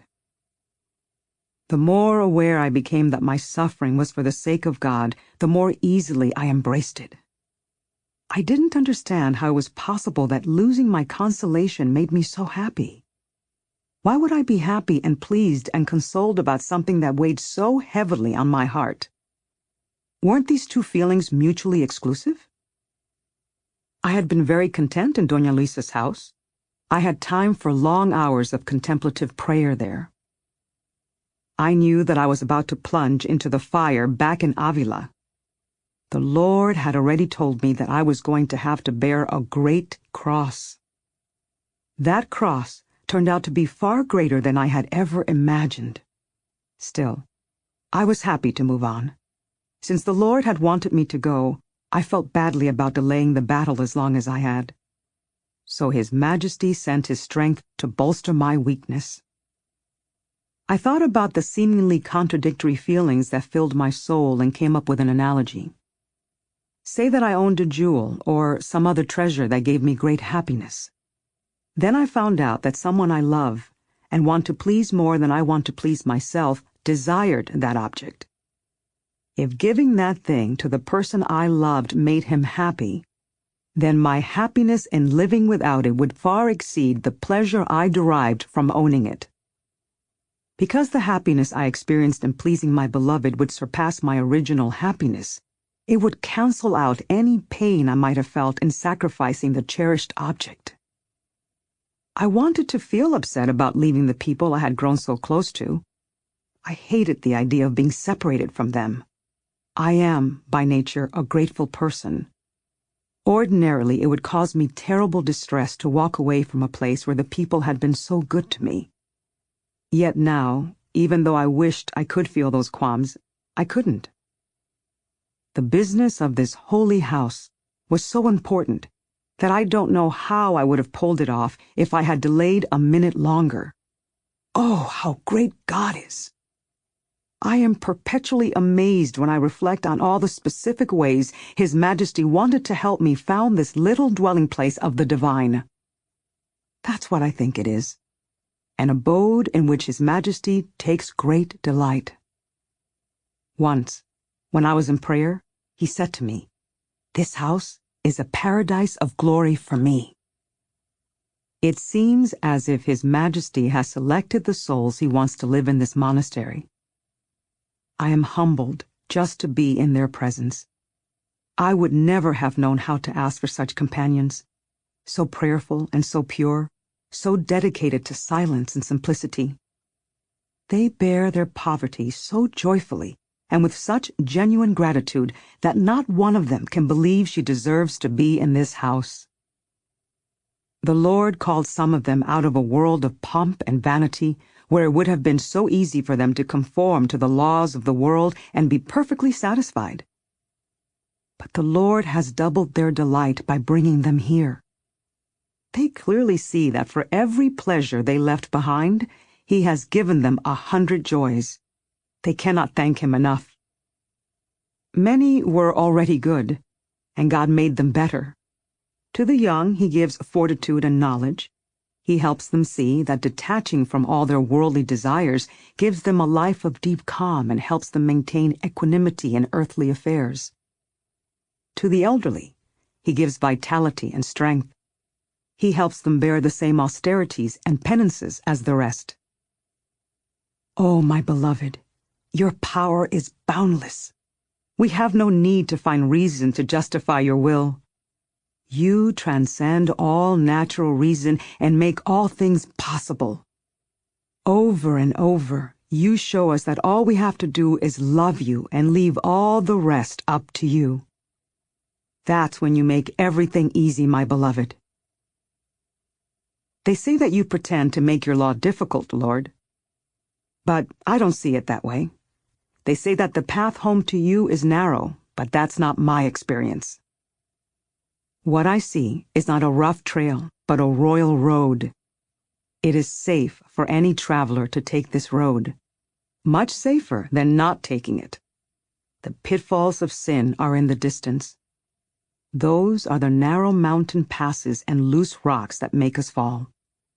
Worldly paths have a deep gorge on one side and a precipice on the other, into which the soul can plummet the minute she loses focus and then shatter into 1,000 pieces. He who truly loves you, my supreme good, walks securely on a broad and royal road. The abyss is far away. As soon as he begins to stumble, you steady him with your own hand. If he loves you more than he loves this world, then falling down from time to time will not do him any harm. Even falling a lot will not hurt him. He travels through the valley of humility. I cannot understand why people hesitate to set out on the way of perfection. May the Beloved, being who He is, help us realize how illusory the security of following the crowd really is. The perils of that path are so obvious. May He help us realize that our safety lies in striving to walk on God's road. Let us turn our eyes to Him and not be afraid of the setting of the sun of justice. If we do not abandon Him, He will help us walk safely, even through the darkest night. We will not go astray. What the world calls honors and pleasures, I call lions. People are not afraid to walk among such wild beasts, any one of which would be more than happy, it seems, to tear off a piece of them. Yet here, on this royal road, the spirit of evil makes us afraid of mere field mice. This misplaced trepidation has amazed me 1,000 times, and my own blindness and wickedness has amazed me 10,000 times. I long to cry myself empty. I yearn to shout the true story of my unconsciousness from the rooftops, if doing so would wake other souls up. Please, through God's great goodness, open your eyes, and may He never allow mine to close again. Amen. Chapter 36. Founding St. Joseph's. After leaving Toledo, my spirits lifted, and my journey back to Avila was pleasant. I was determined to accept God's will in whatever forms it manifested. The same night I reached the city, the documents authorizing the new foundation arrived from Rome. What a coincidence! I was amazed by the timing. So was everyone else involved in this project, for they knew how the Lord had made me return very quickly, and now it was clear why. I was needed here. The bishop was waiting for me, along with the saintly Pedro de Alcantara and a gentleman with whom the holy friar was staying, who was also a great friend to God. This gentleman regularly gave protection and support to God's servants. The two men convinced the bishop to sanction the new monastery. This was not easy since the poverty issue was such an unpopular one. But anyone who was determined to serve God was dear to this bishop's heart, and we soon won his support.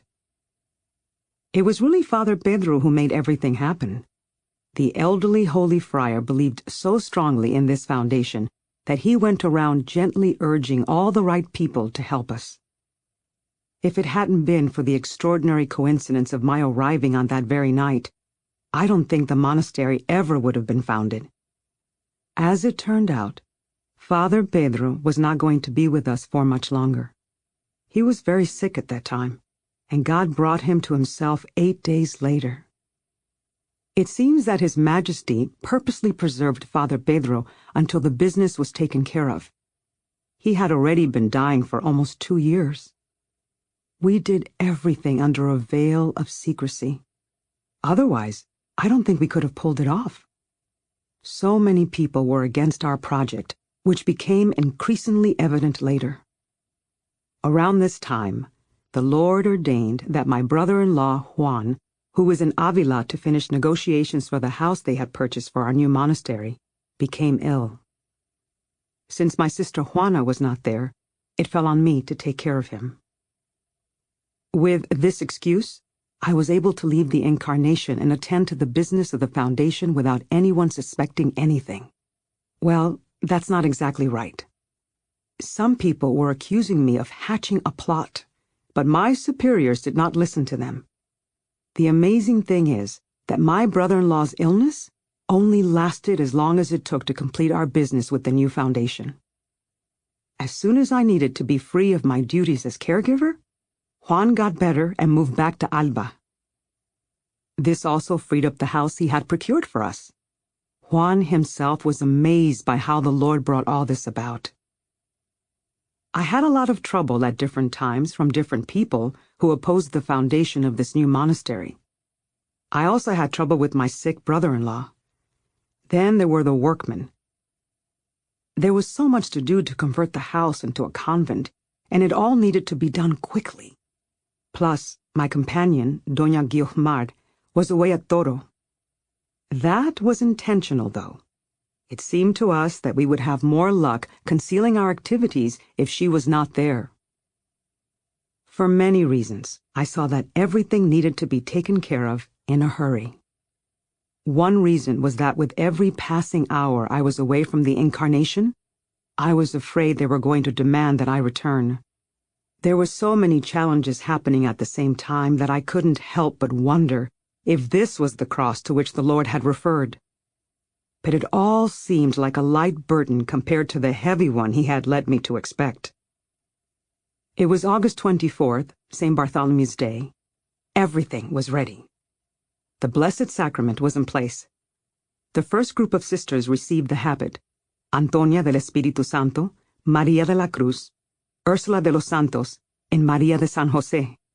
Thus, with all due authority and power, this monastery of our most glorious Father, St. Joseph, was founded in 1562. I was present for the receiving of the sacred robes, along with 2 other sisters from the Incarnation. Remember, my brother-in-law had bought the house we converted into the monastery so that we could keep our project a secret while we were fixing it up. So I had permission to be there.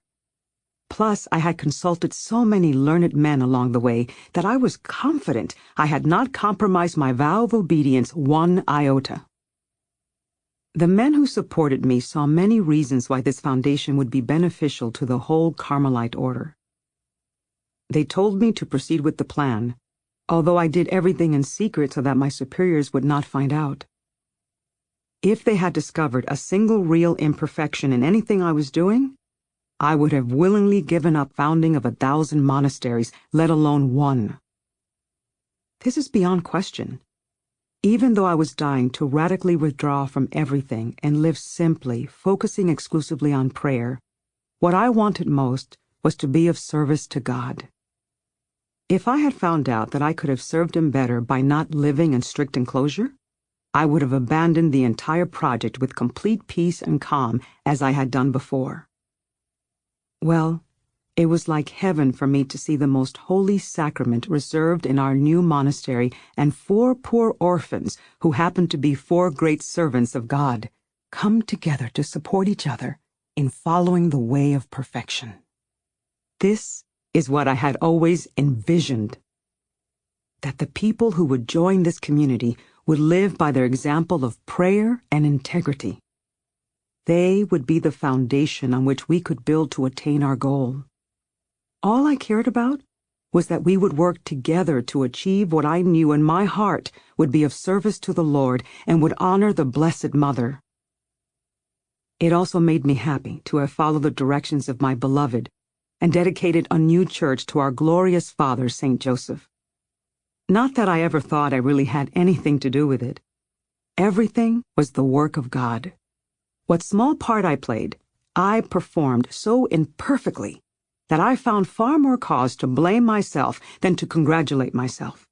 Still, it gave me a great delight to see that He would use someone as flawed as I am to be an instrument of His wondrous work.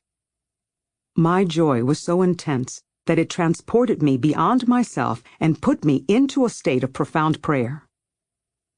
But then, around 3 hours later, the spirit of evil paid me a little visit and instigated a spiritual battle within me.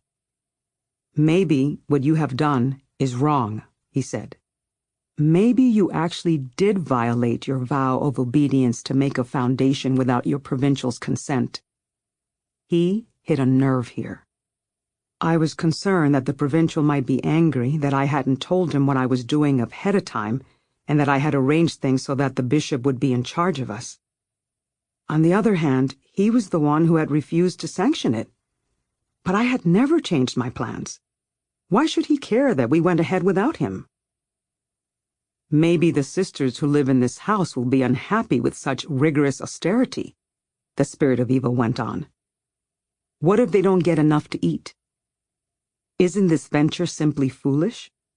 What business is it of yours anyway? You already have a convent to live in, and a perfectly good one." All the commands the Lord had given me, all the good advice I had solicited and received, all the unceasing prayers of the past 2 years vanished from my memory, as if they had never happened. I could only remember my own decisions. My faith and all my other virtues were paralyzed. I had no strength to reactivate my useless virtues or defend myself against these unrelenting blows. How could you even think about shutting yourself up in a strictly enclosed monastery when you have so many health problems? The spirit of evil demanded. How could you leave such a pleasant and spacious monastery, where you have been so content to live, where you will have to endure such penance? And what about all your friends at the Incarnation? What if you don't like your new companions? And you have taken on so many obligations. It's a setup for despair. Maybe the spirit of evil was trying to steal my inner peace and quiet so that I wouldn't be able to concentrate on prayer and would then lose my soul. He mixed up all these thoughts together in my mind so that I was powerless to think of anything else. I cannot possibly exaggerate the state of confusion. It plunged my soul into deep darkness. Finding myself in this wretched condition, I made my way to the Blessed Sacrament. I was incapable of praying, so I just sat there in my pain. I felt like a person must feel in the death agony. And there was no one I could speak to about it because I had not yet been assigned a spiritual director. Oh God, help me. What a hard life this is. There is not a single joy that lasts, and nothing that does not change. Only a short time ago, it seemed to me I would not trade my happiness with anyone on earth. Now the very reason for this happiness so thoroughly tormented me that I didn't know what to do with myself. Oh, if only we would consciously observe the events of our lives, we would see what little cause they really give us for either happiness or unhappiness. I truly think this was one of the most difficult episodes of my life. It was as if my soul were having a premonition of everything I was going to have to endure. Still, none of the trials to come would prove to be as severe as this night of suffering would have been if it had continued unabated. But the Lord did not let his poor servant suffer for very long. He never does. He always gives me comfort in my tribulations. In this case, he cast a little light to help me see that the spirit of evil was causing all the trouble. I realized that the spirit of evil was using lies to try and scare me away. Once I saw what was going on, I was able to remember my powerful resolution to serve God and my desire to suffer for Him. I realized that if I were to act on these lofty intentions, I couldn't go around seeking ways to rest. If trials came my way, I would earn merit by withstanding them. If I experienced unhappiness and offered it up in service to God, it would purify my soul. I had nothing to fear. The greater the opposition, the greater the gain. Why didn't I have the courage to serve the one who had given me so much? With the help of these reflections, I got myself back under control. I vowed before the Blessed Sacrament to do everything in my power to obtain permission to come live in the monastery I had founded. I promised I would commit myself to a strictly cloistered existence as soon as I could do so in good conscience. The moment I made this vow, the spirit of evil fled. I instantly felt calm and happy, and have remained that way ever since. All the seclusion and austerities that we practice here have turned out to be extremely easy for me. My joy is so complete that I wonder sometimes what else could possibly bring me this much delight. I am starting to think that this life of radical simplicity is also contributing to the general increase in my health. Maybe the Lord wants to give me this consolation so that I can observe the austerities required of those who live here, since it is necessary and correct for me to do whatever everyone else has to do. Sometimes these things are hard for me, but for the most part, I feel better than I've ever felt in my life.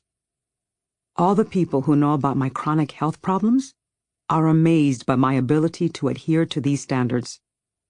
Blessed be the one who gives us all things, and by whose power all things can be done. This conflict with the spirit of evil left me utterly exhausted, but I chuckled to myself to see that it had all been an illusion. This was the first time in my 28 years of being a nun that I had regretted my monastic vocation even for a moment. I think the Lord allowed this conflict to help me see what a favor He had granted me and what torment He had saved me from. Also, now I wouldn't be surprised if someone who was unhappy as a nun were to come to me. Instead, I would have compassion for her and know how to console her. After the turmoil had passed and we had eaten dinner, I wanted to get some rest. I had hardly slept all night, and I had been working late or else worrying for many other nights. Plus, my days were so filled with work that I was almost always tired. But then, my superior sent for me to return to the Incarnation immediately. Word of what we had done had spread through the city and created a public outcry. This negative reaction seemed to bear considerable weight with the prioress of the Incarnation. As soon as I received her orders, I left my nuns, who were very sad to see me go, and returned to the Incarnation. I could tell that I was going to be confronted with many obstacles, but I wasn't too worried because at least our new monastery was now established. I prayed to the Lord to protect me. I prayed to my father, St. Joseph, to bring me home to his house very soon. And I offered up to God whatever suffering I might yet have to endure. I was pretty sure they would throw me in a prison cell the moment I arrived at the Incarnation. I was quite happy about the upcoming opportunity to suffer for my beloved and to serve him. Actually, I thought it might be pleasant to be incarcerated for a while. I wouldn't have to talk to anyone, and I could get a little solitude for some badly needed rest. I was worn out from having to deal with people so much. When I gave an account of our activities to the prioress, she was somewhat placated. They resolved to send everything to the provincial and let him decide. When he came, I went willingly to receive whatever judgment he had for me. I was happy to know that I would be suffering something for the sake of my beloved. I couldn't find it in my heart to believe that I had committed any offense either against His Majesty or against the Carmelite order. On the contrary, I was doing everything in my power to contribute to the positive growth of that order. My desire for our order to fulfill its mission perfectly was so intense that I would have eagerly died for it. I thought about Christ's trial and saw that my own persecution amounted to nothing at all. I accused myself of being at fault and acted as if I were very much to blame. To anyone who didn't know the reasons, this appeared to be perfectly true. The provincial reprimanded me severely, although not as severely as the transgression deserved, at least according to what so many people had told him. I had no desire to defend myself. I had been determined to do what I did. I simply asked for his forgiveness and invited his punishment. "Please don't be angry with me," I added. It was clear to me that some of the things they blamed me for were not my fault. For instance, they said I founded the monastery so that I would become famous and people would revere me, which was far from the case. But in other matters, they were speaking the plain truth, as when they said I was no better than anybody else and, in fact, much worse. "If you couldn't even observe the monastic rule of your own house," they asked me, "what makes you think you'll be able to keep an even stricter one?" They accused me of creating a scandal and promoting innovation. None of this bothered me that much, but I acted as if it did. I didn't want to give them the impression that I was not taking what they were telling me to heart. Finally, the provincial ordered me to go explain myself to the nuns, which I did. I felt a sense of deep inner peace, and I knew the Lord was with me. I expressed myself to my sisters in such a way that no one there could find anything for which to condemn me. Afterward, when I was alone with the provincial, I was able to speak more freely with him. He was quite satisfied, and he promised to sanction the new foundation. "Let's let the commotion in the city die down a little first," he said. "Then if all goes well, I promise to help you." But the opposition was fierce. After 3 days of deliberation, some of the city councilmen and the mayor unanimously declared that they could not by any means grant their consent to our new foundation. To do so, they said, would bring significant harm to the greater community. They ordered the immediate removal of the Blessed Sacrament from the house and commanded that all work related to the foundation come to an absolute halt. Then they convened a meeting between 2 learned representatives from each religious order so that everyone could voice their opinion on the matter. Some of the representatives condemned the new foundation. Others remained silent. The final consensus was that the monastery should be dismantled right away. They were furious. Only one man, the Dominican Domingo Bañez, spoke up to say that the foundation should not be suppressed, but rather should be more carefully considered. The only thing he objected to was the rule of poverty. He said there was plenty of time to reconsider, and that it was really the bishop's business anyway. His words had a calming effect, and prevented the group from storming in to shut us down that day. In the end, the foundation had to continue because the Lord was pleased with it. All those men together couldn't do a thing against God's will. This did not stop them from persecuting me, however. They stated their case with righteous zeal.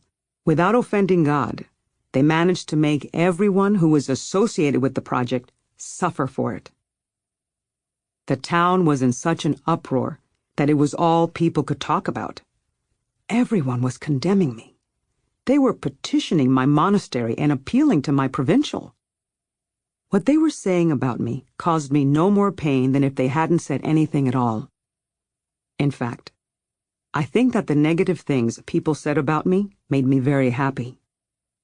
The only thing that concerned me was whether or not they would succeed in having us shut down.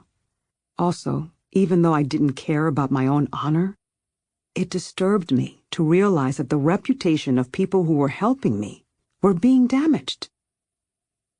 If I had had a little faith, I don't think I would have felt so conflicted. But a small lack in one of the virtues seems to put them all to sleep. During the 2 days they were holding those meetings in town, I was deeply troubled. At the height of my distress, the Lord spoke to me. "Don't you know that I am omnipotent?" he said. "What are you afraid of?" He assured me that the new monastery would not be dissolved. This was very comforting to me. The assembly sent an official denunciation to the Royal Council. When the reply came, it simply asked for an account of exactly how the new monastery had been founded. This led to a lawsuit. The city of Avila sent its delegates to the Royal Council. Then we had to find someone to go and represent us. But I had no money for legal assistance. I didn't know what to do. The Lord provided, however, and my provincial never ordered me to give up my involvement with the foundation. This man is so sympathetic to any virtuous cause that even though he didn't actively help us, he didn't stand in our way. But he waited to see what the outcome of the lawsuit would be before he gave his permission to move to St. Joseph's. So my sisters, those great servants of God, were left on their own at the beginning. They accomplished more through their prayers than I did with all my negotiations. Still, the legal affair demanded a great deal of effort on my part. Sometimes it seemed that nothing was working, especially when the prioress of the Incarnation came to me the day before the provincial was scheduled to arrive and ordered me to have nothing more to do with the new monastery. This meant abandoning everything I had worked so hard to achieve. I went to God and said to him, "Lord, this house is not mine. It was founded for you. Now that there's no one to manage its business, you're going to have to take over." I felt so calm and at ease after this that it was as if the whole world were managing everything for me. From that moment on, I knew I was in good hands. Father Gonzalo de Aranda, a great servant of God, went to the Royal Council to advocate for us. This priest was dedicated to the way of perfection, and he had always been very good to me. And that saintly gentleman, who had been through so much with me, Francisco de Salcedo, did everything he could to assist us. He suffered innumerable trials on our behalf, but he always treated me as his own daughter and is still like a father to me. Everyone who helped us found themselves blessed by a sense of deep connectedness to the cause. Each one considered the matter integral to his own life and treated it as if his personal honor depended on it. What mattered most to them was that this foundation was about serving God. It seemed clear that His Majesty was assisting Father Gaspar Daza, the priest who had been such a tremendous help to me. The bishop sent Father Daza as his representative to a major meeting about our foundation. He stood alone against all the rest, and ultimately won them over by recommending certain procedures that would buy us some time. But none of this was enough to throw the men off course. They seemed intent on suppressing the foundation, as if its termination were a matter of life and death. This priest was the same one who had officiated at the ceremony where the first sisters of St. Joseph's received their robes. He reserved the Blessed Sacrament there and was vehemently persecuted for it. The attack on us lasted 6 months. It would take far too long to recount in detail the horrendous trials we endured during this time. It was amazing to me that the spirit of evil would bother to stir up so much trouble against a few poor little women. And I couldn't believe that the people of Avila would consider a dozen cloistered sisters and their prioress such a threat to the community at large. If the foundation turned out to be a mistake, it might cause harm to the sisters who lived there. But how could it hurt the city? It just didn't make sense. Not to me, anyway. But it apparently made good enough sense to our adversaries that they fought with all their might to oppose us and felt thoroughly justified in doing so. They finally offered a compromise position. We could found the new monastery, but only if we had an income. At this point, I was so weary of all the struggles that I considered giving in. I felt worse about the trials of the people who were helping me than about my own. Maybe it wasn't such a bad idea to allow for an income until our opponents settled down. We could always relinquish it later. Maybe this is what the Lord wanted, since it didn't seem as if it would work out any other way. Being what I am, these are the thoughts I entertained. The night before the matter was supposed to be resolved, I was in prayer. I was already in the process of acquiescing to the demands of the city, and we had begun to discuss the details. Then the Lord spoke to me. "You must not give in to them," he said. "If you accept an income in the beginning, they will not let you renounce it later." That same night, the holy friar Pedro de Alcántara, who was already dead, appeared before me. Before he died, Father Pedro had written me a letter telling me that he rejoiced in the intense opposition and persecution we were suffering to bring this new foundation into being. He knew what we were going through and considered it a sign that the Lord would be served by it, since the spirit of evil was going to so much trouble to thwart it. In the letter, he also urged me 3 or 4 times not to accept an income under any circumstances. "If you follow my advice," he wrote, "everything will turn out the way you desire." I had seen Father Pedro 2 or 3 times since his death and had experienced his great glory, so I was not afraid when he appeared to me that night. Rather, it made me very happy to see him. He always manifested in his glorified body, filled with glory, and it filled me with glory to behold him. I recalled what he had told me the first time he appeared to me. "My joy is utterly sublime," he said. "The penance I performed on earth has yielded an abundant reward." I think I have already told you about these glorious appearances, so I will not say any more about them here. But this time, his countenance was severe. He repeated that I should by no means accept any revenue.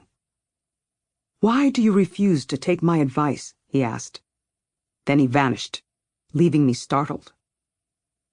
At my first opportunity the next day, I confided in my old friend Don Francisco. Since he was now the man who was most involved in the project, I turned to him with everything. I told him about my vision and instructed him that we absolutely must not accept an endowment. "Let's let them go ahead with the lawsuit," I said. But Don Francisco was already more convinced of the importance of poverty than I was. This news made him very happy. Later, he told me he had only agreed to that compromise with the most severe reluctance. Then, just as the negotiations were about to result in a settlement, an overly zealous servant of God stepped forward to say that the entire matter should be placed in the hands of some learned men. This worried me. Some of the people who were helping me actually capitulated to that proposal. This new snarl the spirit of evil tied in our project proved to be the most difficult of all tangles to unravel. The Lord helped me with everything. It would be impossible for me to describe all that happened in a summary like this. Although the entire 2 years between the founding of the monastery and the resolution of the litigation was a difficult time, the first and last phases were the most labor-intensive. Well, once the city of Avila was somewhat mollified, Father Ibañez, the Dominican who had been helping us from afar, came to our rescue in an important way.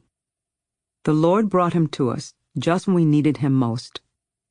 This priest later told us that he had not intended to come to Avila, but had ended up there by accident. When he heard of our plight, he stayed long enough to convince the provincial to let me come to the new monastery, along with a few other sisters from the Incarnation, to recite the divine office and teach it to the sisters here. It was almost impossible to believe that he could pull this off in such a short time, but he did. The provincial granted us his permission. The day we first went to St. Joseph's to recite the divine office was a day of profound consolation for me. Before I entered the new monastery, I sat outside in the church to pray. As I slipped into a nearly total state of rapture, I saw Christ. He seemed to be receiving me with great love. He placed a crown on my head and thanked me for everything I had done for his mother. On another occasion, we were all praying in the choir after Compline, and Our Lady appeared to me in all her glory. She was clothed in a white mantle, and it seemed as though she were sheltering all of us beneath it. I saw this as a sign of the high degree of glory the Lord would give the sisters who lived in this house. Once we had initiated the liturgical practices, people began to grow deeply devoted to the new monastery. We accepted more nuns, and the Lord began to inspire our most vigorous persecutors to become our most enthusiastic supporters. They approved the very thing of which they had disapproved, and they even gave us alms. Eventually, they dropped the whole lawsuit. They admitted that the house must be the work of God, since His Majesty had brought it into being against all odds. There is no one left who thinks the new foundation was a bad idea, and they provide us with charity to keep us going. We don't have to beg or even ask for anything from anybody. The Lord moves them to send us money. We get along very well and do not lack any necessities. I trust in the Lord that we never will. There are so few of us, and as long as His Majesty continues to give us the grace to serve Him, as He has done so far, I am sure we will never need to be so anxious that we become a burden or a bother to anyone. The Lord will provide for us. It is a supreme joy to find myself living with such detached souls. All they talk about is how they can serve God better. They take comfort in solitude, and the only people they want to see are those who make the fire of their love for their beloved burn brighter. Otherwise, the thought of being with other people, even their own relatives, is a burden to them. They do not entertain idle visitors. And so, people do not come to this house unless they come to talk about love. The language of love is the only vocabulary the sisters know. They don't understand anyone who does not speak the same language, nor could anyone who doesn't know that language understand a word these lovers say.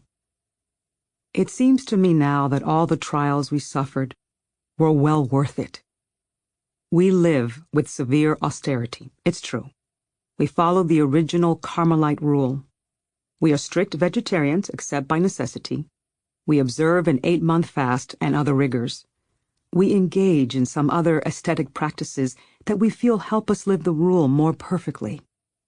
But all of these sacrifices feel small to the sisters. All I can do now is hope in the Lord that what has begun to blossom will continue to flower as His Majesty has promised it will. The Lord has also showered blessings on the other house founded by the Holy Sister Maria de Jesus. Sister Maria, too, was confronted with horrendous opposition and suffered severe trials.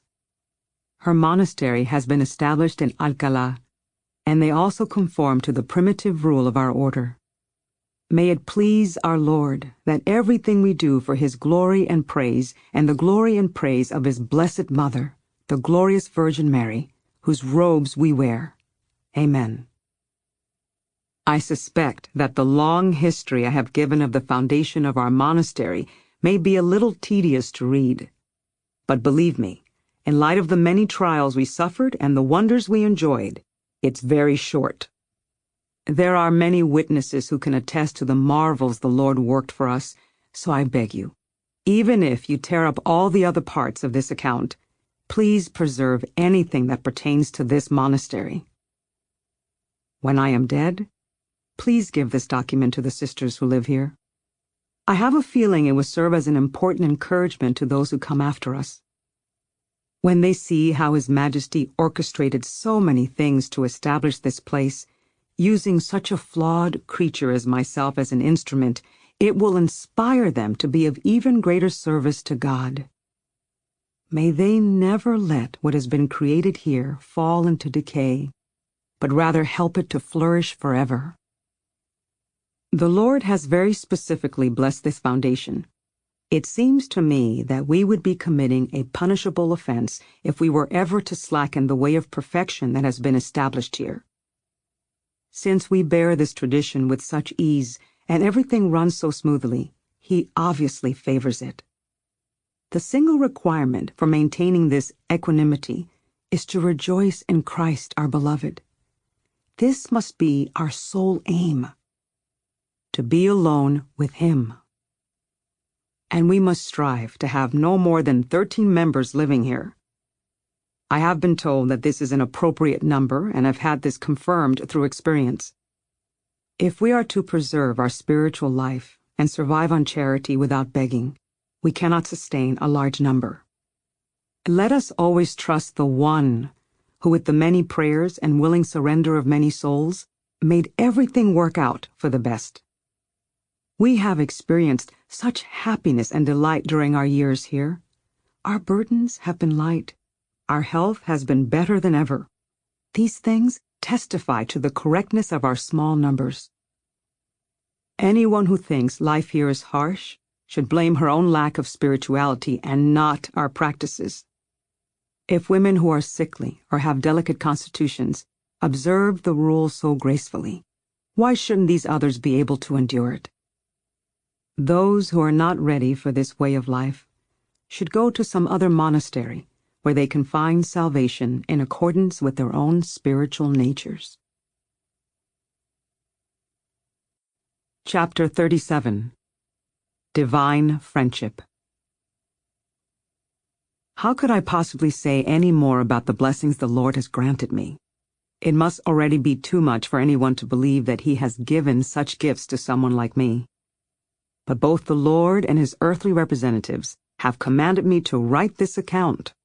So I will say a few more things in praise of God. May it please His Majesty that some soul may be inspired to serve Him more, simply to see that He has given such mercy to a soul as lost as mine. What, then, will He grant to someone who truly serves Him? May everyone everywhere be motivated to please His Majesty who, even in this lifetime, bestows such wondrous tokens of His love. The first thing to understand is that there can be different degrees of glory in different divine favors. It has amazed me to observe how the consolation and delight in some visions far surpasses the joy that comes from other visions. Sometimes the ecstasy God gives the soul in rapture is so perfect that she cannot imagine that there is anything left on earth to desire, so she asks for nothing more.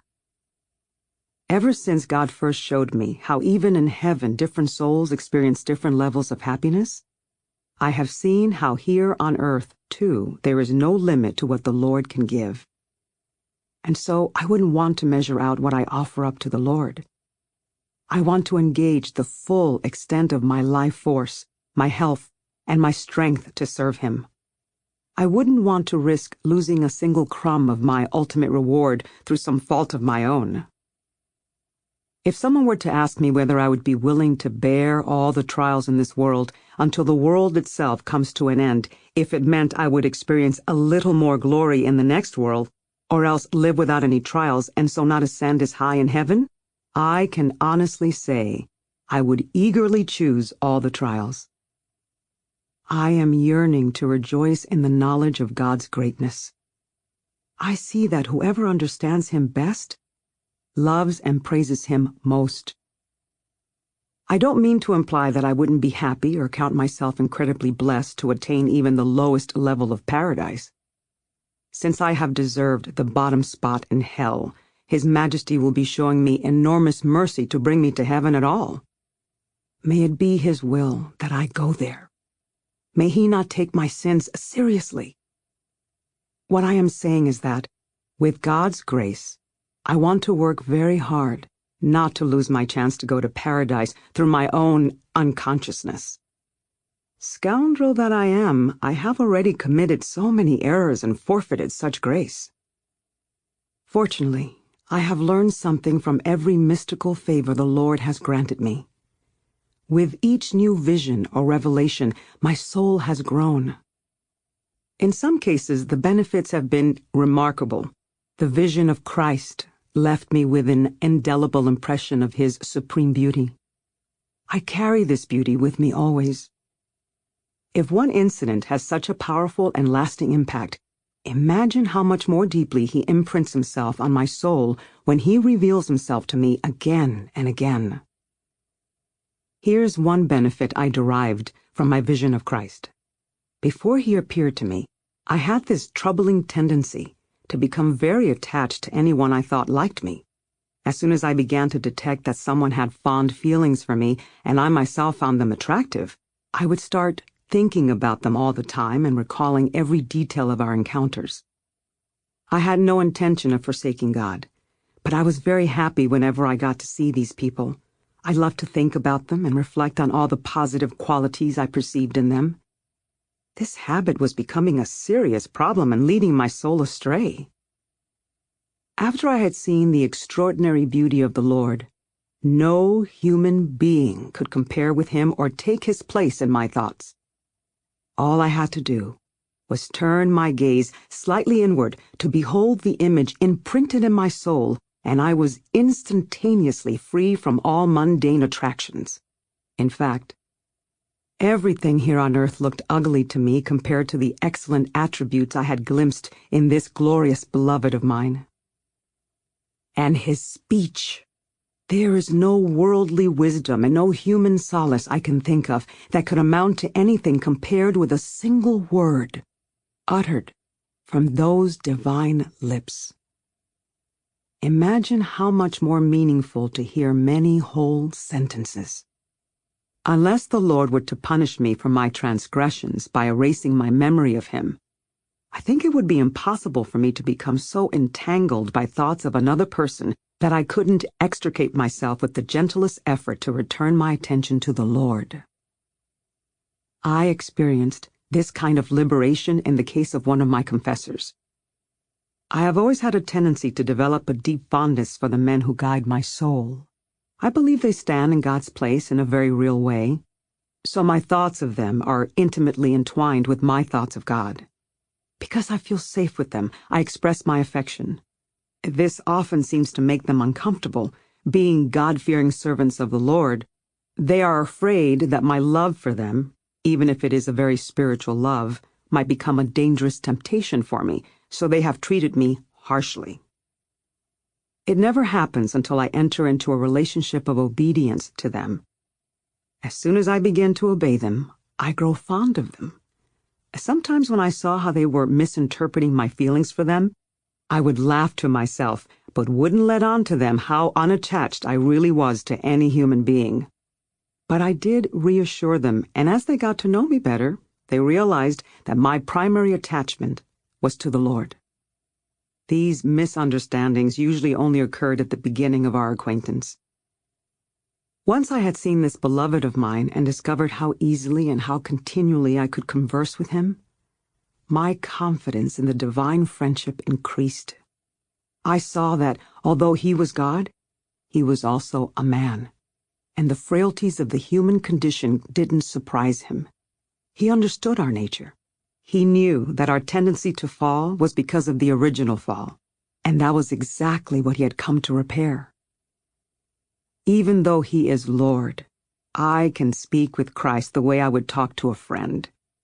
I know he isn't like the lords we have here on earth, whose authority is entirely artificial.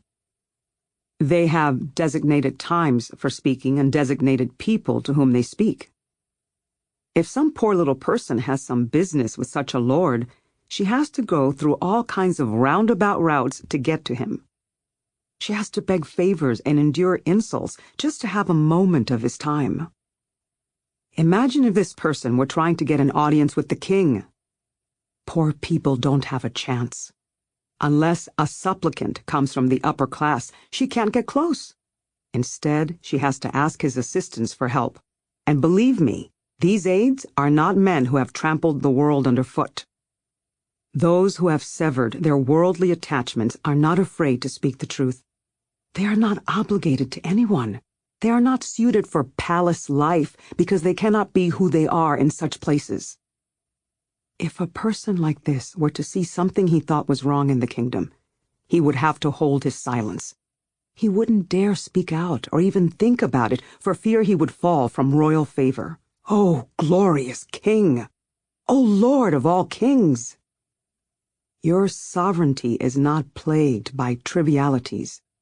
Your kingdom has no limits. Of course, we do not need intermediaries to reach you. All we need is a fleeting glance, and we immediately see that you alone deserve to be called Lord. You don't require an entourage or armed guards to prove that you are king. Here on earth, a king would not be recognized as king if he were all alone. No matter how much he wanted his status acknowledged, no one would believe him. He would look like everyone else. It is only outward displays of power and authority that convince people of his royal station. Stripped of these trappings, he commands no one's esteem. The appearance of power has nothing to do with the man himself, but with the artificial display of authority that others confer upon him. O my Lord, O my King! Who would ever know how to describe you? How could we ever fail to see that you are in yourself a great emperor? A mere glimpse of your majesty strikes the heart with awe. Look how graciously you blend magnificence with humility. The more I see the love you pour on such a miserable creature as I, the more awestruck I become. Still, once the first wave of fear from beholding your majesty passes, we feel free to engage in intimate conversation with you. We can say anything we like. Even though the fear of offending you grows stronger, it is not punishment we are afraid of. Punishment is nothing compared to the possibility of losing you, my beloved. Here are some of the benefits of this vision. For one thing, a vision that comes from God leaves marvelous effects when its light strikes the soul. But sometimes it's the Lord's will for a soul to remain in darkness and not see the light. There are good reasons for a soul who knows herself, as I know myself, to be a little afraid. Just recently, I spent 8 days feeling spiritually dry and empty. I lost all sense of gratitude toward God and couldn't get it back, no matter how hard I tried. I couldn't remember any of the blessings He has given me. My soul had sunk into a terrible stupor, and I had no idea how it had gotten there. I wasn't having bad thoughts, but I seemed incapable of having any good ones either. I couldn't help but laugh at myself. It amused me to see how low a soul can sink when God is not working in her every minute. This trial is not nearly as severe as others I have endured, because I don't doubt that God is still with me. But in a state like this, no matter how much wood the soul piles on the fire, no matter what else she does by her own effort, the flames of love will not burn. Through God's great mercy, she sees the smoke, so she knows the fire is not completely dead. The Lord will come back to rekindle it. Even though the soul bruises her head trying to blow on the embers and rearrange the wood, all she seems to succeed in doing is stifling the flames even more. I believe the best thing for the soul to do in this situation is to surrender totally. She needs to accept the fact that she can do nothing and occupy herself by being of service to others. Maybe the Lord takes the soul away from her customary state of prayer so that she will engage in charitable works and realize that by herself she can do nothing anyway. I have to admit, today I was delighting with my beloved in prayer, and I grew very bold. "Why isn't it enough for you, my Lord," I complained, "to keep me bound to this miserable life? For love of you, I endure all this and resign myself to living in a place where everything hinders me from enjoying you. Here I have to eat and sleep and conduct business and carry on conversations with everyone. It torments me, my Lord, but I suffer it all for love of you. In the few moments I have left over to enjoy your presence, how could you hide from me, my beloved? Is this compatible with your compassion? How can your love for me allow this? I believe, Lord, that if I were able to hide from you as you have hidden from me, your love for me would make it impossible for you to endure it. But you are always with me, and you see everything I do. Do not put up with this separation a moment longer, my beloved. I beg you to see how much you are hurting the one who loves you so much." It occurred to me to say many other things to my beloved, knowing perfectly well how merciful he has been to me compared to what I deserve. But sometimes I become so crazy with love that I don't know what I'm saying. With the full energy of my mind, I launch these complaints against my Lord, and he puts up with it all. Praise be to such a good king. We wouldn't dare say these things to an earthly king. We would have good reason to be afraid of such a man and of his representatives too. The way the world is these days, our lives would have to double in length for us to have any hope of learning all the fine points of etiquette and all the new social rules and still have some time left over for paying attention to God. When I see what's going on, I bless myself. The thing is, I still had not learned how to live when I entered the monastery of St. Joseph's. I failed to treat certain men any better than I felt they deserved. I did not take their social status seriously enough. Important people do not take such carelessness lightly. They consider it a personal affront, and then you have to make an effort to prove that your intentions are good. Even then, please God, they believe you. Really, I did not know how to live. My poor soul was worn out. The men told her that she must keep her thoughts fixed on God. They insisted that her only hope for salvation was for her to devote her attention entirely to Him. Yet she also received the message that she had better not miss a single point of worldly honor that might compromise the reputation of people whose status was based on such details. These rules wearied me. I was constantly apologizing. Although I studied the matter, I couldn't help but make many mistakes. And as I say, in a world like this, errors of etiquette are no laughing matter. Shouldn't monks and nuns be exempt from strict observance of these worldly customs? Well, apparently we aren't. Instead, monasteries are expected to be charm schools. We are supposed to know all the nuances of social etiquette. I, for one, cannot understand this. I thought the masters had taught us that monastic life is where we learn to be courtiers in heaven. The world has it all backward. Our focus needs to be on pleasing God and rejecting the world. If we care about the spiritual path, how can we be equally careful to keep up with all the ever-changing rules about pleasing important people in the world? I mean, if we can learn a list of rules once and for all, that would be fine. But the simple task of finding the proper titles with which to address a letter requires a university chair to deliver a lecture on how it is to be done. Sometimes you're supposed to leave a margin on one side of the page, sometimes on the other. Sometimes a man who is not even called magnificence is expected to be addressed as illustrious. I don't know how any of this is going to turn out. I am not even 50 yet, and I have already seen so many changes that it makes my head spin. I don't know how to live anymore. What's going to become of the people who are being born right now and will live for many years to come? I have deep compassion for spiritual people who are, for one reason or another, obligated to live in the world. All these rules of correct behavior must be a heavy cross for them to bear. If only they could make an agreement among themselves to remain ignorant of this silly science. They should insist on their right to such ignorance. It would save them a great deal of trouble. But what nonsense I've been talking. I meant to speak of the greatness of God, and instead I've delivered a diatribe about the pettiness of the world. Since the Lord has graciously allowed me to renounce the world, I will leave these things behind now. Let those who are in love with trivial things attend to them. Please, God, we will not have to pay for these things in the next life, where everything is unchanging. Amen. Chapter 38. Flight of the Spirit. One night, I felt so ill that I had to excuse myself from the communal practice of silent prayer. I took my rosary with me so that at least I could occupy myself with vocal prayer.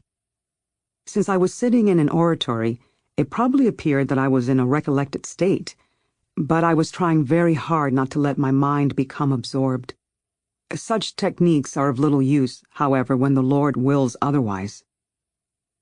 I had not been there for very long when such a forceful rapture seized my soul that I was powerless to resist it. It seemed to me that I was carried to heaven, where I was greeted by my father and mother.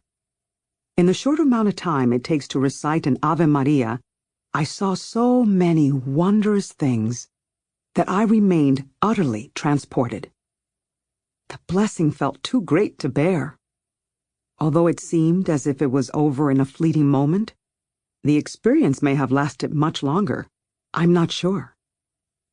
The vision felt totally real, but I started to worry that it might be a delusion. I didn't know what to do. I was embarrassed to go to my spiritual director about it. I didn't think this was a matter of humility. I think I was afraid he would make fun of me. "You're a regular little St. Paul, aren't you, with your heavenly visions," he might say. Or, "Look who thinks she's St. Jerome." The fact that these glorious men had experienced similar visions made me worry even more. All I could do was cry. I didn't think I could possibly deserve to see what saints see. Finally, I overcame my resistance and went to my director. No matter how much I disliked talking about these things, I knew it was dangerous to remain silent about them, since I am often plagued with the fear that my experiences might be delusional. When he saw how distressed I was, he comforted me. He said all the right things to disengage me from my troubled thoughts. Over time, the Lord showed me other great secrets. He continues to do so. It is impossible for the soul to behold more than God reveals to her.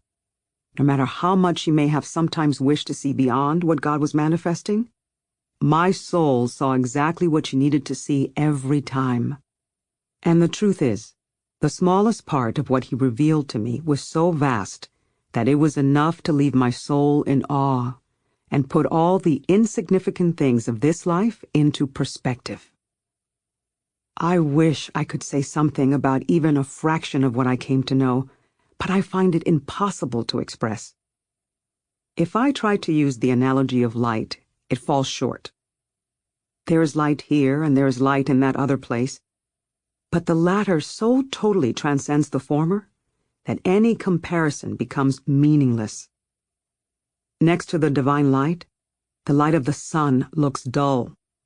However keen the imagination may be, it can never succeed in describing or illustrating this light or in conveying any of the other things the Lord taught me. Along with the knowledge he gives, the Lord bestows an ineffable delight. It is so sublime that 1,000 words cannot describe it. All the senses rejoice. The absolute exultation it produces defies all language, and so it's better to say nothing. Once, the Lord spent more than an hour revealing these wondrous things to me. It seemed that he never left my side that whole time. Finally, he said to me, "Do you see, my daughter, what those who reject me lose? Please do not fail to tell them about it." Ah, my beloved, unless your Majesty gives them light, what good could I possibly do for those who are blinded by their own actions? There are some people who have already glimpsed your light. They may well be in a position to profit from hearing about your grandeurs. But not when the words come from the likes of me. As soon as I mention that you have revealed your mercies to such a flawed person as myself, they will refuse to believe me. May your name be blessed. May your merciful name be blessed. I, for one, have seen dramatic improvement in myself. After you had blessed me, I wanted to remain in that state forever and never return to the mundane world. Direct contact with you, my beloved, left me with contempt for everything earthly. The things of this world felt like nothing but dung to me after that. I have seen how easy it is for those of us who dwell here to get caught up in empty concerns. Once, when I was staying with Doña Luisa de Cerda, I was suffering from severe pains in my chest. I used to have serious heart trouble, but I don't anymore. Since she was a very charitable woman, she had some elaborate gold jewelry and some very precious stones brought out to show me. One of the diamonds in particular was extremely valuable. She thought it would cheer me up to see them. Recalling what the Lord has in store for us in the next world, I couldn't help but laugh at what people value here.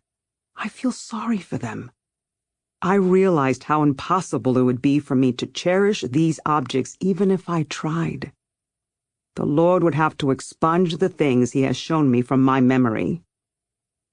A soul who has been given mastery of her own desires has a huge advantage. But she does not bequeath this dominion to herself. It is a gift from God. Someone who does not have this kind of detachment cannot understand what it's like. It's not a matter of willful self-control. It comes naturally, without any labor on our part. God does it all. And He does it by revealing His truths in such a way that they are imprinted on our souls. It is obvious to us that this detachment is a divine gift, because we never could have acquired it so quickly and easily on our own. I used to be terrified of death. Not anymore. Since the visions, dying feels like the easiest thing in the world. In the moment of death, the servant of God finds herself released at last from this prison. Finally, she is free to rest.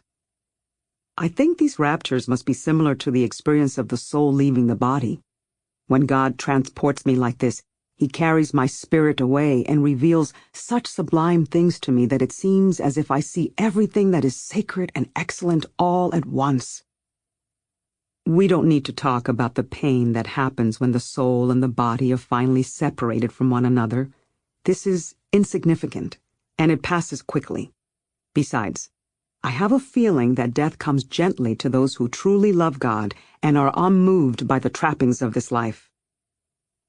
The other thing these visions gave me is the gift of recognizing that we are pilgrims in this world, and our real home lies beyond this one. It is wonderful to be given the chance to see the place where we will be living. If someone had to go and live forever in another country, it would make the hardships of the journey much easier for him if he knew that he was going to a place where he would be living in comfort and ease. The visions have also helped me keep my attention focused on heavenly things. It's easier to keep my conversations on a spiritual track. Cultivating this awareness has many benefits. Sometimes, just glancing toward heaven is enough to recollect the soul. Since the Lord has graciously revealed a glimpse of what it's like, the soul has something on which to concentrate. There are times when the beings that live in that other world are more real to me than those who inhabit this one. They are my companions. They're the ones I turn to for real comfort. They feel truly alive, while those who live here on earth seem so dead. There are times when I think there is no one in the whole world to keep me company. I especially feel this way when the raptures come over me. Everything I see with the eyes of this body seems to be a dream or a joke. I desire what I have already seen with the eyes of my soul, but it feels so far away, and this life is like death to me. Overall, I know that the Lord is doing us a great favor when He grants us these visions. But even as He is helping us, He is giving us a heavy cross to bear, since nothing in this life pleases us after seeing what He has shown us. Everything here feels like an impediment. Mercifully, the Beloved allows us to forget from time to time. Otherwise, I don't know how we could live. May God be blessed and praised forever. May it be His will, by the blood His Son shed for me, that what happened to Lucifer never happen to me. That fallen angel lost everything through his own fault. I have already learned something about God's great blessings and have begun to enjoy them. May God, being who He is, not allow me to lose what he has given me. Sometimes I become very afraid about this, but mostly God's mercy makes me feel safe. He has freed me from so many transgressions that I cannot imagine he would ever let me out of his hands again. I beg you to beg God never to let me go astray. None of those favors were as powerful as the one of which I am about to speak. Although the greatness of each blessing is incomparable, especially when considered in and of itself, this particular experience is remarkable for the way it fortified my soul. One day, on the eve of Pentecost, I went after Mass to a secluded place where I liked to pray. I began to read about this holy day in the Carthusian book called The Life of Christ. I read about the signs that demonstrate to beginning, adept, and perfect practitioners of prayer whether the Holy Spirit is with them. It made me realize that, as far as I could tell, He was with me. I praised the goodness of God and remembered that the last time I had read this same passage, I lacked much of what I had now. I had been well aware of this deficiency at the time, just as I was now conscious of how far I had come. So I understood what a great favor the Lord had granted me. I began to reflect on the punishment I deserved for the bad things I had done and gave thanks to God. I could hardly recognize my soul. The changes He had made in me were so radical. While I was musing on this, a powerful energy abruptly swept over me. It seemed that my soul didn't fit in my body anymore and wanted to get out.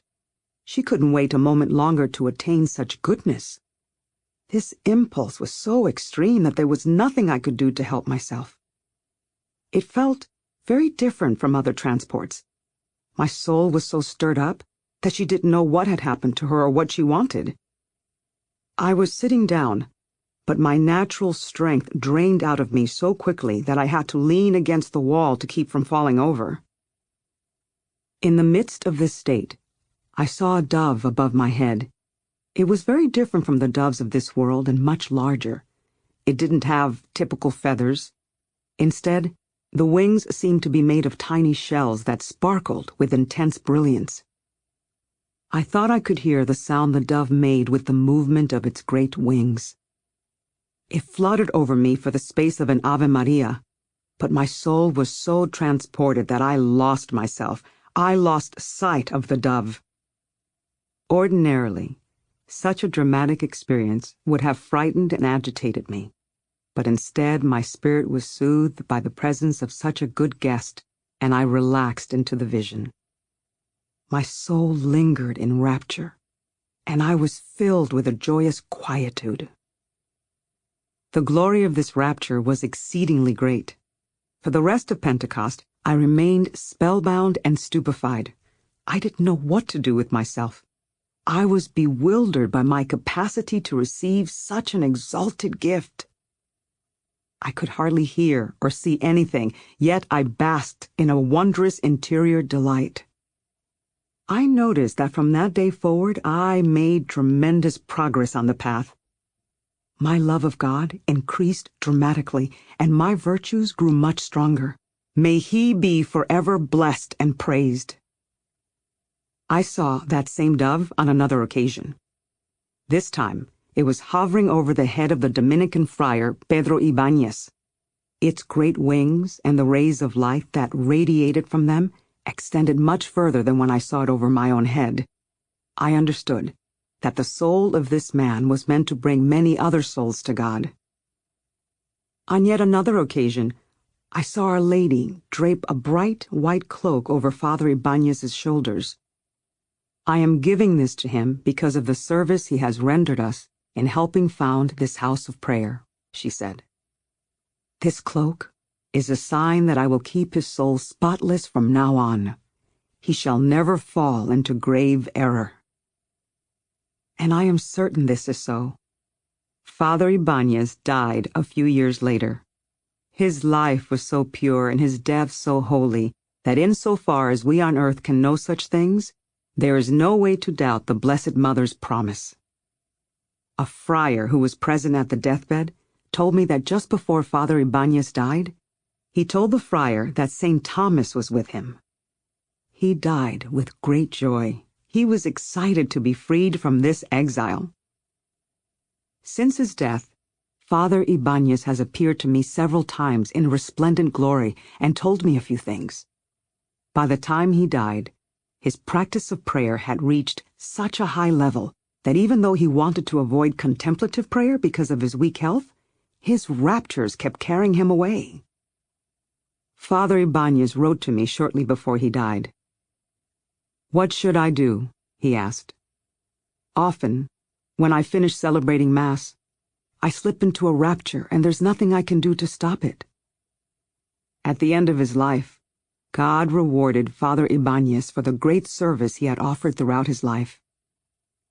I also witnessed some of the wondrous blessings God bestowed on Gaspar de Salazar, the Jesuit director I've written about. I will avoid mentioning these things here so that this account will not be too long. Father de Salazar once experienced a terrible trial in which he was being unfairly accused and persecuted. He found himself in a state of deep affliction.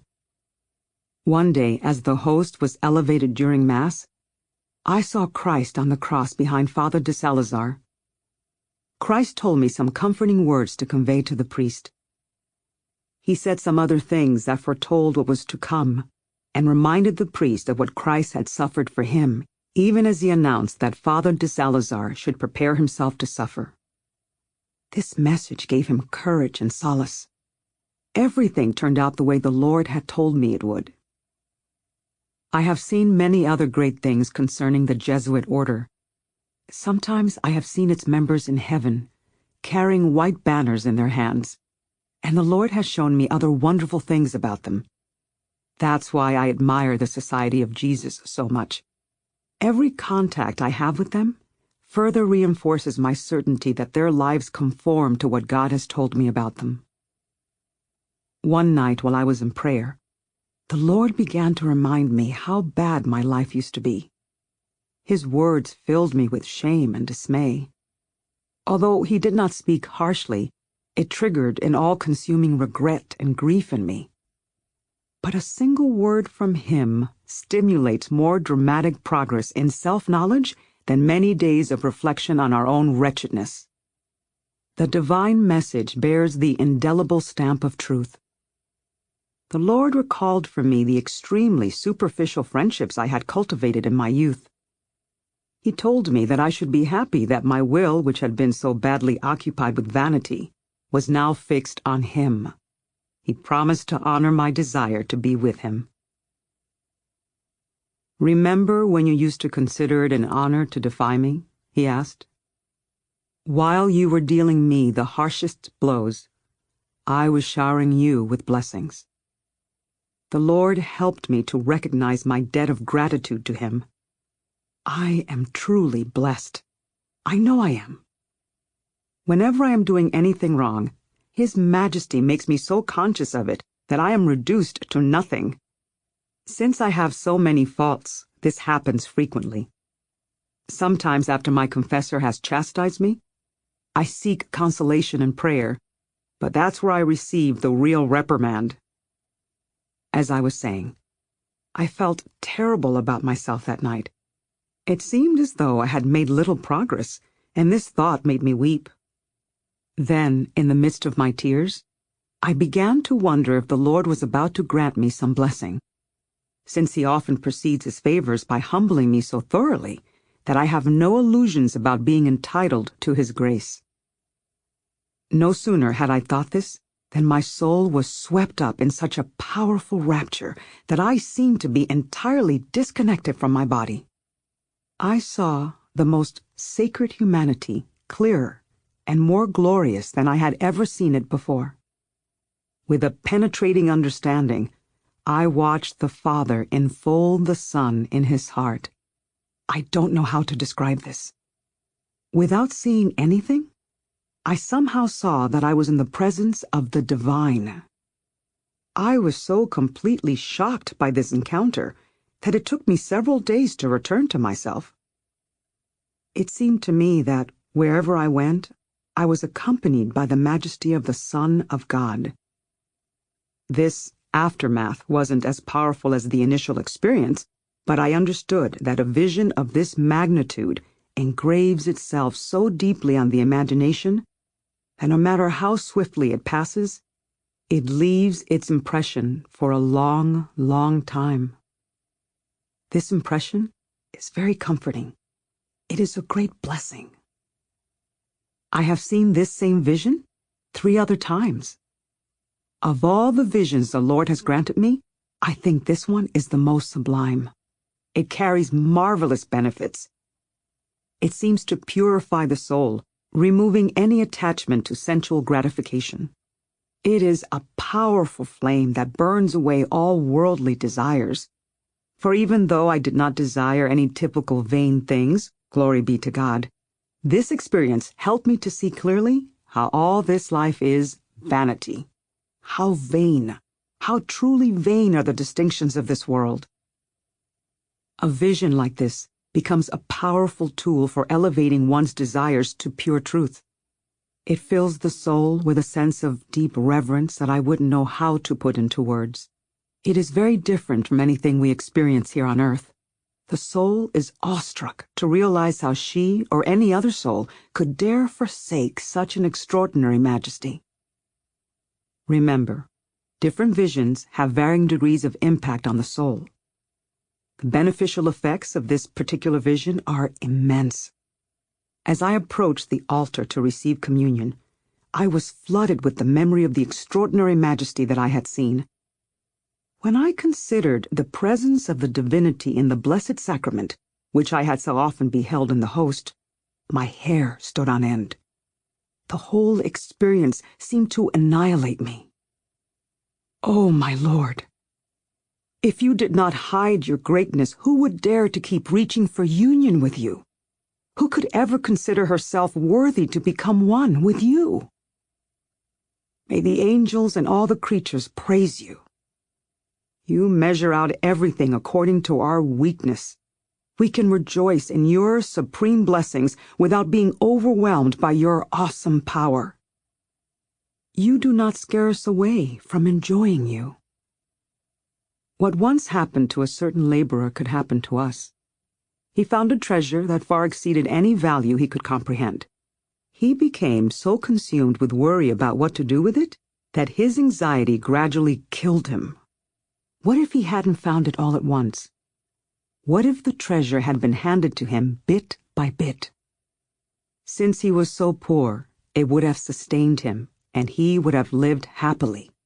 Instead, the discovery cost him his life. O wealth of the poor! How beautifully you sustain our souls! You reveal your great riches to us gradually, rather than letting us see everything at once.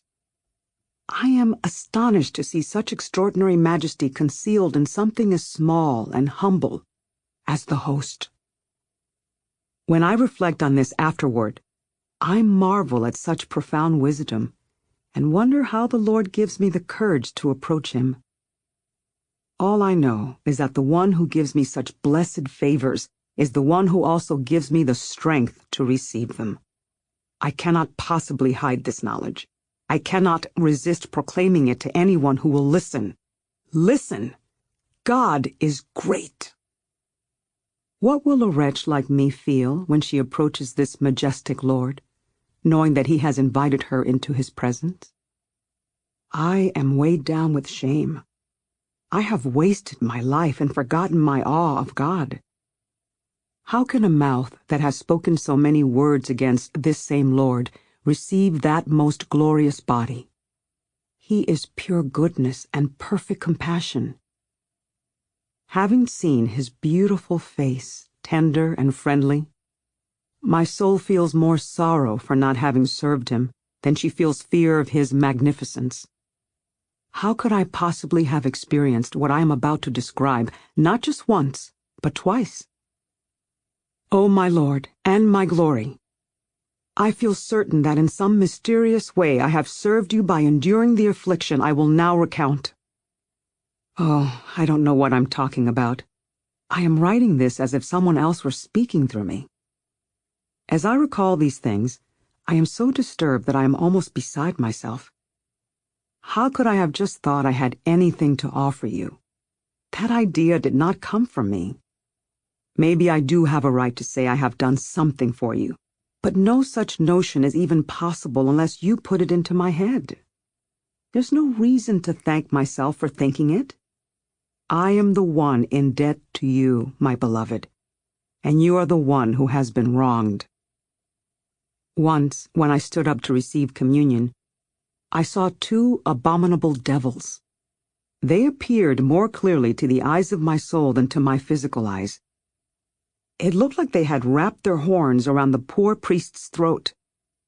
When I recalled that my Lord in all his majesty was within the host that was about to be given to me, now held in the hands of his offender, I understood that the soul of this priest was in mortal sin.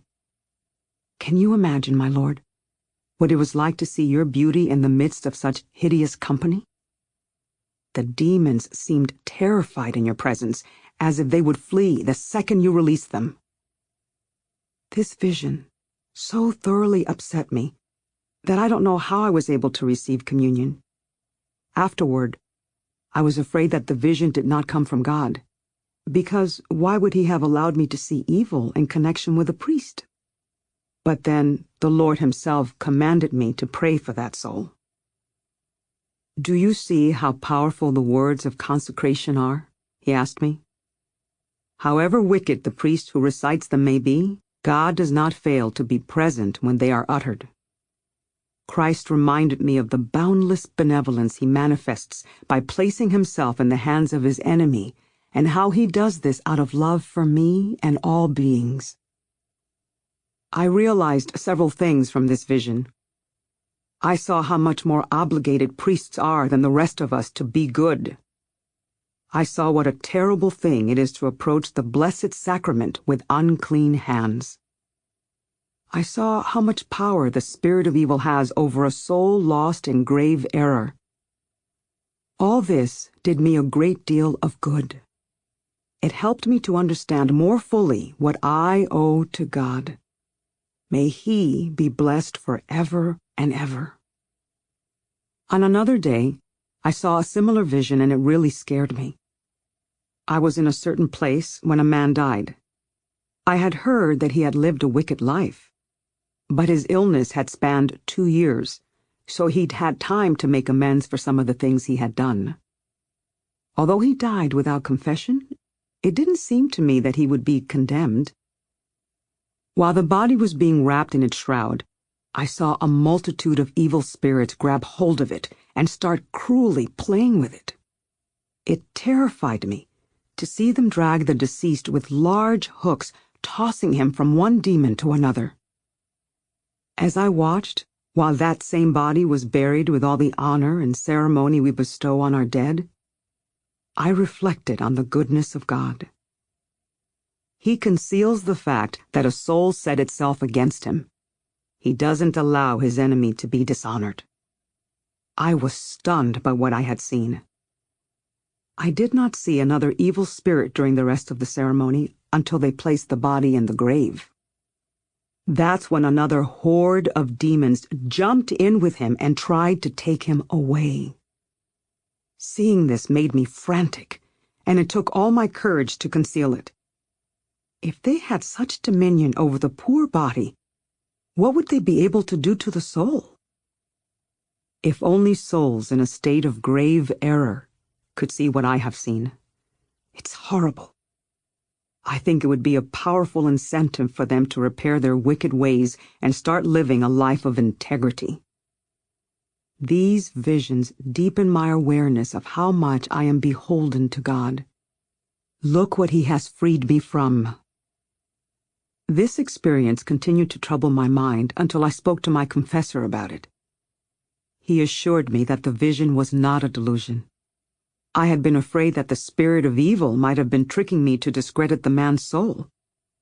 It might have been true that he did not have the most pious spirit, but the outcome terrified me every time I thought about it.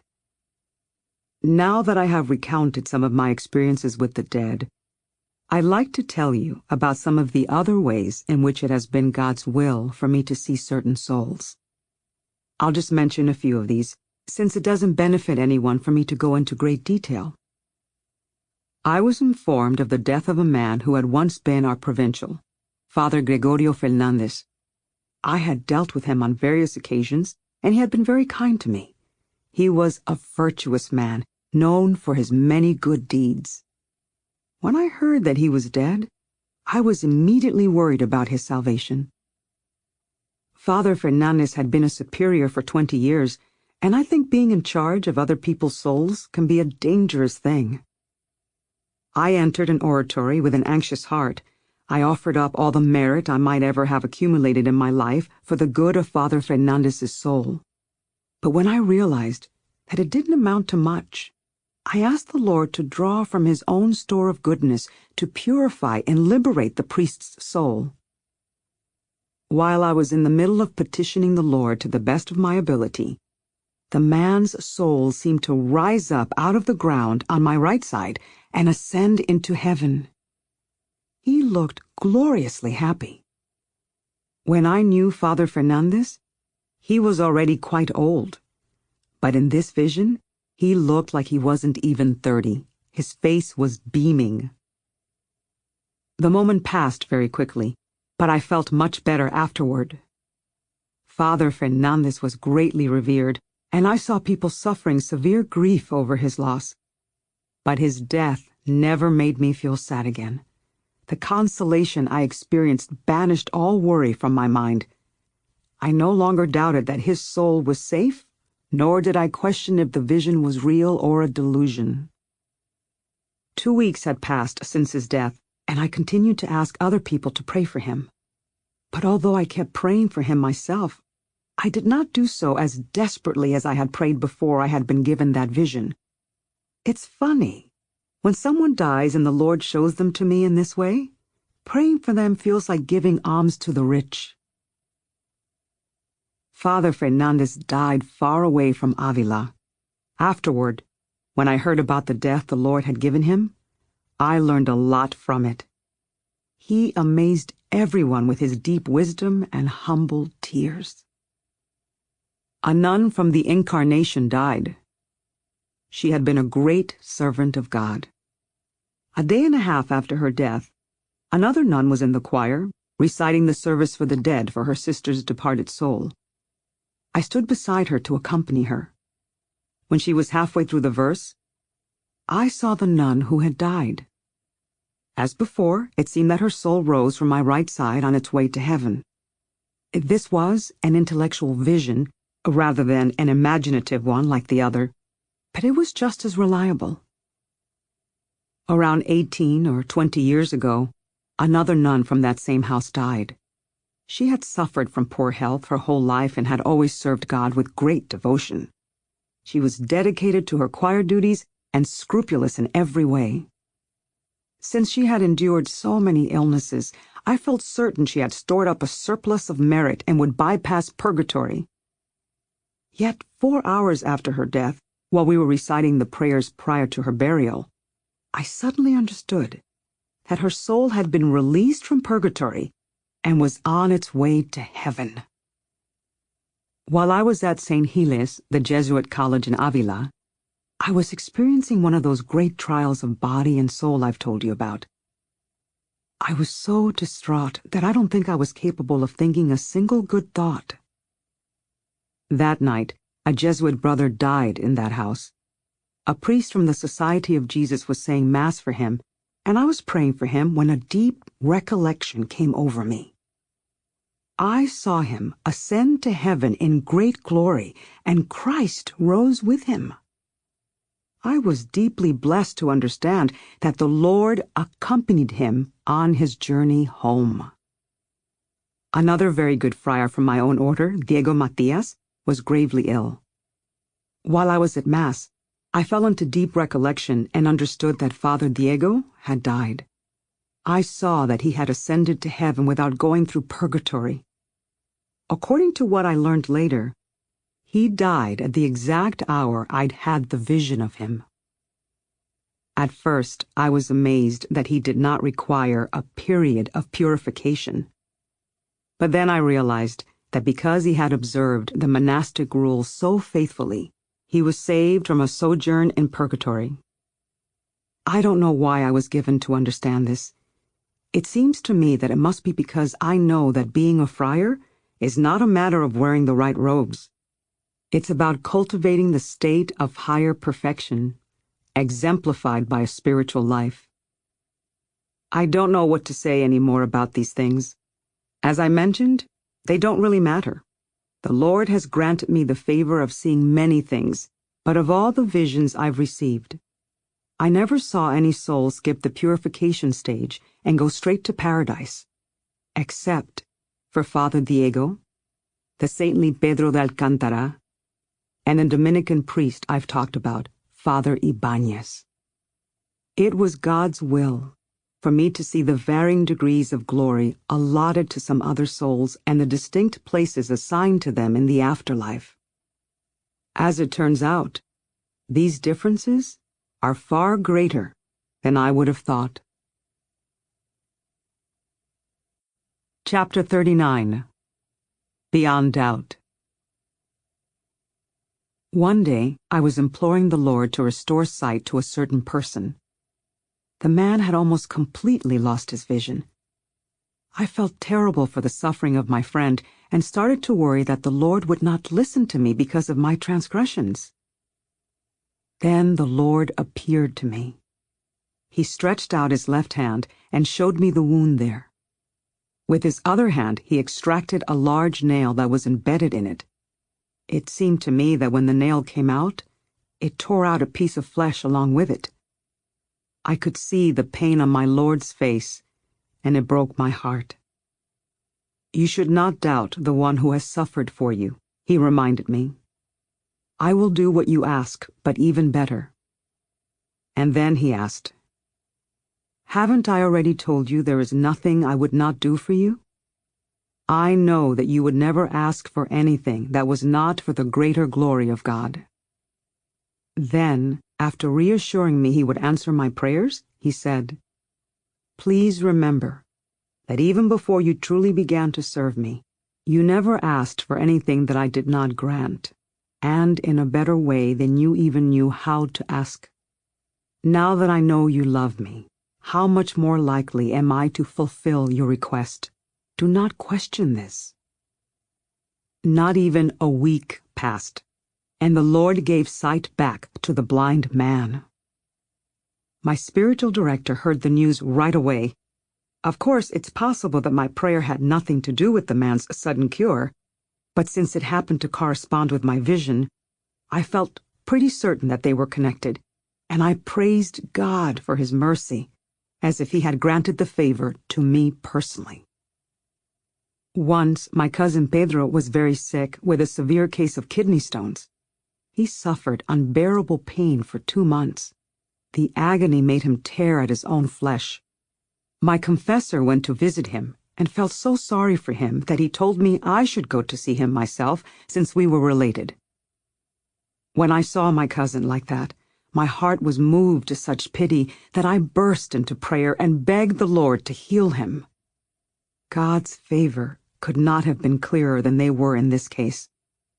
The next day, Pedro was completely cured. On another occasion, I was very upset because a certain person I cared about was intent on engaging in an activity that would seriously dishonor both God and himself. He had made up his mind. He was going to go through with it. I was so worried about this, and I didn't know what to do to dissuade him. It seemed there was no hope of making him give up his plan. I urged God with all my heart to intervene. But since I didn't see any results from my prayer, I couldn't find any relief from my grief. We have various secluded retreat spaces here in our monastery. Filled with anxiety for my friend's soul, I went to the hermitage that has the painting I commissioned of Christ bound to the pillar, and begged him to remedy the situation. I heard a gentle voice speaking to me as if in a whisper. The voice startled me, and my hair stood on end. I wanted to understand what it was saying, but it passed so quickly that I missed it. My fear also passed quickly. I felt deep quietude and joy. The inner delight was so pervasive that I was amazed. Simply hearing that voice in passing had such a profound effect on my soul. I had actually heard it with my physical ears this time, even though I hadn't understood a word. Somehow, I became aware that my prayer would be answered. Nothing changed externally, yet my inner affliction left me completely, as if what I had asked for had already been accomplished. The pain simply went away. Later, I found out that the man I was worried about had changed his mind and abandoned his destructive course of action. I told 2 of my spiritual directors about what I had gone through. They were both very learned men and good servants of God. Another person I knew had resolved to serve God with all his heart. He devoted several days to prayer, and His Majesty granted him some favors during this time.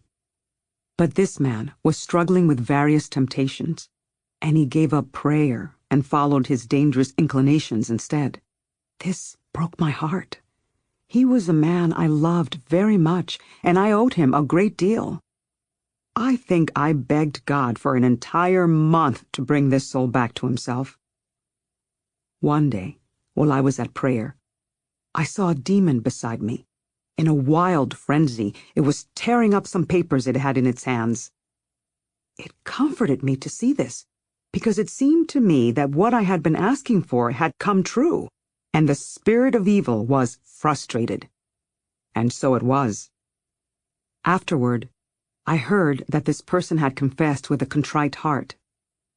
He returned to God with such sincerity that I trust he will continue to make tremendous spiritual progress for the rest of his life. May God be forever blessed. Amen. The Lord has often answered my prayers on behalf of other souls.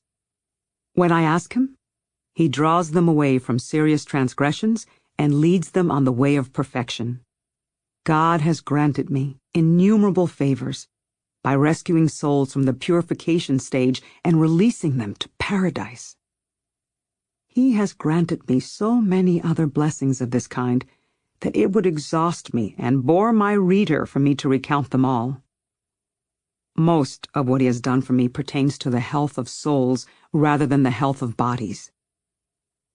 There have been many witnesses to these favors, so they are widely known. Initially, I had some misgivings about all this, because I couldn't help believing that I'd had something to do with these amazing cures. Of course, I never lost sight of the most important fact, that God was doing this purely out of His own goodness. But there have been so many instances of people radically transforming after I have interceded on their behalf, that it no longer bothers me to consider my part in it. Instead, I praise His Majesty even more and see how completely I am indebted to Him. These intercessions only quicken my love for Him and increase my desire to serve Him. You know what's amazing? When I want something that turns out to be contrary to the Lord's will, I find myself unable to ask Him for it, no matter how hard I try to force myself.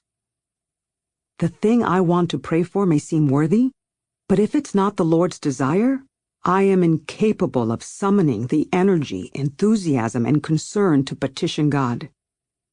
Yet, I find it effortless to pray for the things His Majesty is going to do. Those prayers arise often and with great insistence. Even when I'm not intentionally pondering such cases, they pop into my mind. There is a vast difference between these 2 types of supplication. I don't really know how to explain it. When a certain outcome is not the Lord's will, I keep trying to force myself to beseech Him about a matter that may be very close to my heart, but I don't feel the fervor I feel about those other petitions. I am like a person who is tongue-tied. He wants to speak, but nothing comes out. Or if he succeeds in making any sound at all, no one can understand what he's saying. When the impetus of my prayer conforms with God's will, I feel like a person whose speech flows eloquently and passionately to someone who is eagerly listening to what she has to say. In the first case, I approach the Lord as we do when we practice vocal prayer, with the effort of intention. In the other, I reach out to Him from a state of sublime contemplation, in which I am nothing but a passive channel. That's when we experience His Majesty revealing Himself. He assures us that He hears us, that He is happy we have asked this of Him, and is glad to grant the favor. May He be forever blessed. He gives so much, and we give so little in return. What are we to do, my beloved, if we are not willing to undo everything for you? I stumble and I blunder and I fail. I could repeat this 1,000 times. I endlessly fall short of giving it all up for you. My failure to live in harmony with what you have given me makes me want to die. But there are other reasons to keep living. I see so many imperfections in myself. There are so many ways in which I neglect to serve you. Sometimes I wish I could be totally unconscious, so that I wouldn't have to face so much that is bad in me. May the one who is able remedy my plight. While I was staying in Doña Luisa's house, I had to be careful about everything I did, and maintain constant vigilance about the many vain details such a lifestyle entails. The people there had such esteem for me, that they were always praising me and offering me things. If I had been looking out for my own gratification, I could easily have become attached to these extravagances. But the one who sees everything in its true light was looking out for me. He did not let me out of His hand. Now that I mention true vision, recall the great difficulties people face once God has brought them knowledge of the truth. When we deal with the things of the world, so much seems to be covered up.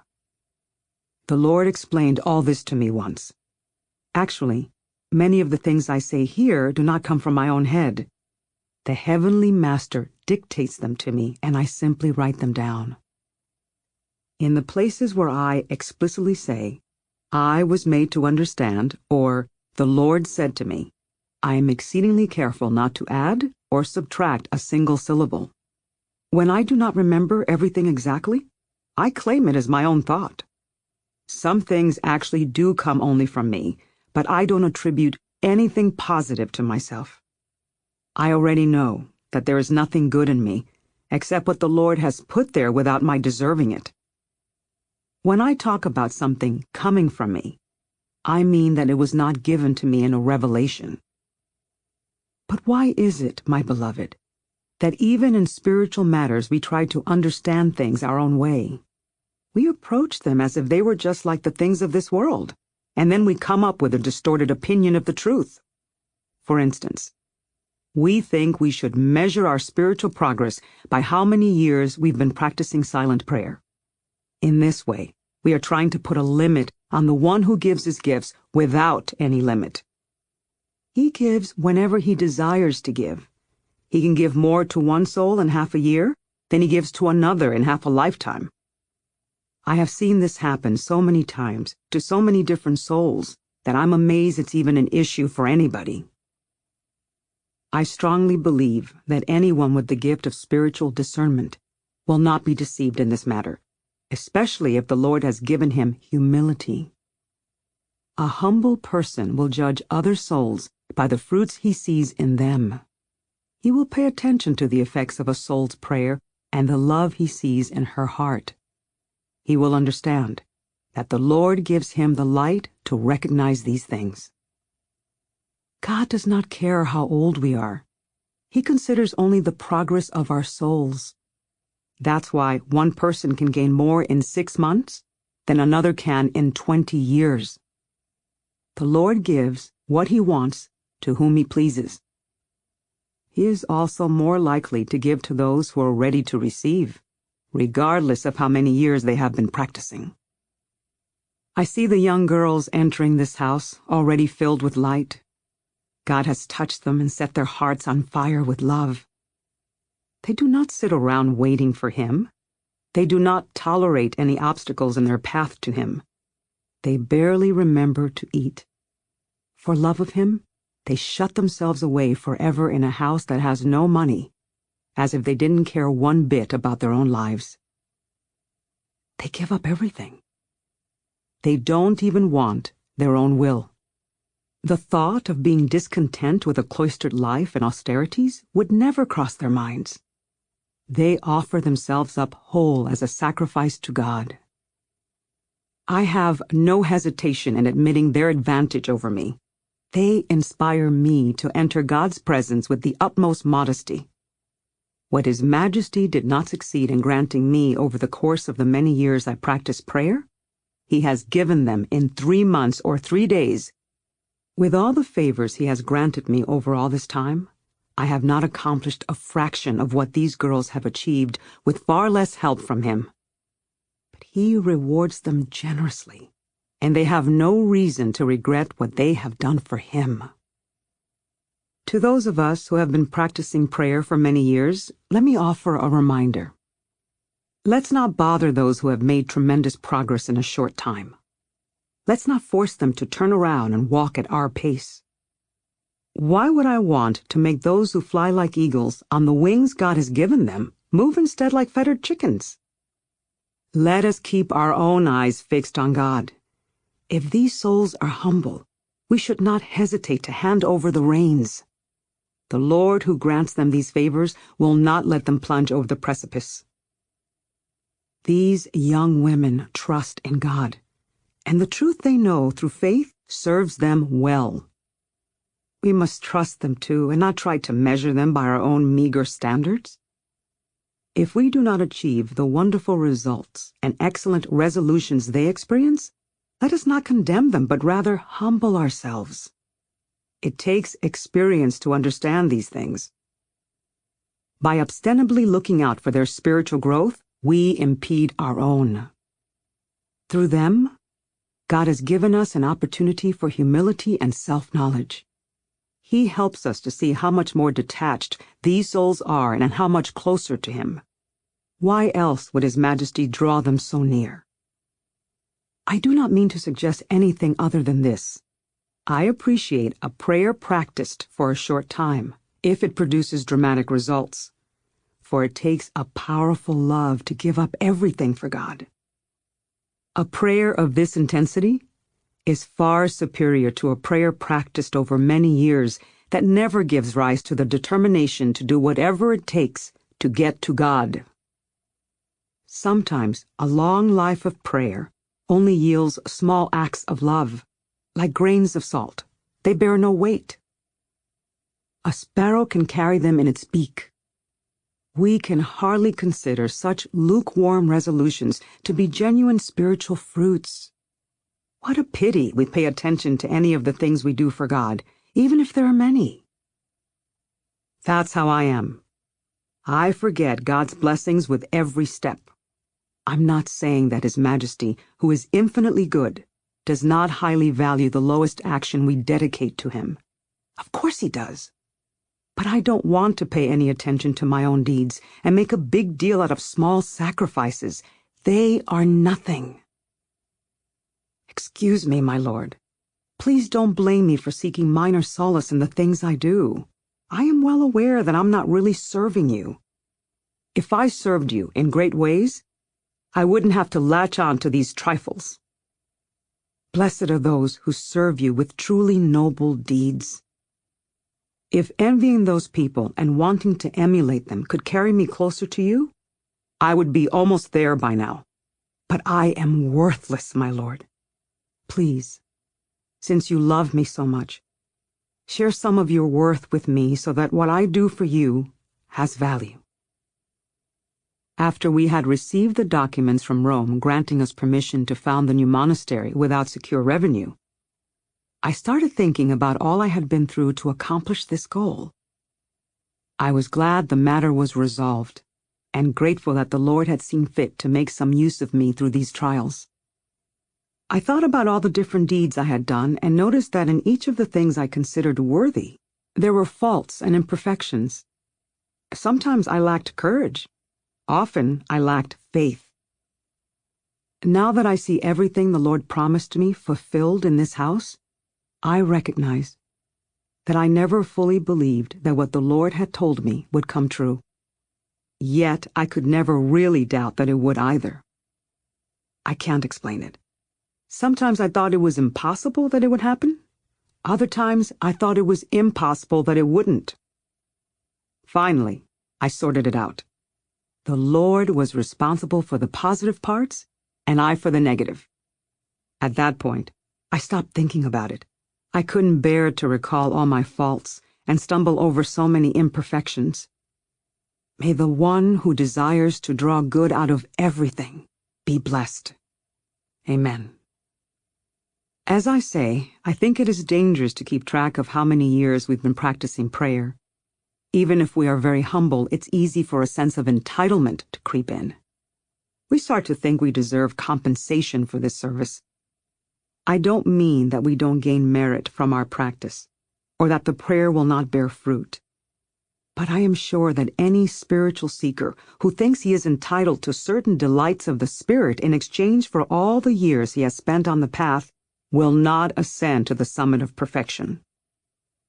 Isn't it enough that God has taken him by the hand and guided him away from falling into the kind of error in which he may have engaged before he started practicing prayer?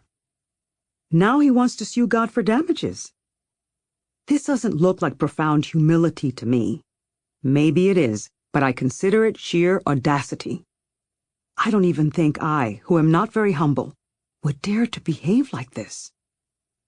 It may be that I have never asked for a reward because I have never really served him. Perhaps if I had, I would want more than anyone for the Lord to give me my money's worth. I don't know. I'm not saying that if a soul has been humble, she will not grow. God will match the plenitude of her prayer. But I am saying that she should forget about her years of service. Everything we do amounts to nothing in comparison to a single drop of the blood Christ shed for us. What are we asking for anyway? The more we serve him, the deeper in his debt we are. If we pay 1 penny toward this amount, he gives us $1,000 in return. For the love of God, let's light these accounts on fire. They are his to judge, not ours. These comparisons fall short even in worldly matters. How much less adequate they are when we are speaking of things only God understands. His Majesty demonstrated this perfectly when he gave as much to those who came last as he gave to those who came first. You know, I have so little time to write that I've had to walk away from the last 3 pages and return to them many times over the course of the last 3 days. I keep forgetting what I was trying to say. Oh yes, the vision. Well, I saw myself in prayer, standing alone in a field. Many different kinds of people surrounded me. I think they all had weapons in their hands and intended to harm me. Some held spears, some daggers, some swords. Others brandished long rapiers. I had no escape route. Any direction I turned would have led me straight into the arms of death. I was alone. There was no one to defend me. My spirit was gravely afflicted. I didn't know what to do. Then I lifted my eyes to heaven and saw Christ. He was not actually in heaven, but high above me in the air. He was holding out his hand to me and encouraging me. I felt totally protected and knew that I had nothing to fear. Those people couldn't hurt me even if they tried. This vision may not make much sense when considered by itself, but it turned out to be of great benefit to me. Shortly afterward, I was given an understanding of what it meant. I found myself under attack from every side, and I knew that the vision had been a picture of the world. It seems as though everything in the world bears arms to inflict injury on the poor soul. I'm not talking about ordinary things that ensnare us, such as honor and property and earthly delights. It seems those things are designed to trip us up when we least expect it. No, I'm referring to friends, relatives, and Most surprising of all, some very good people. These very good people oppressed me so much, I didn't know how to defend myself or what to do. Oh God, help me. If I were to tell you about all the trials I suffered during that time and add them to those I have already described, it would be a graphic lesson about rejecting all worldly things. This was my greatest persecution so far. Sometimes I found myself beset on every side, and the only relief I could find was to raise my eyes to heaven and call out to God. I also thought about my vision. This helped me a lot. I remembered not to put my trust in any human being, but to turn always to God, who is the only reliable help. His Majesty always sent me one of his representatives to lend me a hand when things were most difficult. It was generally someone who had succeeded in detaching himself from the world, whose only goal was to serve God. This helped me sustain the small flower of virtue I had, and to cultivate my own desire to do everything for God. May you be forever blessed, my Lord. One day, I was feeling very distressed. I couldn't seem to recollect myself in prayer. I was at war with my own thoughts, which kept galloping after imperfect things. My customary detachment failed me completely. I started thinking that since I was so wretched, maybe the favors the Lord had granted me had been delusions. A deep darkness fell on my soul. In the midst of this anxiety, the Lord spoke to me. "Do not be troubled," he said. "Learn from this. Where would you be if it were not for my grace? There is no security as long as we live in the flesh." He helped me understand that strife is valuable because it generates merit. He seemed to have great compassion for those who live in this world. "Do not think I have forgotten you," he soothed me. "I will never forsake you." With tender mercy, the Lord told me I must do the best I could. And then he said other things that showed me his divine favor, but there's no reason to recount them here. His Majesty often expresses his love for me. "Now you are mine, and I am yours," he says. "What do I care about myself?" I say. "All I care about is you." This is my customary response, and I believe it is genuine. His words embarrass me.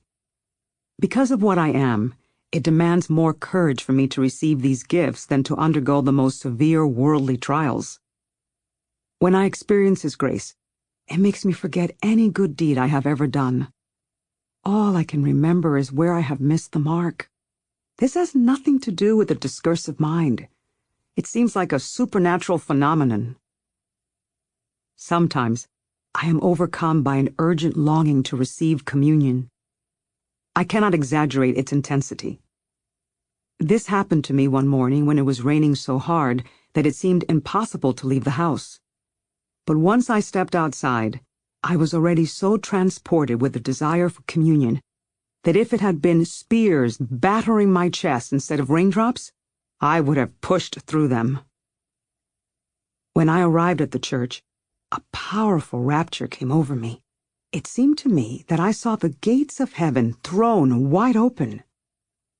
This time, it was not only the entrance I saw, but deep into heaven itself. I was shown a throne, and I could tell there was another one above it. Without actually seeing it, I understood with an ineffable knowledge that the divine himself sat on this upper throne. It seemed that there were some animals supporting the throne. I think I have heard a description of these creatures. Maybe they're the evangelist mentioned in Apocalypse. But I couldn't see what the throne was like or who was seated on it. All I could see was a multitude of angels. They looked even more beautiful than the ones I had seen in heaven before. Their glory varied a great deal, and I wondered if there were different orders of being, such as cherubim and seraphim. They seemed to be on fire. I cannot express in writing the glory I experienced in myself then. It cannot be put into words. Anyone who has not experienced it will not be able to imagine what it was like. I recognized that everything we could ever desire was present together there. Yet, I didn't see anything. Then someone, I don't know who, said, "All you can do is understand that you can understand nothing." The voice urged me to reflect more deeply. "Compared to that glory," it said, "nothing else is anything at all." This made me ashamed later. How could we ever be sidetracked by any created thing, let alone become attached to it? The whole world looked like a mere anthill to me. Well, I attended Mass and received communion that day, but I'm not sure how I did it. I thought that the glorious rapture had passed swiftly, so I was amazed when the clock struck and I found that 2 hours had gone by. This fire, I realized, comes from above. It is God's true love. No matter how much I may want it and seek it and strive for it, I cannot obtain a single spark of it unless it is God's will. It's amazing. When we are united with this fire, it annihilates the old self with all her cravings and faults, her insipid misery. We are like the phoenix, which is completely burned and then rises again from those same ashes. And so the soul, once she is consumed by the fire of love, becomes something altogether different. She has new desires and tremendous fortitude. She is not what she was before, and she follows the way of the Lord with new purity. I prayed to God that this would be so with me. I asked to serve Him in a fresh new way. Then He spoke to me. "You have come up with a good metaphor," He said. "Make sure you never forget to strive for improvement." One time, when I was struggling with the same doubts about the veracity of my visions, the Lord appeared to me. "Oh, children of men," He said in a stern voice, "how long will you be hard-hearted?" He said I needed to look inside myself. "Are you totally surrendered to me?" He asked. "If you are, then believe this. I will not let you go astray." His reprimand troubled me deeply. But then He came back and spoke to me in the most tender and soothing voice. "Do not worry," He said. "I already know that you are completely devoted to my service. Everything you desire shall be done. Notice how your love for me is growing inside you every day. This is evidence that your experiences do not come from the spirit of evil." Do you think God would allow the spirit of evil to have power over one of His beloved servants? Do you think the spirit of evil could give you the clarity and quietude you've been experiencing or the depth of understanding? He helped me see that because so many people of such high caliber were assuring me that my visions were from God, it would be wrong of me to doubt them. One day, while I was reciting the Athanasian Creed, I suddenly understood something I had never really understood before. I clearly saw how there was only one God and 3 divine persons. I was amazed and consoled by this realization. It enhanced my awareness of God's extraordinary grandeurs and marvelous mysteries. Now, when I think or speak about the Holy Trinity, I believe I understand how such a thing is possible, and this makes me very happy. On the feast day of the Assumption of Our Lady, Queen of Angels, the Lord desired to grant me another favor. In a rapture, He showed me the Blessed Mother's ascent to heaven. I witnessed the joy and dignity with which she was received there, and I saw the place where she resides now. I cannot begin to explain how this happened. Simply beholding such glory filled my soul with glory. The effects were magnificent. I was left with a deeper desire than ever to withstand difficult trials. Seeing how worthy Our Lady is, I longed to serve her. Then there was the time I was at the Jesuit College of St. Giles. As I watched the brothers there receiving communion, I saw a canopy over their heads. It was very ornate and beautiful. I saw this twice. But when other people were receiving communion, I did not see it. Chapter 40. Soul on Fire. Once when I was in prayer, I felt such profound interior delight that I couldn't help but wonder if I was worthy of such grace. I suspected what I really deserved was that place I had seen reserved for me in hell. I never forgot the situation in which I had found myself in that vision. As I reflected on this more deeply, my soul gradually caught fire. I don't know how to describe the spiritual rapture that came over me then. It seemed to me that I plunged directly into the majesty that before I had only understood intellectually, and it filled me completely. Within this majesty, I was given full realization of a truth that fulfills all truths. I don't know how to explain this. I didn't see anything or anyone, yet I clearly understood that truth itself was speaking to me. "This is no small thing I am doing for you," it said. "You owe me a great deal in exchange. All the harm that comes to the world is the result of not knowing the truths exemplified so clearly in the sacred scriptures. Not one iota of this truth shall ever fail us." It seems to me that I had always believed this, that all faithful people believed this. "Ah, daughter," truth said to me then, "how few there are who truly love me. I do not conceal my secrets from my lovers. Do you know what it is to love me truly? It is to know that everything displeasing to me is a lie. By the fruits this knowledge bears in your soul, you will come to understand what you do not yet understand. And I have come to understand this. Praise the Lord. Ever since then, anything that is not directed to the glory of God seems empty and false to me. I don't know how to explain how I know this or how to describe the benefits this knowledge brings to my life.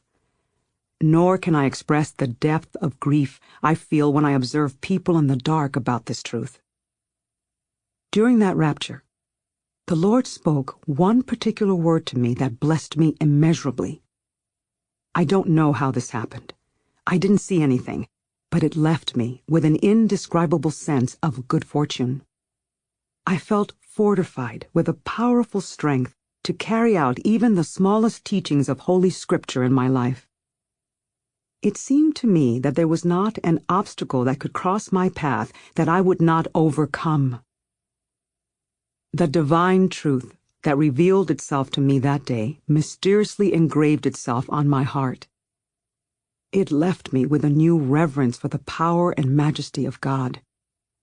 I cannot begin to describe the nature of this knowledge, but it is exceedingly high.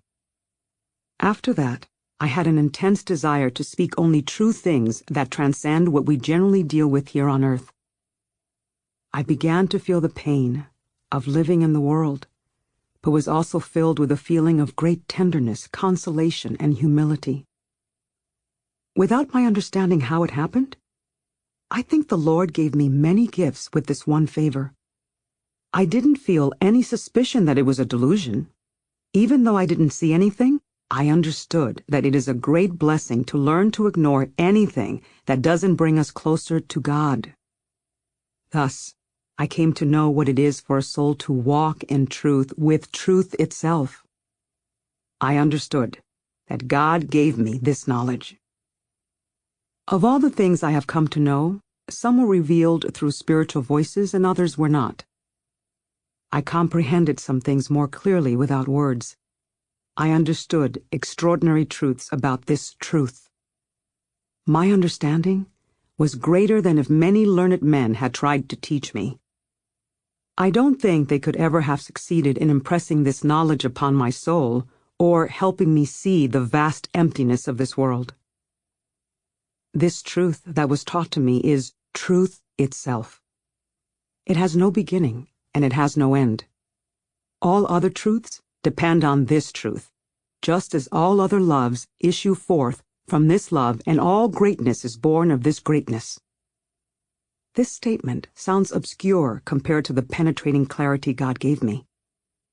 How mighty is the power of the Lord, who leaves such bountiful growth and marvelous gifts imprinted on my soul in such a short span of time. Oh, my great Majesty, what are you doing, my all-powerful beloved? Look at the one on whom you are bestowing such exalted blessings. Don't you remember that this one has been an abyss of lies and a sea of vanities? And it's all my own fault. You endowed me with a natural aversion to lying, yet I have allowed myself to get caught up in 1,000 lies. How do you bear it, my God? How can you continue to shower your loving mercy on someone so ill-equipped to receive your grace? Once, while I was reciting the hours with all the other sisters, my soul suddenly became recollected. It appeared to me like a highly polished mirror. There was not a single part of the surface, on the top or the bottom or the sides, that was not totally clear. I saw the image of Christ our Lord in the center. I seemed to see him in every part of my soul as clearly and distinctly as I saw him in the mirror. I don't know how to explain this. This mirror conformed entirely to the shape of my Lord through a loving transmission I cannot possibly describe. Every time I remember this vision, I notice its benefits, especially after I have received communion. It gave me a graphic understanding of what it is for a soul to be in grave error. In such a state, the mirror of the soul becomes shrouded in a dark mist, so that we cannot see the Lord, even though he is always with us and is the one who gives us our being. I also understood that unbelievers do more harm than simply darkening the mirror. They shatter it. I cannot adequately describe what I experienced. Seeing it is very different than talking about it, but this vision was very beneficial to me. It also brought me pain to realize the times when I had allowed the mirror of my soul to become so clouded that I could no longer see my Lord there. I think this vision is especially advantageous to committed practitioners of prayer who know what it is to be recollected. It teaches them that the Lord resides very deep inside their own souls. This notion is much more attractive and fruitful than the idea that God is outside us. Some books on prayer tell us where to seek this God. The glorious St. Augustine speaks especially well about this. He could not find God in the marketplace, or in pleasures, or in any other place he searched for him, until he sought inside himself. Absolutely, the best place to look for God is inside ourselves. We don't need to ascend to heaven or reach any further than our own beings. Trying to go beyond our own center only wears the soul out and distracts her. Such efforts do not bear fruit. Here's something I'd like to address, in case this experience happens to you. Sometimes, when the soul has been in deep rapture and the faculties have been totally absorbed, the soul emerges from union and yet remains recollected. She has trouble returning her awareness to external things. The two faculties, memory and intellect, are in a state of frenetic confusion. This happens especially in the beginning. I think this is because our natural weakness cannot bear such spiritual force. It drains our imagination. I know that some people suffer from this more than others. I would recommend that these people stop praying and allow themselves to recover. They can go back and pick up their practice again later when they have reintegrated. If they push through, they could do some serious damage to themselves. I have personal experience in this matter. I know how wise it is to take your health and disposition into consideration. Nevertheless, personal experience and a spiritual guide are indispensable. Once a soul has gotten this far, she will have many important things to talk about. If you look for a guide and don't find one, the Lord will not let you down. In spite of what I am, He has never let me down. I admit that there are not many people who have arrived at these places themselves. If they have not experienced these things, they have no remedy to offer a soul that has. Lacking direct knowledge, such a guide will only disturb and distress the soul. But the Lord will take this into account as well. It's best to talk things over with your confessor. This is especially true for women. The confessor needs to be well qualified. I can't remember if I've said all this before. I think so. I'm saying it now because I believe it is very important. The Lord grants these favors to many more women than men. The saintly Pedro de Alcántara always said this, and I have confirmed it with my own observations. He used to say that women make much more progress along the path than men do. There's no reason to mention all the excellent reasons he gave for why this is so. Suffice it to say that all his opinions favored women. Once, I was shown a brief glimpse of how all things are seen in God and how he holds them all inside himself. Although I perceived this with distinct clarity, I did not see any forms, and the moment passed quickly. I have no idea how to express this in writing, but it impressed itself deeply into my soul. It is one of the great favors God has granted me, but it also confuses me and makes me feel guilty in light of all my transgressions. If only it had been the Lord's will to show this to me earlier, and to show it to others who had forsaken him, I don't think any of us would have had the heart to offend him. Even though I'm calling this a vision, I have to repeat that I didn't actually see anything. Something must have been there, since I am able to come up with language to describe it. Yet the vision is so subtle and delicate that the intellect cannot grasp it. Visions that are not imaginative are almost impossible to convey. There must be some element of imagery present in them.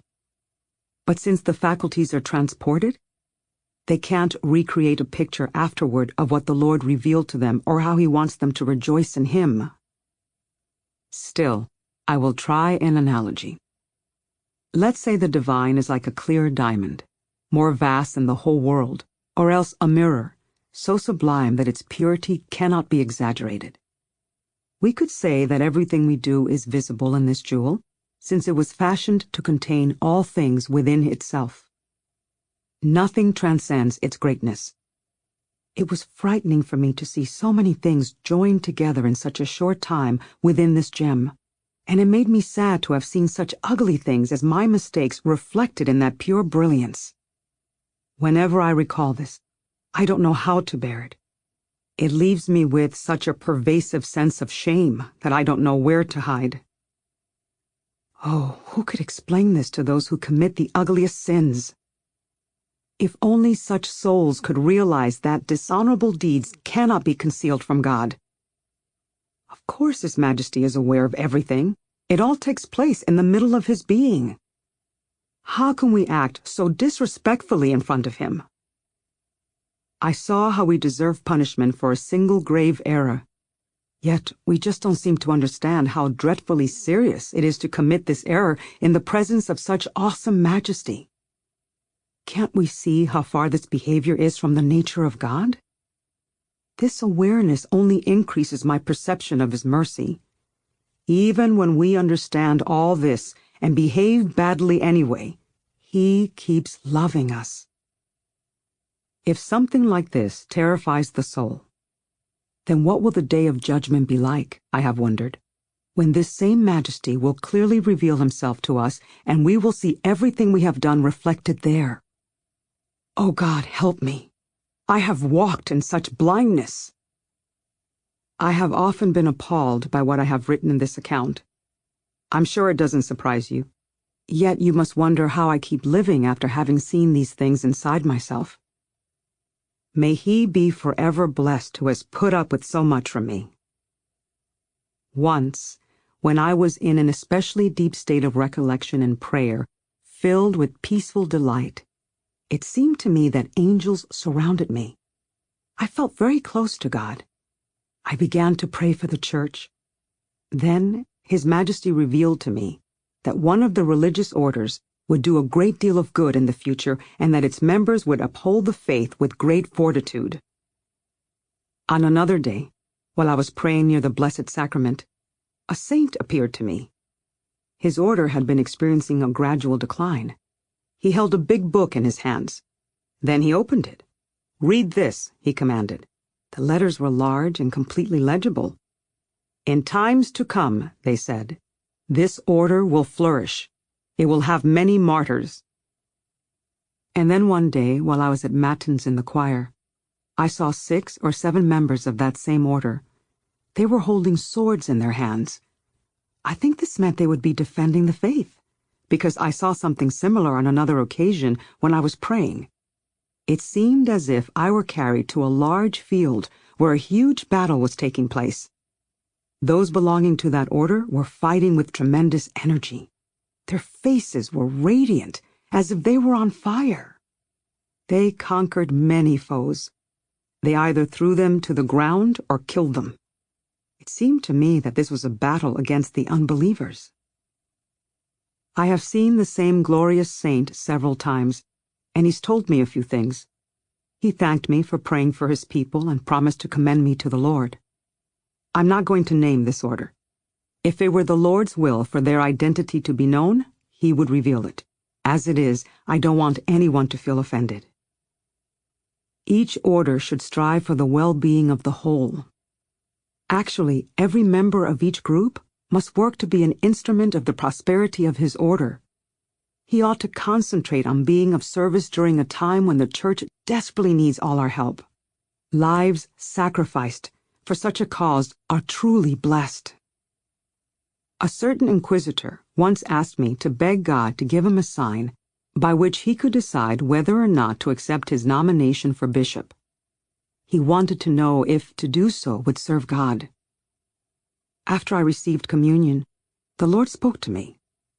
When he understands in complete clarity and truthfulness that real lordship is about possessing nothing, he said, then he will be ready to accept it. With these words, he was teaching that anyone who assumes a position of great power must be far from wanting it. At least he should not strive for it. The Lord continues to grant many blessings to this sinner. It doesn't seem necessary to go into all of them here. I think what I've said is enough to convey something about my soul and the spirit the Lord has given me. May he who has taken such good care of me be forever blessed. Amen. Once, the Lord was comforting me in the most loving way. "Don't worry," he said. "Nothing stays the same in this ever-changing stream of life. Sometimes the soul will be passionate, other times dull. Sometimes she will be disturbed and other times serene. She will suffer various temptations, but if she trusts in me, she never needs to be afraid." I was wondering one day if the joy I derived from my relationships with my spiritual guides represented a dangerous lack of detachment. I loved being with these men. I found it deeply satisfying to discuss my soul with such great servants of God. Then the Lord spoke to me. If a man who has been close to death attributed his recovery to a doctor, it would not be a virtue for him to withhold his gratitude and love from that doctor. And so it is with you.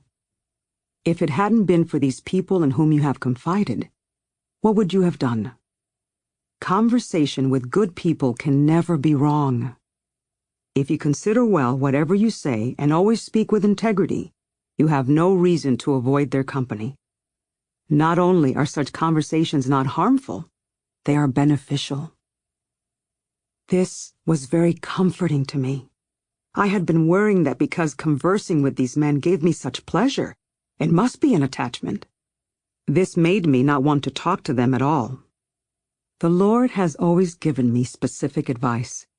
He has told me how to deal with certain people who are weak and with others who have different problems. He never ceases to take care of me. But sometimes I am distressed about not serving him enough. It bothers me that I still have to spend more time than I would like to tend my wretched body.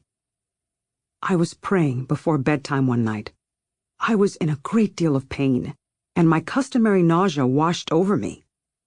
I saw that I was caught by my body while my spirit was longing for more time in prayer.